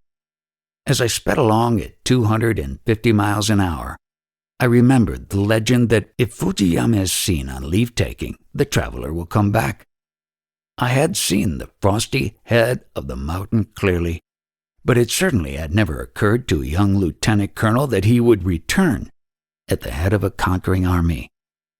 There below us was now the Kanto Plain, across which, save for the dropping of the atomic bomb, I would have marched my men in an operation which could have been nothing less than a direct assault.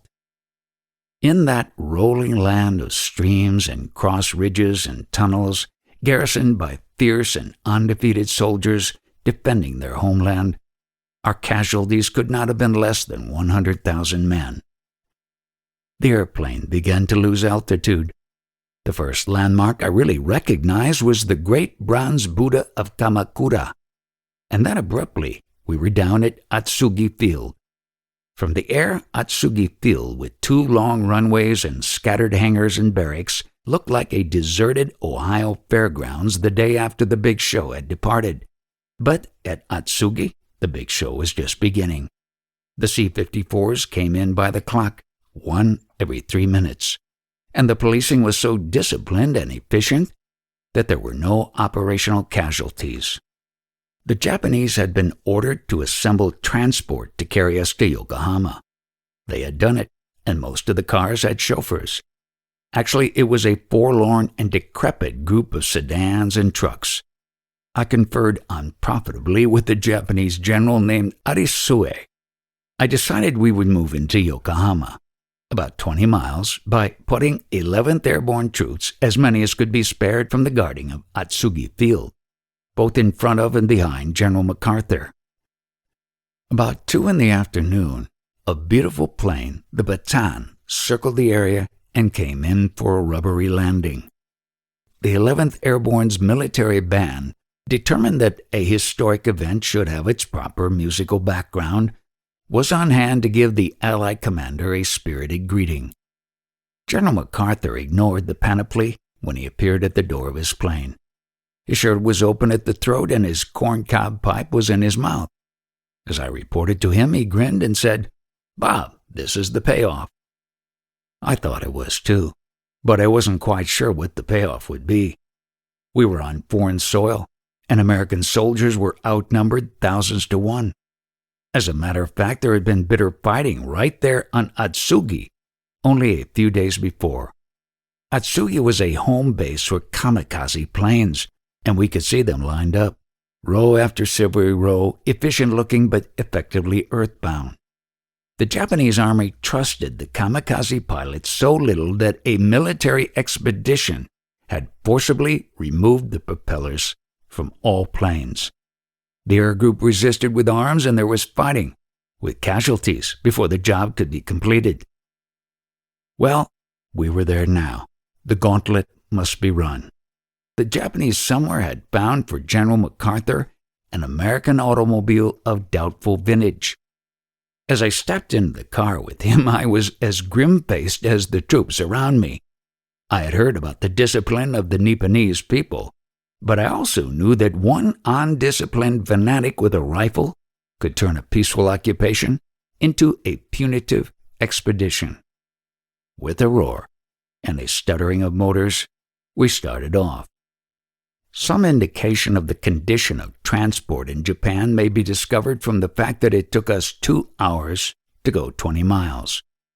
But it was not the snail's pace tempo or the repeated breakdowns which made the trip memorable.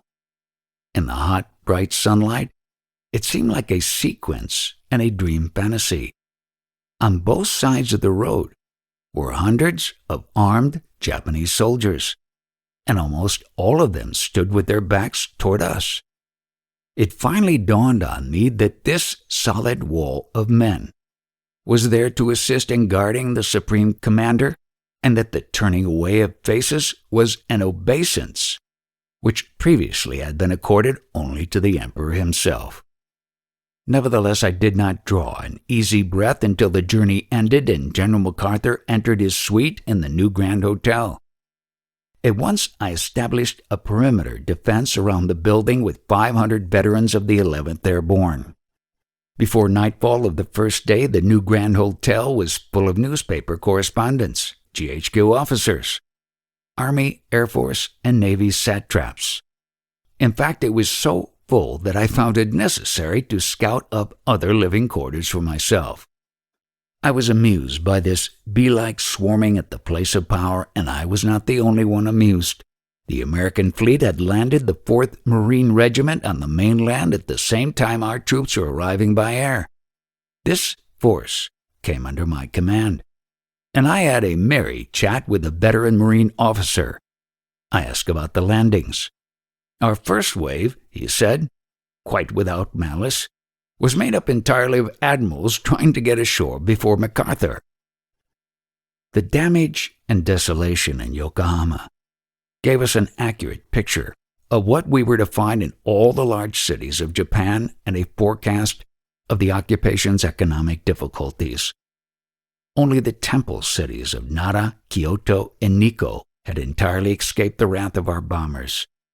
In Yokohama, some of the largest structures had survived. But we learned that a single firebomb raid on May 29, 1945, had destroyed 80% of the city. There was almost nothing for sale in the stores. Little food, little or no consumer goods of any kind. The people were dressed in rags or rough wartime clothing. The Eighth Army, of course, had brought along its own rations, so food was not a problem to our soldiers. But the hard work, the confusions, and excitement of the next few days have burned those days indelibly into my memory. The formal Japanese surrender took place on September 2nd, Tokyo time. From the very moment my plane left Luzon, I had the eerie feeling that all of us were walking through the pages of history. The ceremony aboard the battleship Missouri surely did nothing to dispel this compelling sense of drama. From the steel deck of the Missouri, as hot in the sunlight as the top side of a kitchen range, I could see in Tokyo Bay the gleaming might of the greatest armada of all time. I took my place on deck in the front row of generals and admirals. I watched Foreign Minister Shigemitsu, only a few paces away, sign the surrender terms for the Japanese. I watched General MacArthur and the various Allied representatives as they, in turn, affixed their signatures. Then, smashing the solemn quiet, came the thunder and roar of bombers and fighters as Army and Navy airplanes by the hundreds passed over in sky salute. I stayed aboard for luncheon, the only Army maverick in a herd of seafaring men, and later Admiral Halsey sent me ashore in a destroyer. My escort was a handsome young commander on Halsey's staff. His name was Harold Stassen. Some of the newspaper correspondents were critical because American troops did not move immediately on Tokyo, but our agreement was that we would not. The Japanese government had undertaken the task of disarming the hundreds of thousands of soldiers in the Tokyo area, and believe me, I wish them well. This was not a matter of military timidity, but of common sense. I wished to avoid any provocation, which might lead to needless bloodshed. While the Eighth Army waited, it was not idle. And now our waterborne divisions, delayed by a typhoon, began to arrive, 1st Cavalry followed by the Americal Division. On September 7th, I drove to Tokyo to prepare for the Supreme Commander's official assumption of control. The capital was as badly mauled as Yokohama. I went to the American Embassy. One bomb had gone through the roof of the chancellery, and there was enough water on the floor to make a wading pool. The furnishings were ruined, but the embassy itself was intact. Next day, the 8th, General MacArthur entered Tokyo. Admiral Halsey and I accompanied him on the journey from Yokohama. The distance is about 22 miles, and it was a desolate pilgrimage. Between the two cities, destruction was virtually complete. It was about noon when we arrived. Troops of the 1st Cavalry Division were drawn up in grim but glittering array within the embassy grounds. General MacArthur took his place on the terrace and faced the chancellery. The American colors were to be raised over that devastated roof, and the flag was one which had been brought all the way from Washington. It was the banner which had flown over the Capitol on the day of Pearl Harbor. I faced the Supreme Commander, and heard the order that was heard round the world. General Eichelberger, have our country's flag unfurled, and in Tokyo's sun let it wave in its full glory as a symbol of hope for the oppressed and as a harbinger of victory for the right. As the flag climbs slowly, gracefully, in Tokyo's sun, as the bell-like crescendos of the bugles rang out, there were many wet eyes in that martial assembly. It was a moment I am not likely to forget, and I shall always remember, as I remembered then, the price we paid for that flag raising, the price Americans paid in pain and misery and sadness and heartsickness. The long, cruel struggle was ended, but there were many who would never go home. American casualties in the Pacific War totaled more than 300,000 dead and wounded. The Eighth Army had many occupation jobs, but its first and most urgent one was the succoring and speedy release of Allied war prisoners in Japanese stockades. We arrived prepared for the task. Back on Okinawa, mercy teams had been organized. They came in with our advanced airborne echelons. As a result, American planes swooped over prison camps that very same day to drop food and supplies. Some of our teams rushed inland immediately to seize, before they could be destroyed, the records of the more notorious camps. This was to provide evidence for the future war crimes trials. Day after day, Allied prisoners poured into Yokohama on special trains that we had commandeered for rescue missions. They were sick, emaciated, verminous. Their clothing was in tatters. We were ready for them with band music, baths, facilities for medical examination, vitamin injections, hot food, and hospital beds. Some would go home by plane, others by hospital ship when strong enough to travel. Perhaps the stolid Japanese themselves had their first lesson in democracy in the Yokohama Railroad Station. The Japanese have only contempt for a prisoner of war. They stared in amazement when we greeted our wasted comrades in arms with cheers and embraces. The 8th Army's teams covered the whole of Japan on these missions of liberation. Allied prisoners of all nationalities were released and processed for evacuation at a rate of 1,000 a day.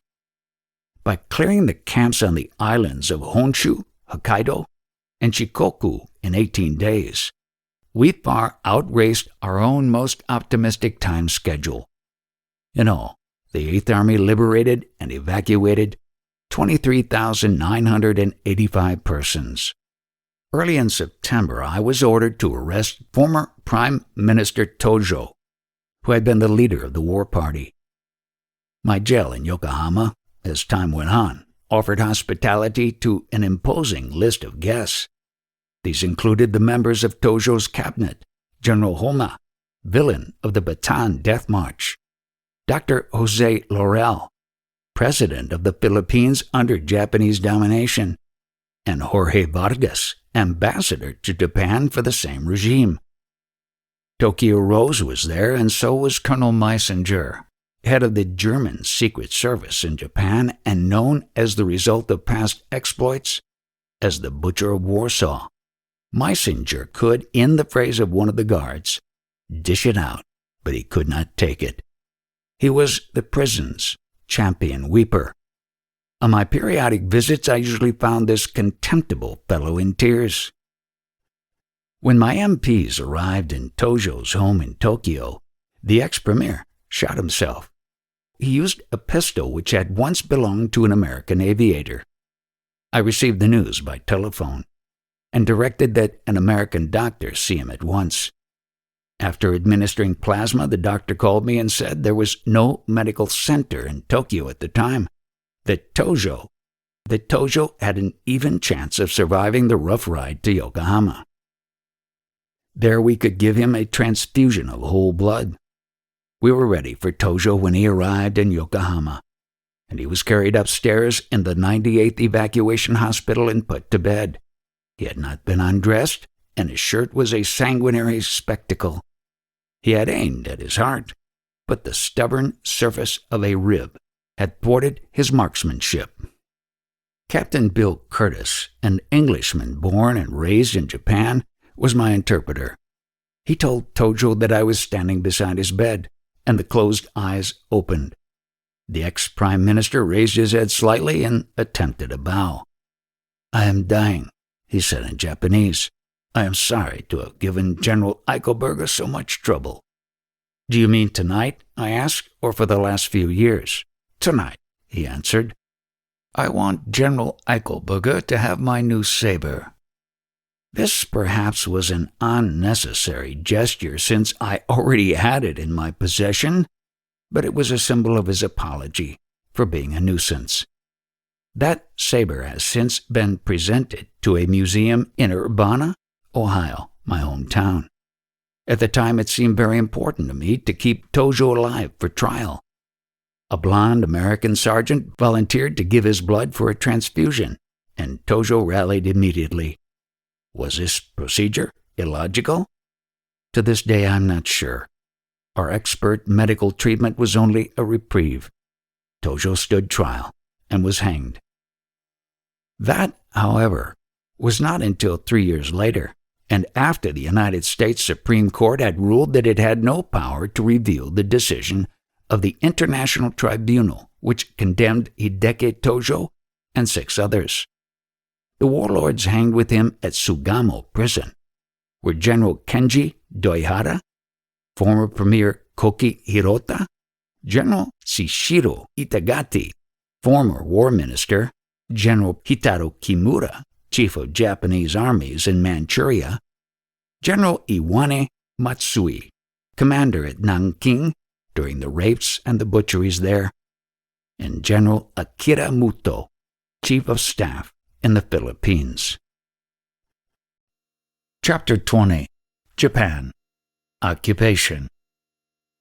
It is impossible this late in a long book to report in detail the events of our early days in Japan, colorful and melodramatic as many of them were. I was to remain there for 3 years, as head of the Army of Occupation, and it is perhaps of interest that late in 1945, I refused General Eisenhower's deeply appreciated offer to make me Deputy Chief of Staff in Washington, because I wanted to continue in the Japanese post.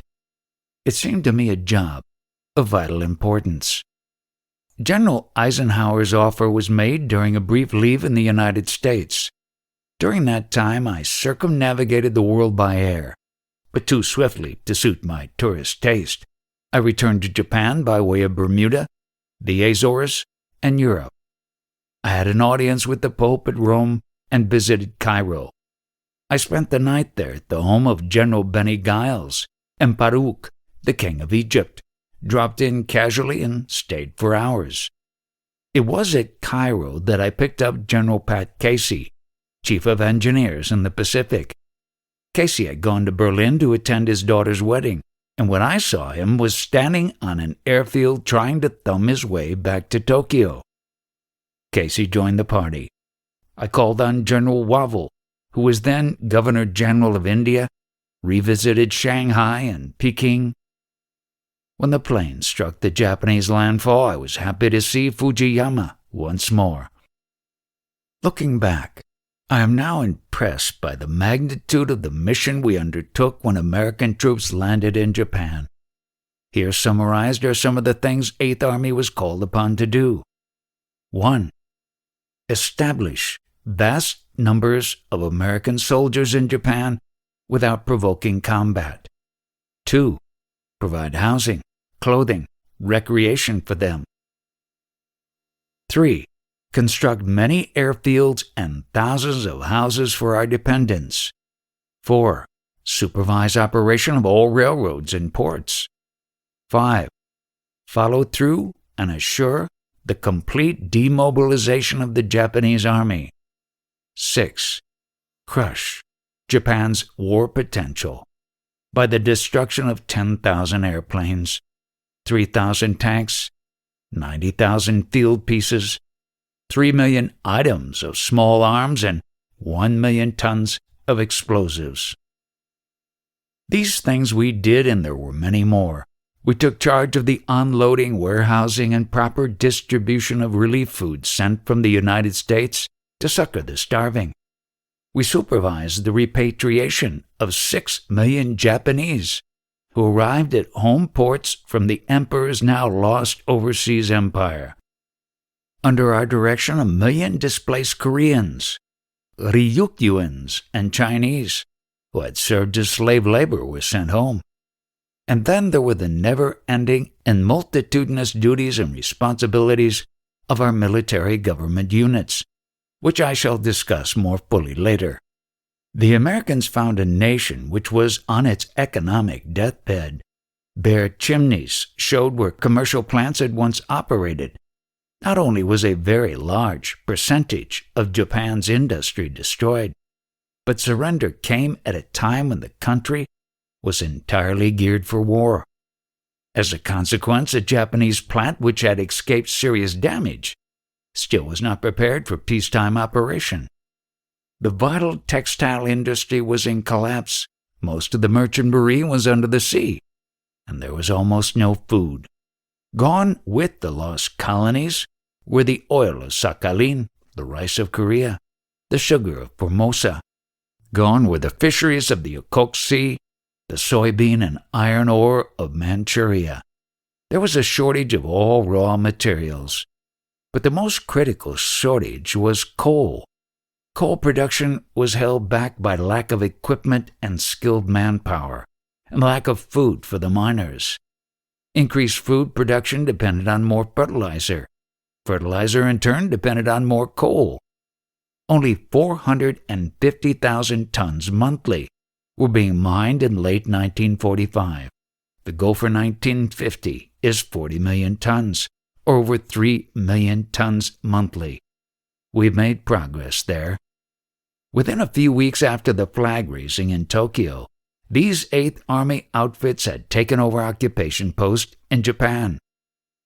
The 9th, the 11th, and the 14th Corps, with the 11th Airborne, 1st Cavalry, AmeriCal, 27th, 43rd, 97th, 81st, 77th Divisions, and the 112th Cavalry, and the 158th Regimental Combat Teams. The 6th Army began to arrive in late September and took positions in southern Honshu, Kyushu, and Shikoku. By late autumn, the homeward trek of high-point American combat troops was in full swing. And on December 31st, the 6th Army was deactivated and the 8th Army took control of all ground forces. During the later years of my stay in Japan, the 8th Army consisted of 2 corps and 4 divisions. The 1st Cavalry and the 11th Airborne were under the 9th Corps, and the 24th and 25th Divisions were under the 1st Corps. Our peak strength was 250,000 men, and at one time the roster fell as low as 50,000. These shifts were largely dependent on defense policies back in the United States, since most of our troops were now not combat men but recruits. It should be understood that the 8th Army Command had nothing to do with policy making in Japan. All directives to the Japanese government were issued by General MacArthur as the spokesman for Supreme Headquarters, the War Department, and the Far Eastern Commission. It was the business of the 8th Army to see that these directives were carried into effect. It is frequently mentioned that the British Commonwealth forces arrived in the spring of 1946 to share the duties of the occupation of the Kure area. These colorful troops consisted of Aussies, New Zealanders, Punjabi, Sikhs, Gurkhas, and the Cameron Highlanders, and other British detachments. Maximum strength was about 40,000, but this has since been greatly reduced. All ground units were under the operational control of 8th Army. One of the sweeping tasks was the apprehension and trial of Japanese war criminals. This required tremendous pick and shovel work, examination of mountains of military records, taking of depositions, questioning of countless witnesses. Up until the time I came home, some 800 individuals have been tried and convicted of major crimes, and approximately 100 have been sentenced to be hanged. Thousands of others were brought before provost courts to answer for lesser offenses. The 8th Army Military Commissions conducted these Yokohama trials with scrupulous fairness, and the interests of the defendants were always adequately protected. As commanding general, I reviewed the findings, and it was only rarely that I found occasion to reduce sentences or to quarrel with the Commission's decisions. We were determined that while the guilty must be punished, the Japanese people would learn from our deeds that a fair trial demanded that even the most malignant rogue be given his full free day in court. There were several occasions when through us American prisoners were able to fend for Japanese camp guards who had been just and kindly. One American group brought their guards with them to Yokohama to ensure good treatment, and it was my pleasure to befriend a Mr. K. Domoto, who had remained to protect American sick when other camp attendants fled. Mr. Domoto was, I discovered, a graduate of Amherst College and a member of the Psi Upsilon fraternity there. After the war, a number of Domoto's former prisoners sent him from America a wristwatch with their names engraved upon it. The majority of cases, however, showed the Japanese guards and prison commandants to be callous, abusive, and mean, in both large and small ways. One example will serve. At a camp in the Japanese mountains, disease-bearing flies became so numerous that Allied prisoners begged for insecticide or some type of trap. The response was to offer 1 cigarette in exchange for the bodies of each 100 flies. When the pest began to be delivered in unduly large quantities, the smiling Japanese reduced the bounty to 1 cigarette for 500 flies, with the proviso that all must be caught by hand.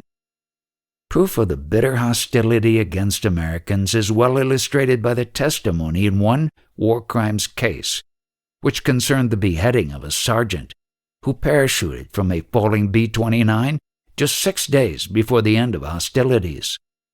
The major in charge of the local Kempe Tai, secret military police, ordered the flyer exposed to a mob of about 800 Japanese. He was tied to a post, and each Japanese who so desired was allowed to strike the victim with a club. A long line formed, led by a wrinkled matron of 70, who struck the first blow. When the victim became unconscious, he was revived with water, and the beating resumed. When the mob had finished, the sergeant was cut down, hauled to a shrine, and there beheaded by a Japanese Air Force lieutenant. The case was proved almost entirely by Japanese witnesses. The Japanese major received a life sentence which I considered inadequate. I was present at the trial of Shin Kojiyama, a ship's captain, and saw there an excellent demonstration of the ability of the War Crimes Commissions to sift evidence fairly and judiciously. Shin Kojiyama commanded the Oroyoko Maru, which transported American prisoners from the Philippines to Japan. On trial with him was the Army commander of prisoners aboard the vessel. Many of the American prisoners on the Oroyoko had suffocated or died of thirst in the hold. The accused were provided adequate defense counsel at the expense of the American government. Dr. Robert Miller, a law professor on sabbatical leave from Syracuse University, headed the attorneys for the defense. After prolonged testimony, the commission determined that the ship's captain should be acquitted because it had not been proved he had authority to alter the conditions which caused the deaths, being restricted by orders to the operation of the ship. The commander of the prisoners received the death sentence. My personal observation of this trial reassured me about the care and lack of prejudice with which all cases were being tried. As time went on, the Japanese themselves became impressed by the honesty of American military courts. Frequently I received grateful letters commending the excellent work of defense attorneys from the relatives of men who had been condemned to death. The relatives appreciated the scrupulous fairness with which the court had examined the evidence before the decision was handed down. In this connection, I am reminded of a story which may shed some light upon Japanese character.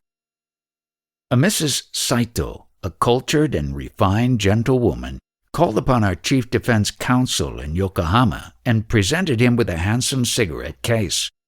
When the confounded lawyer asked for a reason, she said she had read in a Japanese newspaper that her husband had been hanged for a war crime, but that she was grateful to the American Defense Council and to the Commission itself for the fairness of the trial. In this particular case, the story had a surprising and pleasant ending. It developed that another Mr. Saito had been hanged. Mrs. Saito's husband had been given a brief prison sentence. Honor and face come first in Japan.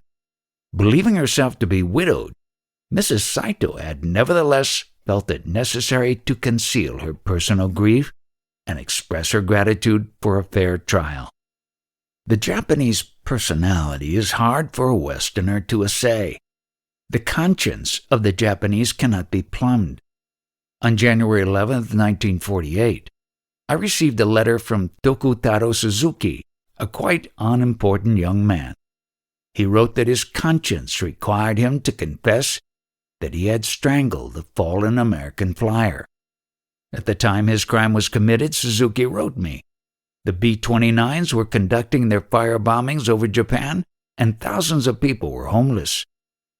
Suzuki accomplished his own incrimination expertly. He said that a plane had fallen during a raid and that he had approached the wreckage. Several flyers were lying on the ground, and one in particular seemed badly injured. As he approached the man, Suzuki wrote, the crowd called out, demanding that he kill him. Influenced by the vindictiveness of the mob, he stepped forward and choked the injured flyer to death. We had no other evidence of this crime except the confession. Suzuki's own story was forwarded to the proper authorities for examination and action. After the occupation began, there was only one instance of a concerted resistance to our troops. Citizens in the community of Yamata, between Tokyo and Yokohama, became annoyed with the visits of Allied soldiers and formed a vigilante association. Unarmed GIs were set upon and assaulted to warn them and their comrades that they were not welcome in Yamata during their off-duty hours. The climax of this campaign of terrorism came when 2 Americans, returning to their barracks, were seized and beaten for 2 hours. I had once ordered a show of force, and armored vehicles in battle array cruised the streets of Yamata for several hours. Members of the mob were discovered, tried, and sentenced to long confinement. 2 highly publicized riots against the Japanese government were led or inspired by communist agitators. The first took place at the residence of Prime Minister Yoshida. Various Korean dissidents — Korea was for half a century a Japanese colony, and many Koreans live in Japan — held a political meeting and then, roused by fiery speakers, proceeded en masse to the Yoshida Palace to state their woes. Yoshida was ill and could not see them at once. The crowd broke down the gates and forced the doors of the palace. Japanese police were totally unable to maintain order, and it was necessary for American MPs to calm the riot and arrest the leaders of the demonstration. In April of 1948, it was again necessary to use American troops to quiet wild Korean outbreaks in the city of Osaka and Kobe. The trouble originated in a Japanese government order that Korean schools in Japan must meet Japanese textbook and language standards, but subsequent investigation disclosed irrefutable proof that the uprisings were communist engineered. In Kobe, 4,000 Koreans gathered outside the prefectural building where the governor, the mayor, and the chief of police were holding a conference. Then some 150 of the mob entered the building, severed the telephone communications, and held the 3 officials incommunicado.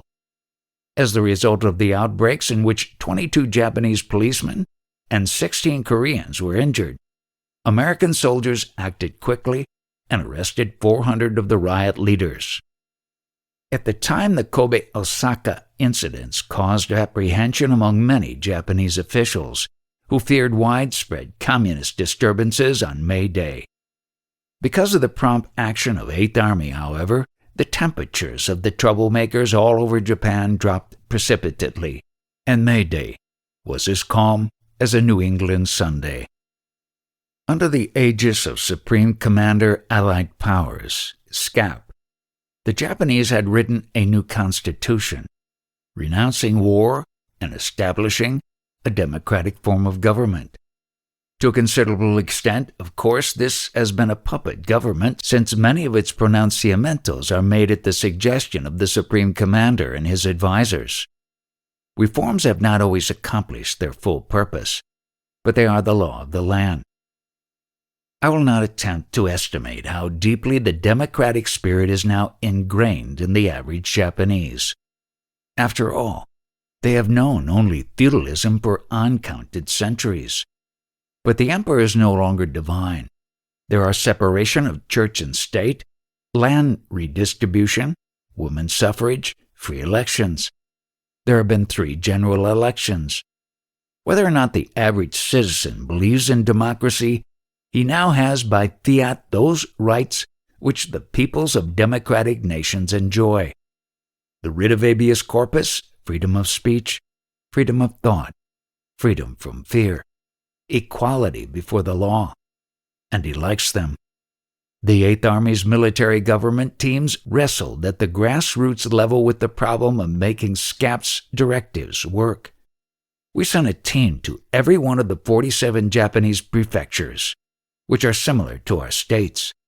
A typical unit consisted of perhaps 7 officers, 7 civilians, 20 enlisted men, and 50 educated Japanese. There were also larger regional teams and staff sections at Army and Corps levels to augment their efforts. Experts provided agricultural and industrial advice, introduced public health and education and welfare measures, devised practical methods of increasing coal production, supervised, when Japanese nationals were laggard, collection of taxes. But always these advances were accomplished through the Japanese themselves. It was a long way from the high plateau of policy in Tokyo to the governors and mayors and peasants in these provinces. The specialty of the Eighth Army lads was followed through. 2 years ago, SCAP ordered enforced rice collections in the rural areas so the starving cities might be fed. 3 months before the fiscal year's end, collections by the Japanese government had reached only 30% of the expected total. Then the military government teams were sent into action. They needled, cajoled, and pressured the local governments until the farmers' rice was forthcoming. Collections went over the top in 6 weeks. It was these same lads who were on hand with food and medicine and stretchers in 1947 and 1948 when earthquakes brought suffering and tragedy to many villages and to such cities as Fukui and Kanazawa. My view of the Japanese situation has always been that the nation brought disaster upon itself, and that its people must work out their own salvation. Economically, however, this is at present impossible. Japan was for many years a country which imported raw materials, processed them, and then exported the finished product. This was her place in the Asian orbit. Defeat in the war cost her world markets, resulted in understandable post-war hatreds, and ruined civilian industry. As an occupied country incapable of self-support, it left her squarely on the back of the United States. Occupation efforts to revitalize commerce, agriculture, mining, and fishing have shown definite results. We have assisted Japan in obtaining raw materials, and her exports have risen from 0 to nearly 3/4 of the average maintained in the years 1930 to 1934. This is, at least, a good start. Corruption and inefficiency have been dealt heavy blows by the balancing of the Japanese budget and the stabilization of the yen. Since my return to this country, many people have asked, are the Japanese people friendly to the United States? They are. During my 3 years as Army commander, I made constant tours of inspection to every corner and cranny of the islands, and I know whereof I speak. When the Eighth Army landed, many of the Japanese expected dire and brutal retribution. We saw few women during those first days. Most of them had gone into hiding. Those on the streets had shoved several kimonos into their mompes in order to make themselves as unattractive as possible.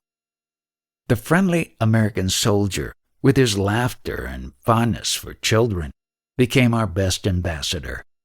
There were, of course, a few incidents. There are bad apples in any barrel. But former Secretary of War Patterson was right when he said of the Eighth Army troops, they are the best representatives the nation could have, an army of which the American nation can be proud. Laughter did almost as much as the abolition of the secret police to introduce the idea of democracy in Japan. Indeed, the friendship of Japanese babisaksers for our soldiers now gives me a rather crooked smile. Once they were fearful, In the end, they were so friendly that in the interests of discipline and ancient Japanese custom and sensibilities, I issued to the troops very positive orders against public demonstrations of affection. It is significant that in a once hostile nation, our soldiers, with money in their pockets, may wander unarmed anywhere without the fear of footpads. The friendship of educated Japanese is based on intelligent self-interest. In their minds, there are only two great powers today, Russia and the United States. They are very well aware of the Soviet course in countries occupied by her, the siphoning off of resources, the kidnapping of industrial plants. They have seen what happened in Manchuria, and they know what would have happened if Russia had occupied Japan. They know that in contrast, 1. The Americans have not lived off the country. We have brought in the food to feed our soldiers. We have fed the hungry in the burned-out cities. After 5 years, Japan still would be a nation of empty stomachs, without the regular shipments of American grain to augment the native food supply. 2. By the reparations agreement, certain Japanese plants were taken over. We have not dismantled them and hustled the machinery back to our own country to rust. Instead, many plants have been put in working order and are now enriching the native economy by producing for Japan. Our honesty and fairness have made a profound impression. Our prestige is enormous. To understand this, one must remember that in 2,000 years, Japan had never lost a war. Every child from the cradle was taught the creed of Japan's invincibility. Yet after the supposed death blow at Pearl Harbor, after Bataan, after Japan's conquering sweep to the back porch of Australia, the Allies fought their way back. Starting from scratch, America's industrial power produced immense carriers and fleets of battleships, clouds of airplanes, and the B-29 bomber, long-range submarines, the marine transport, and landing craft to ferry hundreds of thousands of troops to objectives in the Pacific while fighting another major war in Europe. Then came the scientific and industrial miracle which brought about complete submission, the atom bomb. For the Japanese, the Americans are still the giants in the earth. The phrase balance of power is repugnant to many Americans. For them it has overtones and echoes of the cynical European diplomacy of the 19th century. And yet the balance of power did keep the peace in Europe for a good many years. At the moment, because of Russia's intransigence in the United Nations, America's only recourse in the effort to keep the peace in Europe is a balance of power policy. The Marshall Plan to bulwark our democratic friends and allies is a part of it. But there is no balance of power in Asia. There, for half a century, a ruthless Japan and a ruthless Russia made the contest a standoff. Our wartime agreements with the Russians have given them the Kurils, northern Korea, and southern Sakhalin, and a dominant position in Manchuria. Thus, murky Muscovite dreams of a century and a half have at last become hard fact. Tsarism is dead, but Stalinism is equally imperialistic. Chinese communist armies now have swept over the areas once controlled by Chiang Kai-shek's nationalist government, and the hammer and sickle throw long shadows over Asia. Militarily speaking, Japan is now a pygmy nation. She could not defend herself against aggression. The defenders would be limited to a few police armed with pistols. The nation has nothing to offer except manpower and industrial potential. But since we deliberately disarmed the Japanese, we have also, by all rules of fair play, assumed the obligation of protecting her. The numerical strength of the communists is not great in Japan, but they have shown political gains. Communism always flourishes in a sick economy, and Japan is sick. Her population grows leaps and bounds.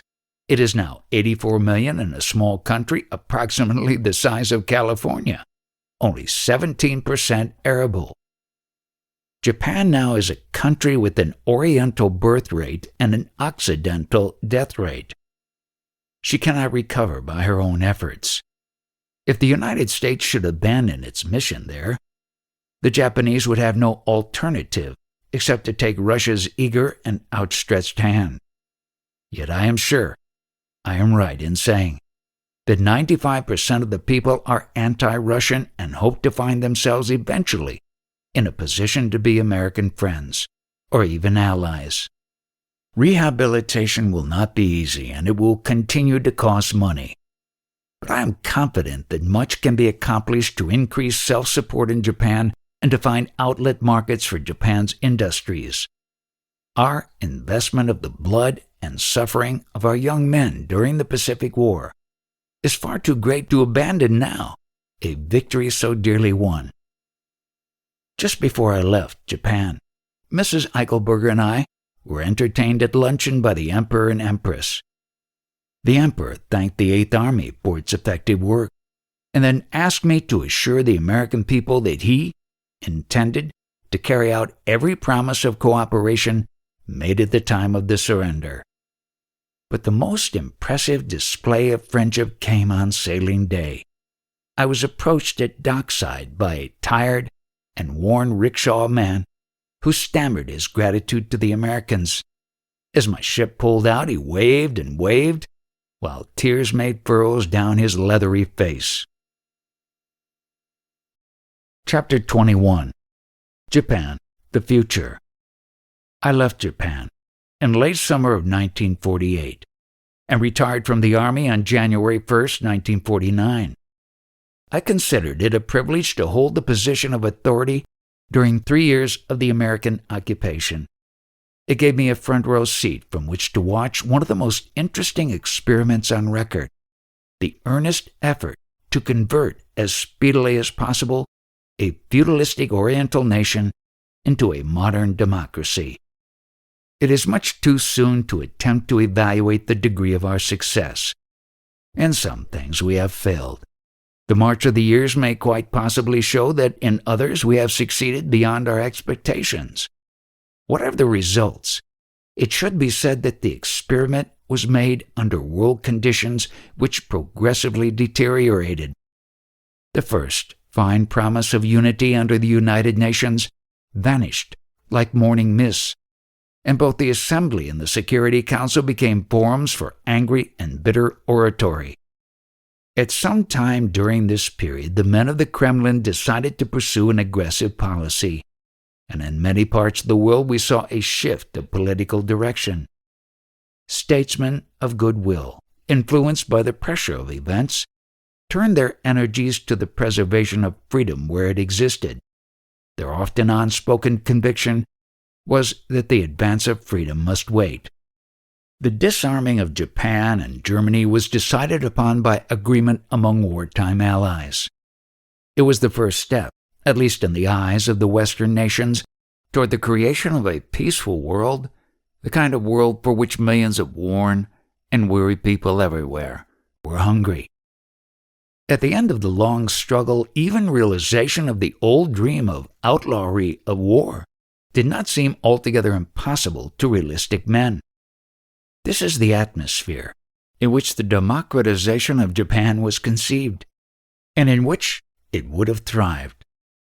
The Japanese took with sober seriousness the provision in their constitution which pledged them to a renunciation of war for all time, and a renunciation of their age-old desire for military domination of Asia. All of us are familiar with the progressive change in the coloration of international relationships. Even during my service in Japan, I saw evidence that Americans were beginning to lose interest in the great experiment. They became alarmed as Soviet imperialism gobbled up the smaller nations of Eastern Europe and made them satellite states. Our countermeasures in Europe meant the maintaining of a large military establishment and the outpouring of billions of dollars in treasure. The cost of the Cold War is one of the American taxpayer's dreariest burdens, and I see no alternative. But it would be fatal for him to lose sight of the importance of Japan. A few months after my retirement, the Department of the Army asked me to return to work at the Pentagon building as a civilian consultant on the problems of the Far East and Japan. I accepted. In all, I have spent 14 years working on Far Eastern affairs. But my assignment in Washington taught me many things I would not otherwise have known. The man in the field is on the receiving end. He has no way of knowing about the intricate chess play among departments and bureaus and commissions. I hate red tape, but I learned that a system of checks often prevents irresponsible decisions. I learned, too, that an expert's opinion that an appropriation is necessary does not necessarily convince a congressional committee it is necessary. Those things take time, and God knows they take patience. It is a hard lesson to learn, and there are times of emergency when it is a hard lesson to abide by. Nevertheless, in my position as a consultant, I believe I was privileged to arrive at a factual and unprejudiced point of view. I still maintain a vigorous correspondence with men in the Far East. I have talked with most of the technical advisors who have gone back and forth between the United States and Japan in recent years, and I have been in a position to read all reports available. Most of the officials of SCAP summoned to Washington have visited me. Many Japanese, including members of the Diet, have been sent here on official missions to study American educational methods, American hygiene, and American police procedure, and my office has seemed a mandatory point of call. This is a matter of personal satisfaction, but it is more than that. I suspect that I have more understanding of the changing situation than I would have had if I had continued to live in Yokohama. Although there is still a long way to go, real progress has been made in the rehabilitation of Japan. The diminishing need for United States assistance provides a yardstick of this progress. In the fiscal year 1949, a total of $507 million was necessary to do the job. In the fiscal year 1950, this fell to $410 million. And for 1951, it is expected that Japan will receive about $250 million. The reductions are due, in a large measure, to the high level of domestic food production and the expansion of industrial production and exports. Current food production is now about 9% better than the average of the peacetime years 1930 to 1934. In the last 5 years, 900,000 acres of wasteland have been brought under cultivation, providing farms for hundreds of thousands of peasants. Some 6,000 Japanese farm advisors have been trained under American agricultural experts, and more than 31,000 farm cooperative groups have been organized.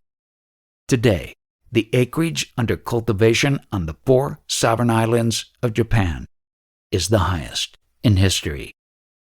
Devastation of plants, inability to finance imports of raw materials, and the drying up of foreign export markets have made the problems of industry infinitely more difficult. And yet progress is being made there. Production of coal and pig iron, and the manufacture of crude steel and machinery and chemicals, including fertilizers, are increasingly encouraging. The textile industry, always one of Nippon's mainstays, is still at low ebb. It is impossible to guess whether or not the pre-war export market for silk and other textiles can be restored. But Japan, because of the inability to import enough raw cotton, cannot at present even restore to pre-war levels domestic textile consumption.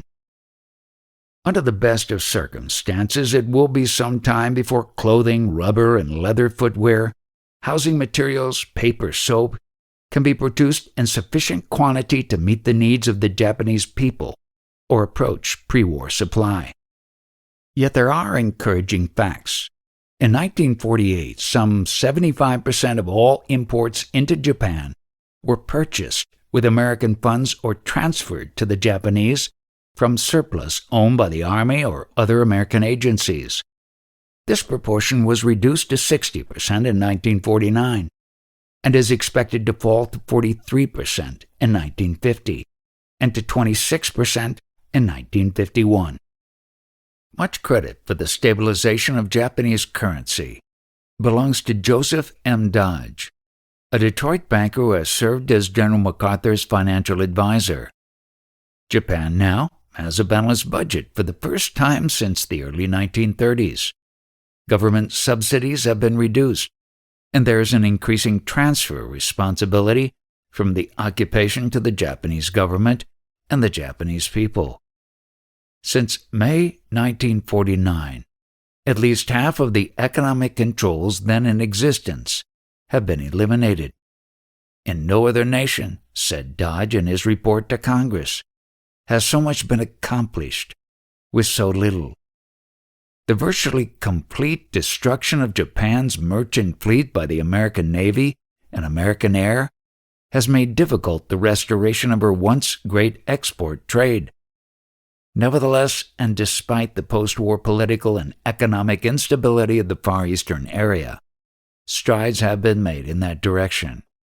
In the fiscal year 1948, the value of Japanese commodity exports and invisible earnings totaled $174 million. In 1949, it rose to $487 million, almost 3 times the previous year's figure.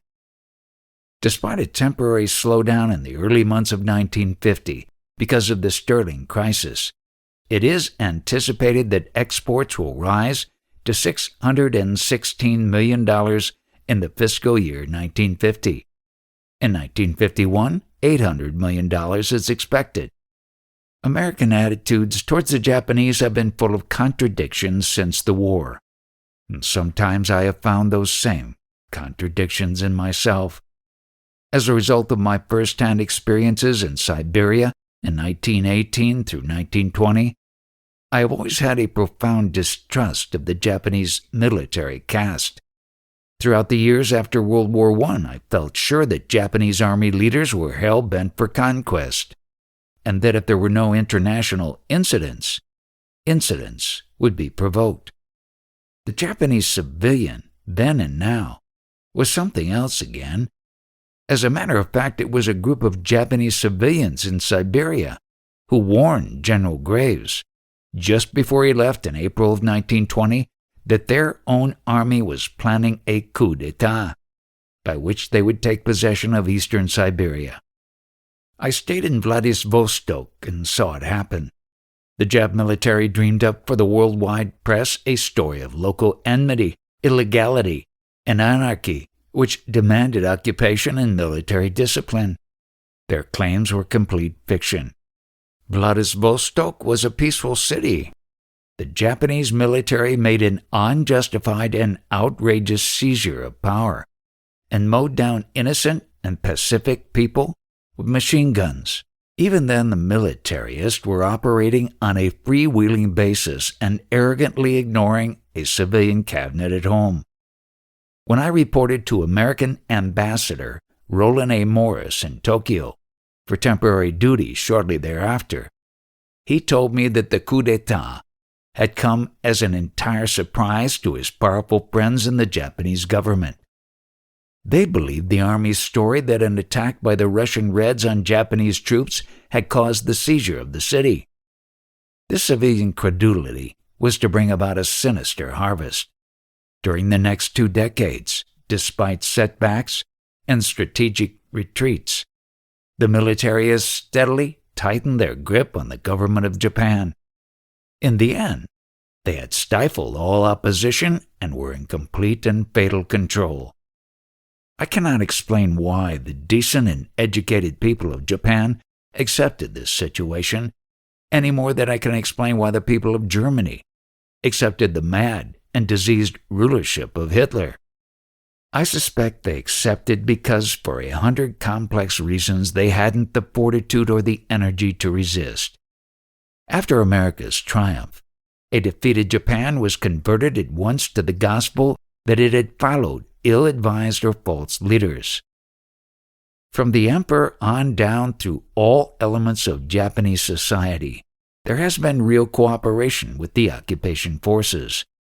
The decision of the Potsdam Conference to retain the emperor as the nominal ruler of the nation has been a major factor in this cooperation, and the Potsdam decision, denounced as appeasement by some American critics of the time, has proved itself in practice to be of the greatest usefulness in carrying out our program.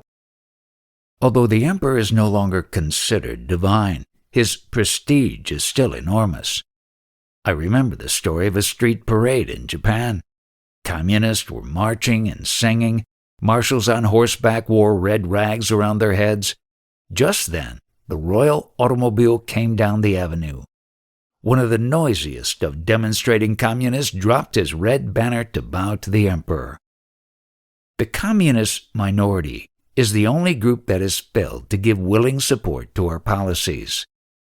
The Potsdam Declaration called for the release from prison of all persons incarcerated for political beliefs. As a result, some 8,000 communist leaders bounded out of prison at the beginning of the occupation and gained force by stertorously proclaiming themselves allies of the victorious American troops. When by direction we reintroduced unionism, they made every attempt with some success to infiltrate the unions. But the communists had made errors.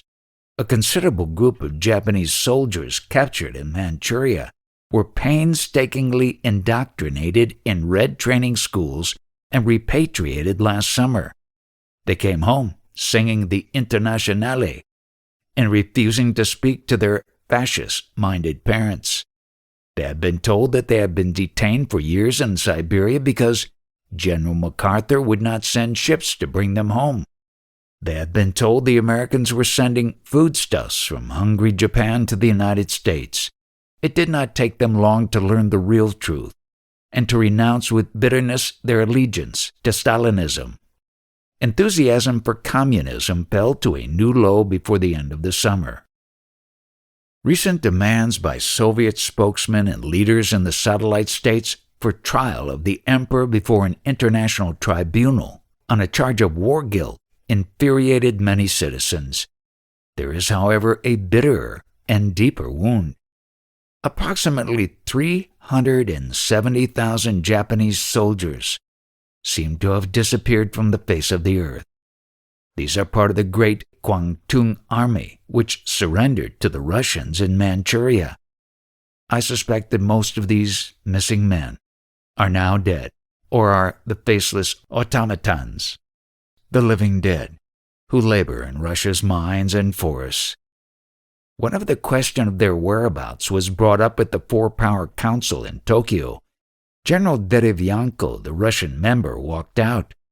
For weeks, Japanese fathers and mothers picketed his handsome residence. Their banners asked, "What has happened to our sons?" Many Japanese leaders today are apprehensive about the future. Russia and the Chinese communists control a great section of the Asiatic land mass. The great Russian port of Vladivostok is but 400 miles west of the island of Hokkaido. Russian-held Sakhalin is separated from Hokkaido only by a narrow strait, and the Russian-held Kuril Islands are so close on the east that the water could be crossed in a rowboat. At the southern border of China, Mao Zedong's Red armies stand looking with longing eyes at the raw materials of Burma, Siam, Indochina, Malaya, and Indonesia. There is reason for this apprehension. If Japan could be captured, either from within or without, for communism it would be a rich prize for the Soviets. Japan would round out handsomely the economic scheme for a Marxist Asia. Most of Asia is rich in raw materials and poor in industry. The Japanese are the know-how people of the Far East. Before and during the war, they were able to construct great battleships and carriers, excellent landing craft, clouds of airplanes. Since VJ Day, They have manufactured locomotives, and they are the only people of the Far East who can produce electrical machinery. It is easy enough to envision what would happen in a Kremlin-enslaved Asia. The Japanese are an industrious people with technological skills, a willingness to work, and a tradition of subservience to totalitarian rule. From China and the lands to the south of China would come the ores and raw materials to serve Japan's manpower and heavy industry. From Japan there would go out the arms and processed goods which might make communism impregnable in the Far East. The Japanese are apprehensive about the future because they are not sure what the policy of the United States will be. They are fully aware of the world hazards implicit in the Cold War between Russia and the West.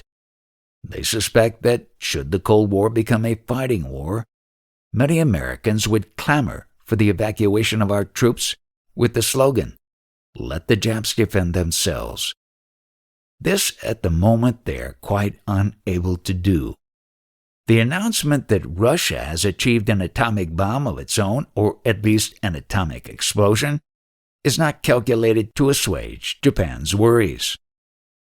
It seems to me that the Japan we completely disarmed is entitled to a clear statement of our intentions.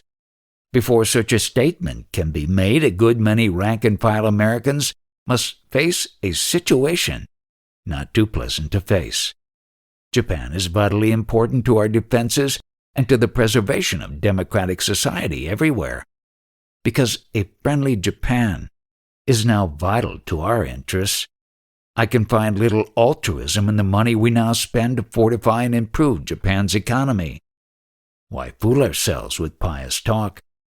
We have served a high purpose, to be sure, but it is useless to pretend that at the same time we have not served our own interests and the interest of such other nations as Canada, Australia, New Zealand, the Philippines, and Indonesia. All of them, whether or not they are cooperating in our economic program, hope to keep Japan out of the arms of the Russian bear. But how? There are only two ways.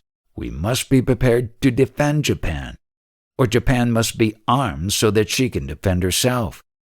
There are no other possibilities.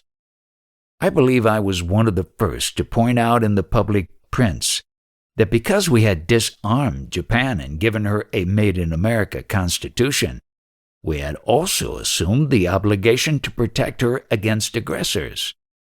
General MacArthur, in his New Year's message for 1950, affirmed in his own luxurious prose the right of any country to defend its shores if attacked. Secretary of State Aitchison has echoed this sentiment in several public statements. These sentiments are all very well, but the fact is that Japan has nothing with which to defend herself except a few thousand pistols carried by the police. I know because it was under my supervision that guns and munitions were carried far out to sea and deposited there. Americans must make up their minds, and very quickly, whether they will maintain the present occupation forces or begin arming from our own arsenals a Japanese constabulary which might, in time, evolve into a standing army. Recently there has been a great deal of talk about a peace treaty with Japan.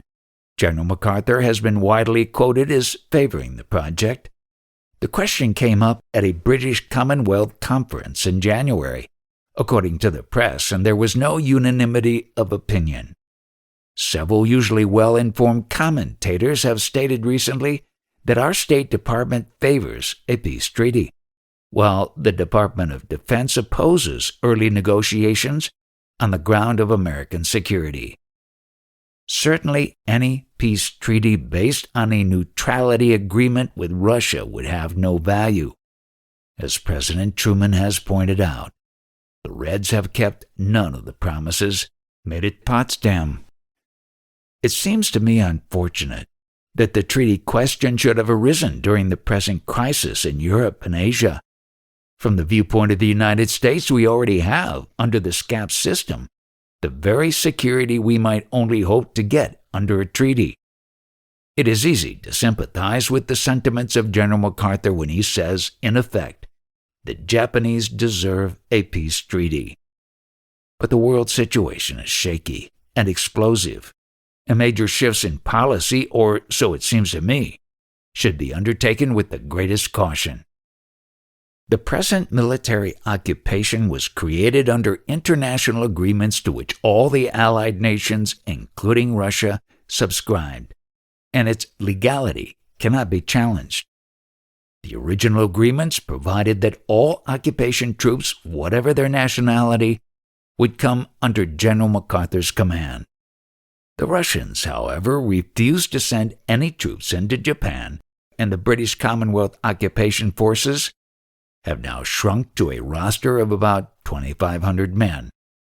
Nevertheless, under the SCAP system, the Yokosuka Naval Base, the various air bases, the 4 infantry divisions of 8th Army, are directly under General MacArthur's control and provide an automatic security for Japan, which would be gravely threatened by our withdrawal. The time will come, of course, when we must turn Japan loose to make her way in a disturbed and turbulent world, but the time is not yet. The rehabilitation of that shattered nation has made progress, but it is by no means a completed job. Japan, like England, can never be self-sufficient. Nothing less than the restoration of her right to build and use her own shipping and the restoration of her import and export trade will solve her financial problem. For most of her citizens, life is hard at the present time. Prices are high, and wages buy only the sheer necessities of existence. Many intelligent Japanese leaders who sought a peace treaty a year or so ago have had their enthusiasm chilled by the frosty winds blowing in from Siberia. Russia is an ancient enemy. Rearmament, even if permitted by the Allied powers, would put an intolerable burden upon an already hard-pressed economy. A good many of these leaders prefer to avoid the issue of rearmament. They are quite satisfied that for a reasonable interval, the Americans should continue to man the bastions and meet the payroll. Whatever the outcome of high-level negotiations about the future of Japan, it seems to me of the first importance that a forthright statement of policy should be made by our government. It will hearten the wondering Japanese, it will warn the Soviet, and it will make our position clear to all the world.